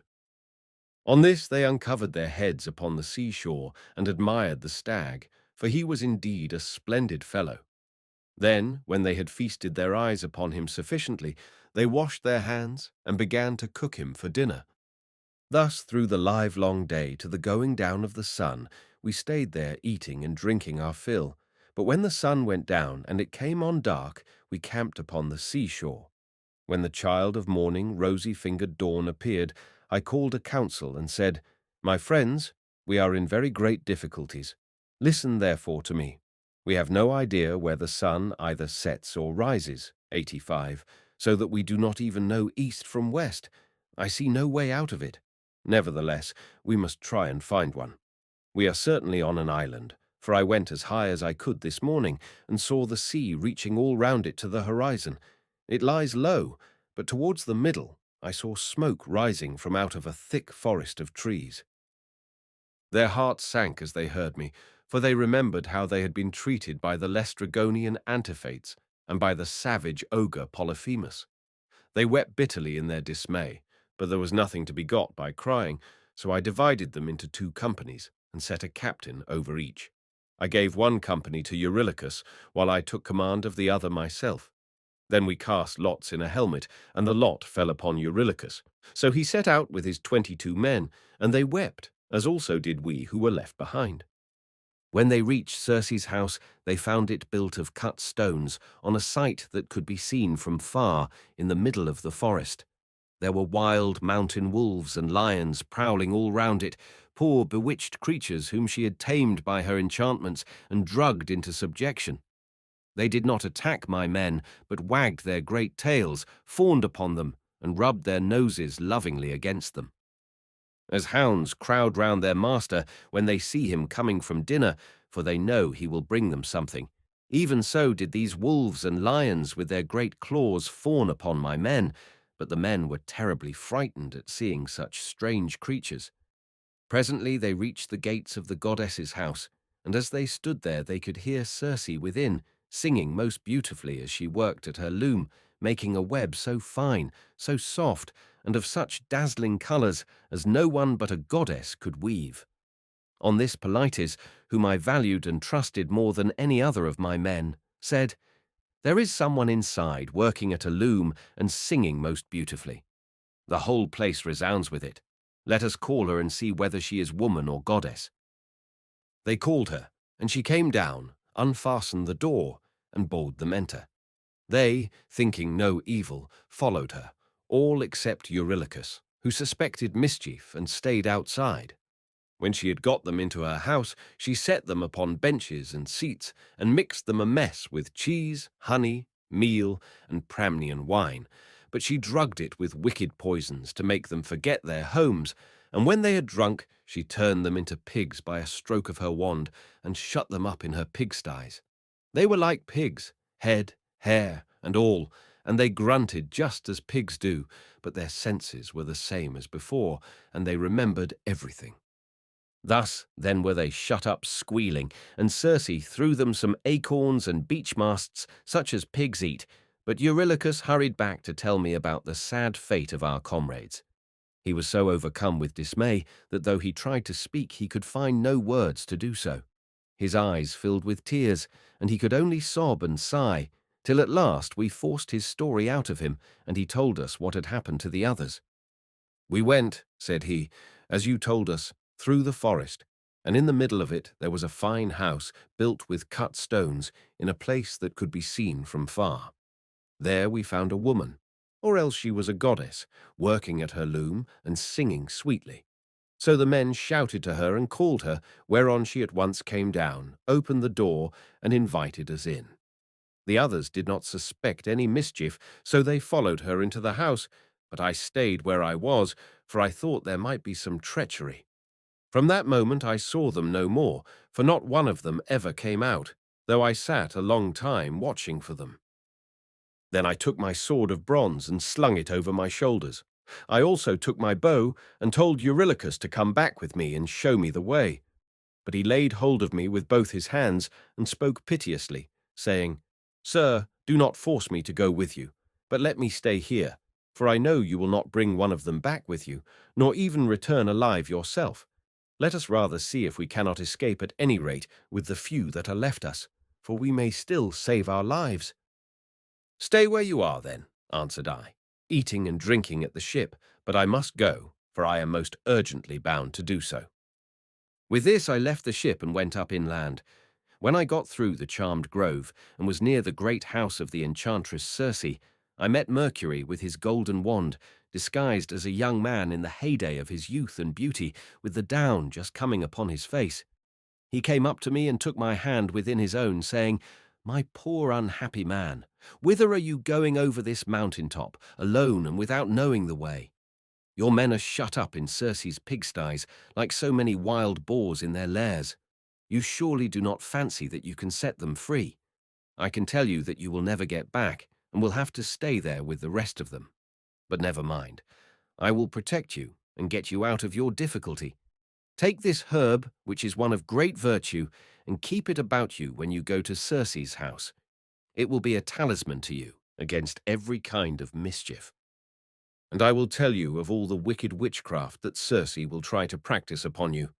She will mix a mess for you to drink, and she will drug the meal with which she makes it, but she will not be able to charm you, for the virtue of the herb that I shall give you will prevent her spells from working. I will tell you all about it. When Circe strikes you with her wand, draw your sword and spring upon her as though you were going to kill her. She will then be frightened and will desire you to go to bed with her. On this, you must not point blank refuse her, for you want her to set your companions free and to take good care also of yourself. But you must make her swear solemnly by all the blessed gods that she will plot no further mischief against you, or else when she has got you naked, she will unman you and make you fit for nothing." As he spoke, he pulled the herb out of the ground and showed me what it was like. The root was black, while the flower was as white as milk. The gods call it moly, and mortal men cannot uproot it, but the gods can do whatever they like. Then Mercury went back to high Olympus, passing over the wooded island, but I fared onward to the house of Circe, and my heart was clouded with care as I walked along. When I got to the gates, I stood there and called the goddess, and as soon as she heard me, she came down, opened the door, and asked me to come in. So I followed her, much troubled in my mind. She set me on a richly decorated seat inlaid with silver. There was a footstool also under my feet, and she mixed a mess in a golden goblet for me to drink. But she drugged it, for she meant me mischief. When she had given it me, and I had drunk it without its charming me, she struck me with her wand. "There now," she cried, "be off to the pigsty, and make your lair with the rest of them."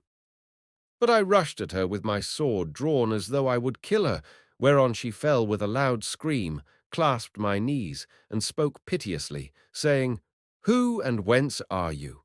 From what place and people have you come? How can it be that my drugs have no power to charm you? Never yet was any man able to stand so much as a taste of the herb I gave you. You must be spell-proof. Surely you can be none other than the bold hero Ulysses, who Mercury always said would come here some day with his ship while on his way home from Troy. So be it then, sheathe your sword and let us go to bed, that we may make friends and learn to trust each other."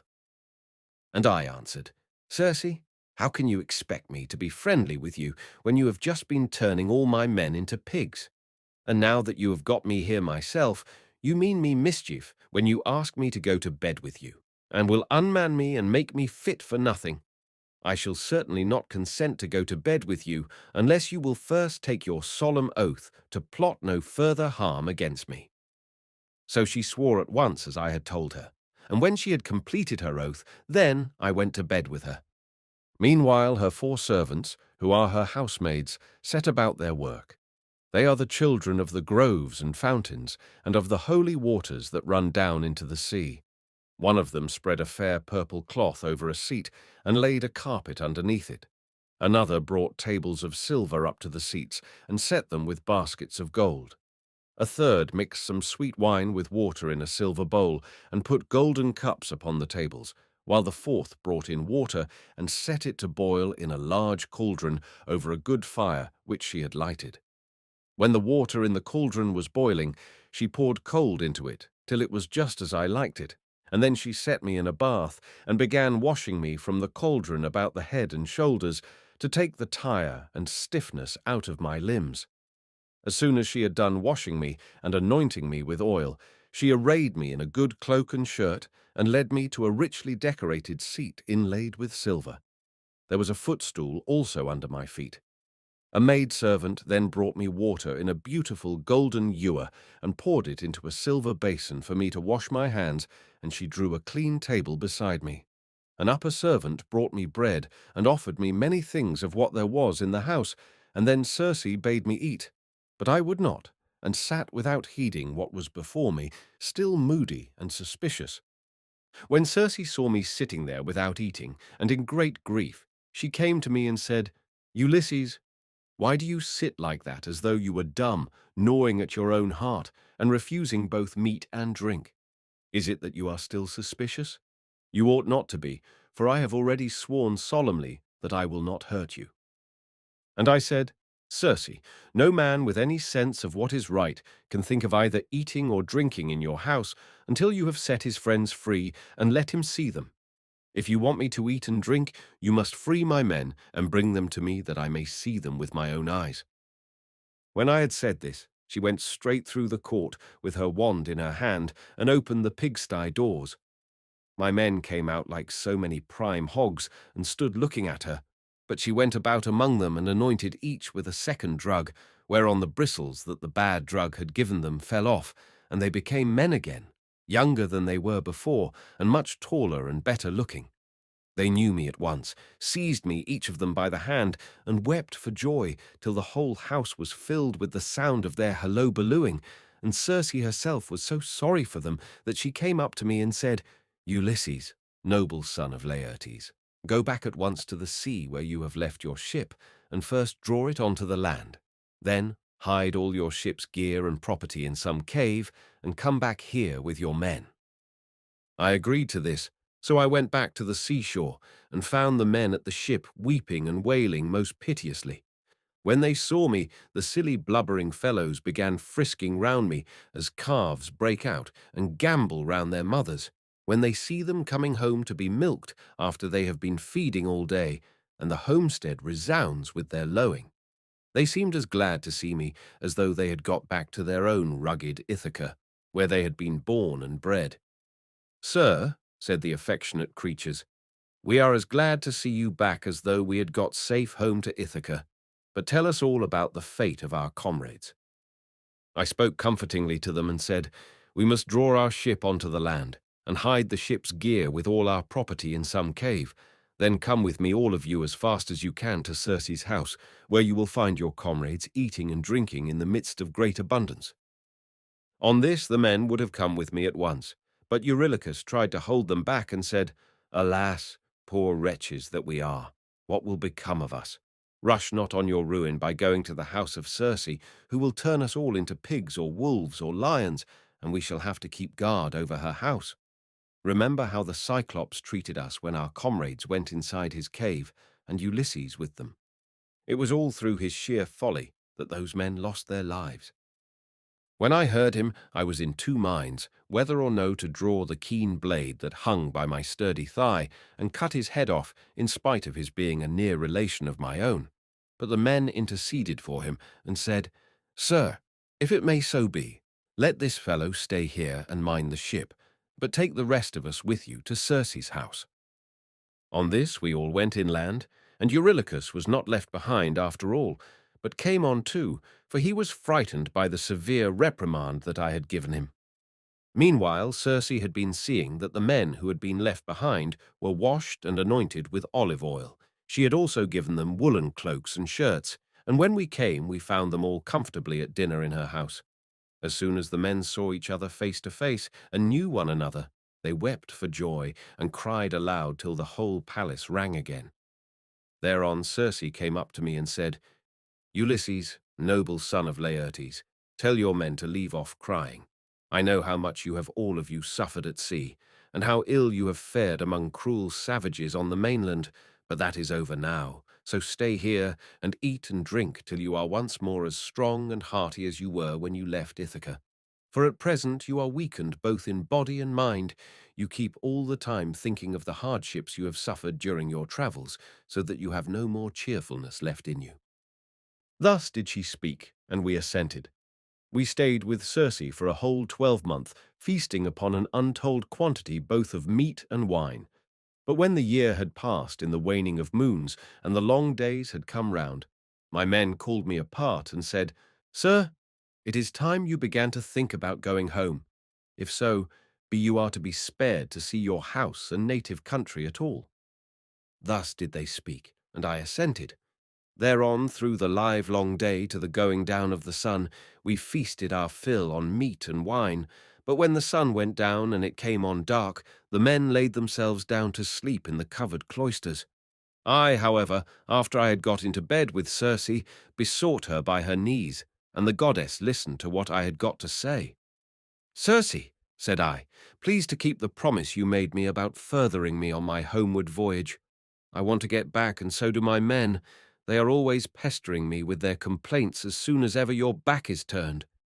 And the goddess answered, "Ulysses, noble son of Laertes, you shall none of you stay here any longer if you do not want to. But there is another journey which you have got to take before you can sail homewards. You must go to the house of Hades and of dread Proserpine to consult the ghost of the blind Theban prophet Teiresias, whose reason is still unshaken. To him alone has Proserpine left his understanding even in death, but the other ghosts flit about aimlessly." I was dismayed when I heard this. I sat up in bed and wept, and would gladly have lived no longer to see the light of the sun. But presently, when I was tired of weeping and tossing myself about, I said, "And who shall guide me upon this voyage? For the house of Hades is a port that no ship can reach." "You will want no guide," she answered. "Raise your mast, set your white sails, sit quite still, and the north wind will blow you there of itself. When your ship has traversed the waters of Oceanus, you will reach the fertile shore of Proserpine's country, with its groves of tall poplars and willows that shed their fruit untimely. Here beach your ship upon the shore of Oceanus, and go straight on to the dark abode of Hades. You will find it near the place where the rivers Pyriphlegethon and Cocytus, which is a branch of the river Styx, flow into Acheron, and you will see a rock near it, just where the two roaring rivers run into one another. When you have reached this spot, as I now tell you, dig a trench a cubit or so in length, breadth, and depth, and pour into it as a drink offering to all the dead, first honey mixed with milk, then wine, and in the third place water, sprinkling white barley meal over the whole. Moreover, you must offer many prayers to the poor feeble ghosts, and promise them that when you get back to Ithaca, you will sacrifice a barren heifer to them, the best you have, and will load the pyre with good things. More particularly, you must promise that Teiresias shall have a black sheep all to himself, the finest in all your flocks. When you shall have thus besought the ghosts with your prayers, offer them a ram and a black ewe, bending their heads towards Erebus, but yourself turn away from them as though you would make towards the river. On this, many dead men's ghosts will come to you, and you must tell your men to skin the two sheep that you have just killed, and offer them as a burnt sacrifice with prayers to Hades and to Proserpine. Then draw your sword and sit there, so as to prevent any other poor ghost from coming near the spilt blood before Tiresias shall have answered your questions. The seer will presently come to you and will tell you about your voyage, what stages you are to make, and how you are to sail the sea so as to reach your home." It was daybreak by the time she had done speaking, so she dressed me in my shirt and cloak. As for herself, she threw a beautiful light gossamer fabric over her shoulders, fastening it with a golden girdle round her waist, and she covered her head with a mantle. Then I went about among the men everywhere, all over the house, and spoke kindly to each of them, man by man. "You must not lie sleeping here any longer," said I to them. "We must be going, for Circe has told me all about it." And on this they did as I bade them. Even so, however, I did not get them away without misadventure. We had with us a certain youth named Elpenor, not very remarkable for sense or courage, who had got drunk and was lying on the housetop away from the rest of the men to sleep off his liquor in the cool. When he heard the noise of the men bustling about, he jumped up on a sudden and forgot all about coming down by the main staircase, so he tumbled right off the roof and broke his neck, and his soul went down to the house of Hades. When I had got the men together, I said to them, "You think you are about to start home again, but Circe has explained to me that instead of this, we have got to go to the house of Hades and Proserpine to consult the ghost of the Theban prophet Tiresias." The men were broken-hearted as they heard me, and threw themselves on the ground, groaning and tearing their hair, but they did not mend matters by crying. When we reached the seashore, weeping and lamenting our fate, Circe brought the ram and the ewe, and we made them fast hard by the ship. She passed through the midst of us without our knowing it, for who can see the comings and goings of a god if the god does not wish to be seen? Book 11. The Visit to the Dead, 88. Then, when we had got down to the seashore, we drew our ship into the water and got her mast and sails into her. We also put the sheep on board and took our places, weeping and in great distress of mind. Circe, that great and cunning goddess, sent us a fair wind that blew dead aft and stayed steadily with us, keeping our sails all the time well filled. So we did whatever wanted doing to the ship's gear, and let her go as the wind and helmsman headed her. All day long her sails were full as she held her course over the sea, but when the sun went down and darkness was over all the earth, we got into the deep waters of the river Oceanus, where lie the land and city of the Cimmerians, who live enshrouded in mist and darkness, which the rays of the sun never pierce, neither at his rising, nor as he goes down again out of the heavens. But the poor wretches live in one long melancholy night. When we got there, we beached the ship, took the sheep out of her, and went along by the waters of Oceanus till we came to the place of which Circe had told us.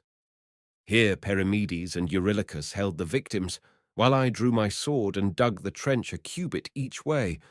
I made a drink offering to all the dead, first with honey and milk, then with wine, and thirdly with water, and I sprinkled white barley meal over the whole, praying earnestly to the poor feckless ghosts, and promising them that when I got back to Ithaca, I would sacrifice a barren heifer for them, the best I had, and would load the pyre with good things. I also particularly promised that Tiresias should have a black sheep to himself, the best in all my flocks. When I had prayed sufficiently to the dead, I cut the throats of the 2 sheep and let the blood run into the trench, whereon the ghosts came trooping up from Erebus, brides, 89 young bachelors, old men worn out with toil, maids who had been crossed in love, and brave men who had been killed in battle, with their armour still smirched with blood. They came from every quarter and flitted round the trench with a strange kind of screaming sound that made me turn pale with fear.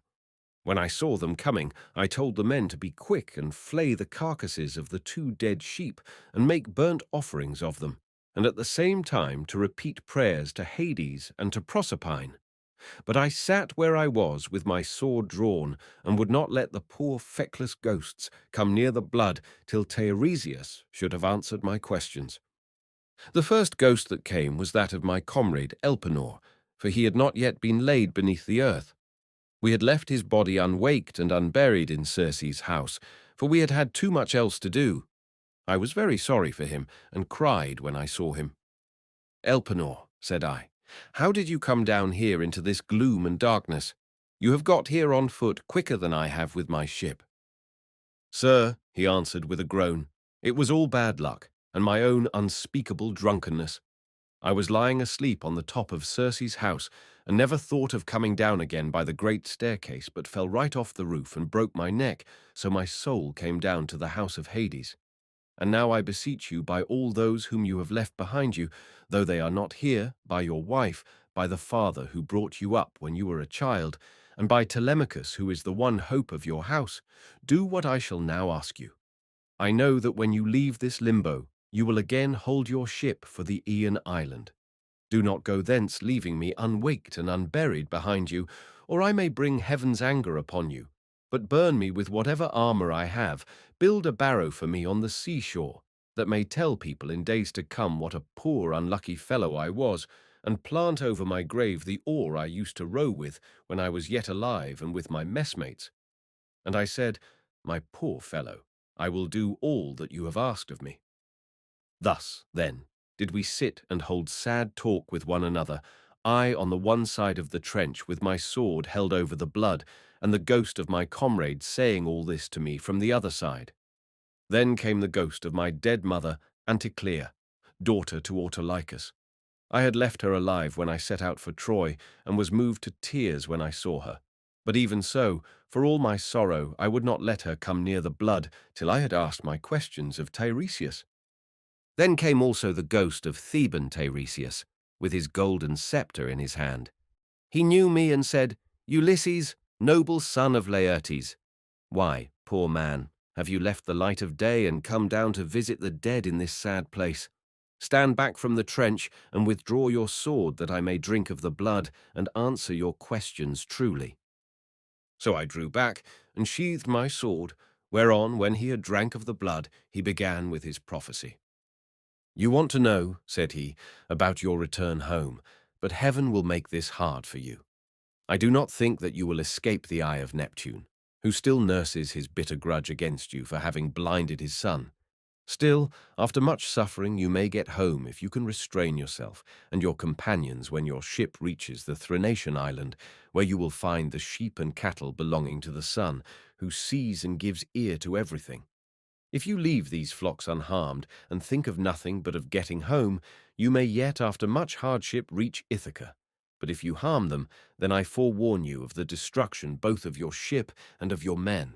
Even though you may yourself escape, you will return in bad plight after losing all your men in another man's ship, and you will find trouble in your house, which will be overrun by high-handed people who are devouring your substance under the pretext of paying court and making presents to your wife.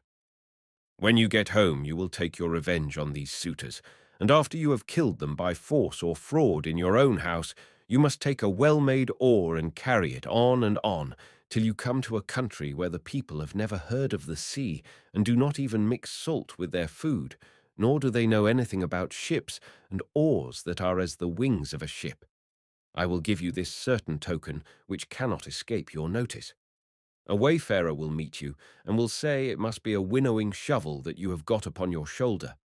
On this you must fix the oar in the ground, and sacrifice a ram, a bull, and a boar to Neptune. 90. Then go home and offer hecatombs to all the gods in heaven, one after the other. As for yourself, death shall come to you from the sea, and your life shall ebb away very gently when you are full of years and peace of mind, and your people shall bless you. All that I have said will come true. 91. This, I answered, must be as it may please heaven. But tell me, and tell me, and tell me, true. I see my poor mother's ghost close by us. She is sitting by the blood without saying a word, and though I am her own son, she does not remember me and speak to me. Tell me, sir, how I can make her know me. That, said he, I can soon do. Any ghost that you let taste of the blood will talk with you like a reasonable being, but if you do not let them have any blood, they will go away again. On this, the ghost of Tiresias went back to the house of Hades, for his prophesyings had now been spoken, but I sat still where I was until my mother came up and tasted the blood. Then she knew me at once and spoke fondly to me, saying, My son, how did you come down to this abode of darkness while you are still alive? It is a hard thing for the living to see these places, for between us and them there are great and terrible waters, and there is Oceanus, which no man can cross on foot, but he must have a good ship to take him. Are you all this time trying to find your way home from Troy, and have you never yet got back to Ithaca, nor seen your wife in your own house?" "Mother," said I was forced to come here to consult the ghost of the Theban prophet Tiresias. I have never yet been near the Achaean land, nor set foot on my native country, and I have had nothing but one long series of misfortunes from the very first day that I set out with Agamemnon for Ilius, the land of noble steeds, to fight the Trojans. But tell me, and tell me true, in what way did you die? Did you have a long illness, or did heaven vouchsafe you a gentle, easy passage to eternity? Tell me also about my father, and the son whom I left behind me. Is my property still in their hands, or has someone else got hold of it who thinks that I shall not return to claim it? Tell me again what my wife intends doing, and in what mind she is. Does she live with my son and guard my estate securely, or has she made the best match she could and married again?" My mother answered, "Your wife still remains in your house, but she is in great distress of mind, and spends her whole time in tears both night and day. No one as yet has got possession of your fine property, and Telemachus still holds your lands undisturbed. He has to entertain largely, as of course he must, considering his position as a magistrate, 92, and how everyone invites him. Your father remains at his old place in the country, and never goes near the town. He has no comfortable bed nor bedding. In the winter, he sleeps on the floor in front of the fire with the men, and goes about all in rags. But in summer, when the warm weather comes on again, he lies out in the vineyard on a bed of vine leaves thrown anyhow upon the ground. He grieves continually about your never having come home, and suffers more and more as he grows older. As for my own end, it was in this wise. Heaven did not take me swiftly and painlessly in my own house, nor was I attacked by any illness, such as those that generally wear people out and kill them, but my longing to know what you were doing, and the force of my affection for you.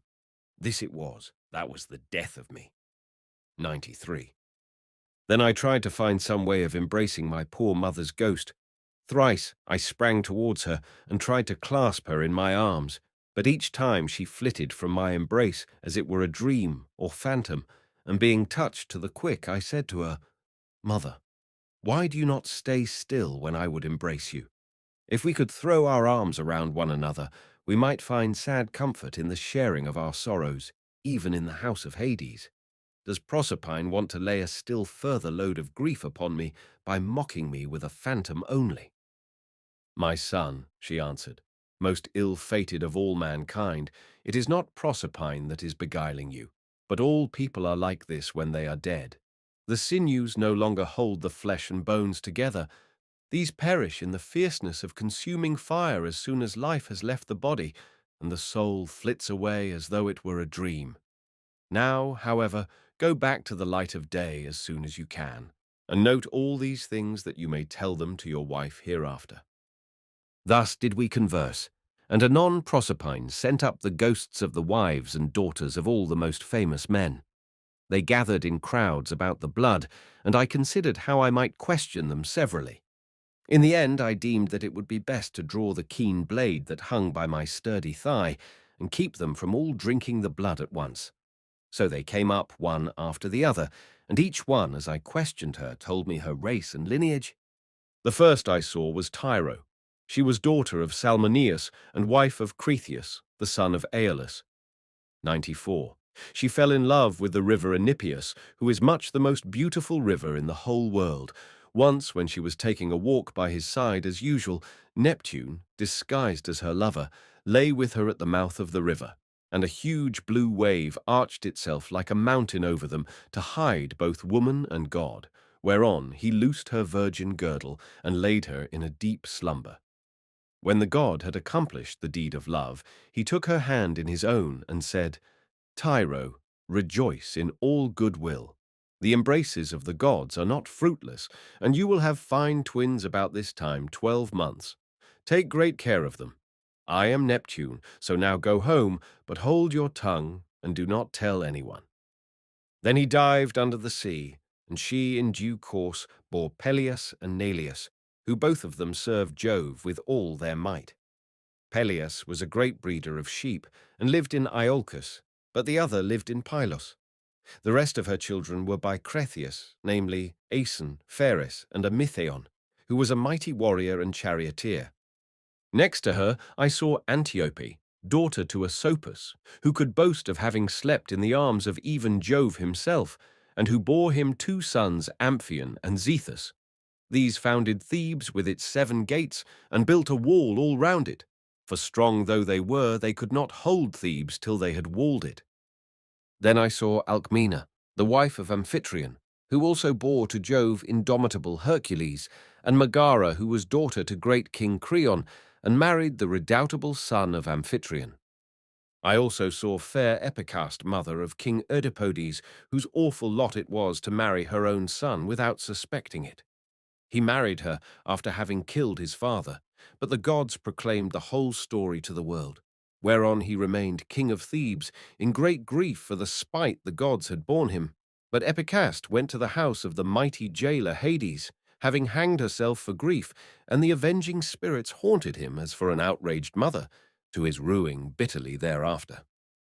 Then I saw Chloris, whom Neleus married for her beauty, having given priceless presents for her.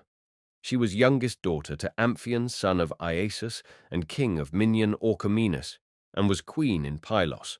She bore Nestor, Chromius, and Periclymenus, and she also bore that marvellously lovely woman Pero, who was wooed by all the country round, but Neleus would only give her to him, who should raid the cattle of Iphicles from the grazing grounds of Phyllis, and this was a hard task.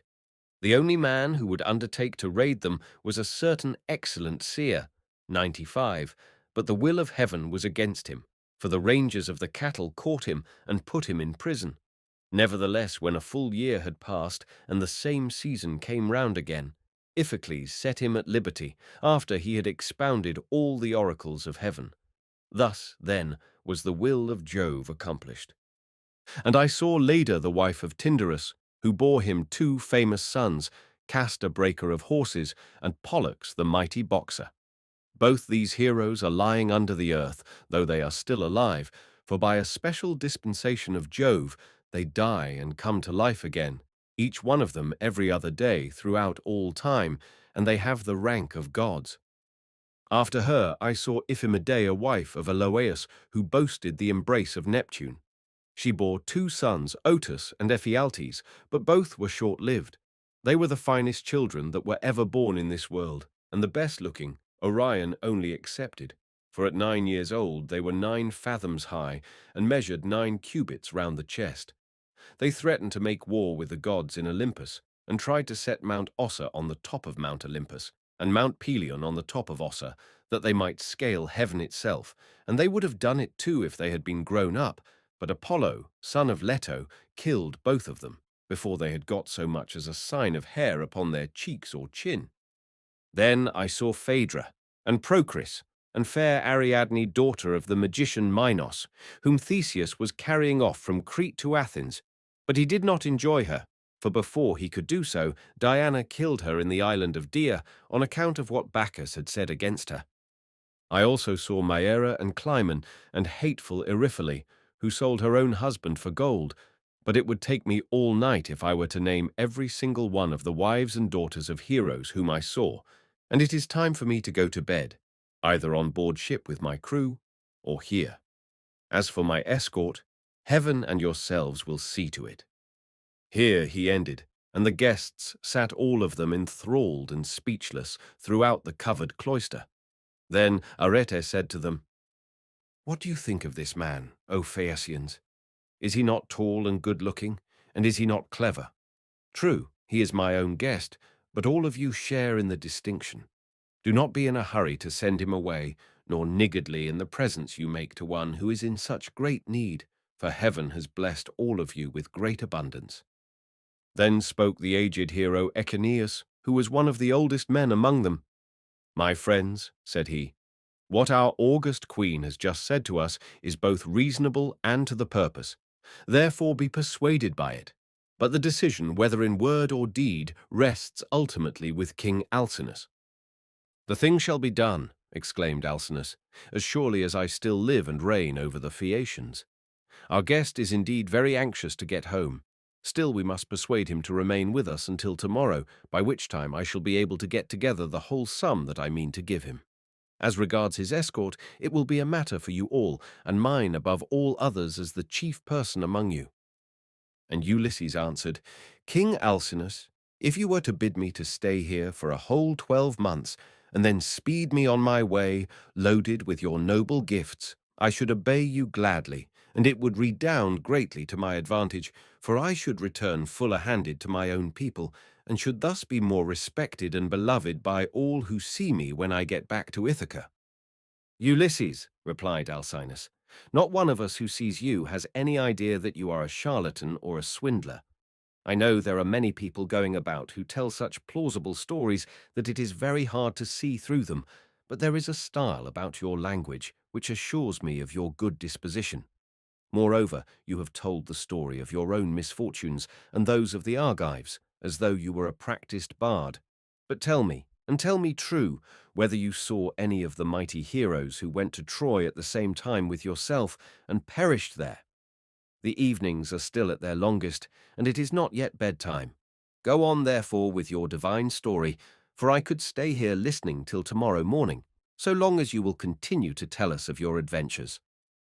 "Alcinous," answered Ulysses, "there is a time for making speeches, and a time for going to bed. Nevertheless, since you so desire, I will not refrain from telling you the still sadder tale of those of my comrades who did not fall fighting with the Trojans, but perished on their return through the treachery of a wicked woman. When Proserpine had dismissed the female ghosts in all directions, the ghost of Agamemnon son of Atreus came sadly up to me, surrounded by those who had perished with him in the house of Aegisthus. As soon as he had tasted the blood, he knew me, and weeping bitterly stretched out his arms towards me to embrace me. But he had no strength nor substance any more, and I too wept and pitied him as I beheld him. 'How did you come by your death?' said I, 'King Agamemnon? Did Neptune raise his winds and waves against you when you were at sea, or did your enemies make an end of you on the main land when you were cattle lifting or sheep stealing, or while they were fighting in defense of their wives and city?' 'Ulysses,' he answered, 'noble son of Laertes, I was not lost at sea in any storm of Neptune's raising, nor did my foes dispatch me upon the mainland, but Aegisthus and my wicked wife were the death of me between them. He asked me to his house, feasted me, and then butchered me most miserably, as though I were a fat beast in a slaughter-house, while all around me my comrades were slain like sheep or pigs for the wedding breakfast, or picnic, or gorgeous banquet of some great nobleman. You must have seen numbers of men killed either in a general engagement or in single combat, but you never saw anything so truly pitiable as the way in which we fell in that cloister, with the mixing bowl and the loaded tables lying all about, and the ground reeking with our blood. I heard Priam's daughter Cassandra scream as Clytemnestra killed her close beside me. I lay dying upon the earth with the sword in my body, and raised my hands to kill the slut of a murderess, but she slipped away from me. She would not even close my lips nor my eyes when I was dying, for there is nothing in this world so cruel and so shameless as a woman when she has fallen into such guilt as hers was. Fancy murdering her own husband. I thought I was going to be welcomed home by my children and my servants, but her abominable crime has brought disgrace on herself and all women who shall come after, even on the good ones." And I said, "In truth, Jove has hated the house of Atreus from first to last in the matter of their women's counsels. See how many of us fell for Helen's sake, and now it seems that Clytemnestra hatched mischief against you too during your absence. Be sure, therefore," continued Agamemnon, "and not be too friendly even with your own wife. Do not tell her all that you know perfectly well yourself. Tell her a part only, and keep your own counsel about the rest. Not that your wife, Ulysses, is likely to murder you, for Penelope is a very admirable woman and has an excellent nature. We left her a young bride with an infant at her breast when we set out for Troy.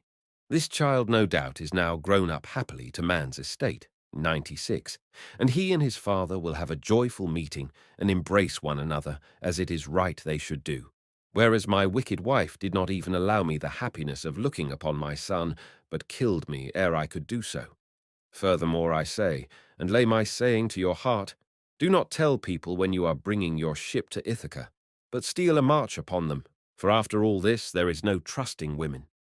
But now tell me, and tell me true, can you give me any news of my son Orestes? Is he in Orchomenus, or at Pylos, or is he at Sparta with Menelaus? For I presume that he is still living. And I said, Agamemnon, why do you ask me? I do not know whether your son is alive or dead, and it is not right to talk when one does not know. As we two sat weeping and talking thus sadly with one another, the ghost of Achilles came up to us with Patroclus, Antilochus, and Ajax, who was the finest and goodliest man of all the Danaans after the son of Peleus. The fleet descendant of Aeacus knew me and spoke piteously, saying, Ulysses, noble son of Laertes, what deed of daring will you undertake next, that you venture down to the house of Hades among us silly dead, who are but the ghosts of them that can labour no more? And I said, Achilles, son of Peleus, foremost champion of the Achaeans, I came to consult Tiresias, and see if he could advise me about my return home to Ithaca, for I have never yet been able to get near the Achaean land, nor to set foot in my own country, but have been in trouble all the time. As for you, Achilles, no one was ever yet so fortunate as you have been, nor ever will be, for you were adored by all us Argives as long as you were alive, and now that you are here you are a great prince among the dead. Do not therefore take it so much to heart even if you are dead. Say not a word, he answered, in death's favour. I would rather be a paid servant in a poor man's house and be above ground than king of kings among the dead. But give me news about my son. Is he gone to the wars, and will he be a great soldier? Or is this not so? Tell me also if you have heard anything about my father Peleus. Does he still rule among the Myrmidons, or do they show him no respect throughout Hellas and Phthia, now that he is old and his limbs fail him? Could I but stand by his side, in the light of day, with the same strength that I had when I killed the bravest of our foes upon the plain of Troy, could I but be as I then was, and go even for a short time to my father's house, anyone who tried to do him violence or supersede him would soon rue it. I have heard nothing, I answered, of Peleus, but I can tell you all about your son Neoptolemus, for I took him in my own ship from Scyros with the Achaeans. In our councils of war before Troy, he was always first to speak, and his judgment was unerring. Nestor and I were the only two who could surpass him, and when it came to fighting on the plain of Troy, he would never remain with the body of his men, but would dash on far in front, foremost of them all in valour. Many a man did he kill in battle. I cannot name every single one of those whom he slew while fighting on the side of the Argives, but will only say how he killed that valiant hero, Eurypylus, son of Telephus, who was the handsomest man I ever saw, except Memnon. Many others also of the Cettians fell around him by reason of a woman's bribes. Moreover, when all the bravest of the Argives went inside the horse that Epeius had made, and it was left to me to settle when we should either open the door of our ambuscade or close it, though all the other leaders and chief men among the Danaans were drying their eyes and quaking in every limb, I never once saw him turn pale nor wipe a tear from his cheek. He was all the time urging me to break out from the horse, grasping the handle of his sword and his bronze-shod spear, and breathing fury against the foe. Yet when we had sacked the city of Priam, he got his handsome share of the prize money and went on board, such is the fortune of war, without a wound upon him, neither from a thrown spear nor in close combat, for the rage of Mars is a matter of great chance. When I had told him this, the ghost of Achilles strode off across a meadow full of asphodel, exulting over what I had said concerning the prowess of his son. The ghosts of other dead men stood near me, and told me each his own melancholy tale, but that of Ajax son of Telamon alone held aloof, still angry with me for having won the cause in our dispute about the armour of Achilles. Thetis had offered it as a prize, but the Trojan prisoners and Minerva were the judges. Would that I had never gained the day in such a contest, for it cost the life of Ajax, who was foremost of all the Danaans after the son of Peleus, alike in stature and prowess. When I saw him, I tried to pacify him and said, Ajax, will you not forget and forgive even in death? But must the judgment about that hateful armor still rankle with you? It cost us Argives dear enough to lose such a tower of strength as you were to us. We mourned you as much as we mourned Achilles, son of Peleus himself. Nor can the blame be laid on anything but on the spite which Jove bore against the Danaans, for it was this that made him counsel your destruction. Come hither, therefore, bring your proud spirit into subjection, and hear what I can tell you."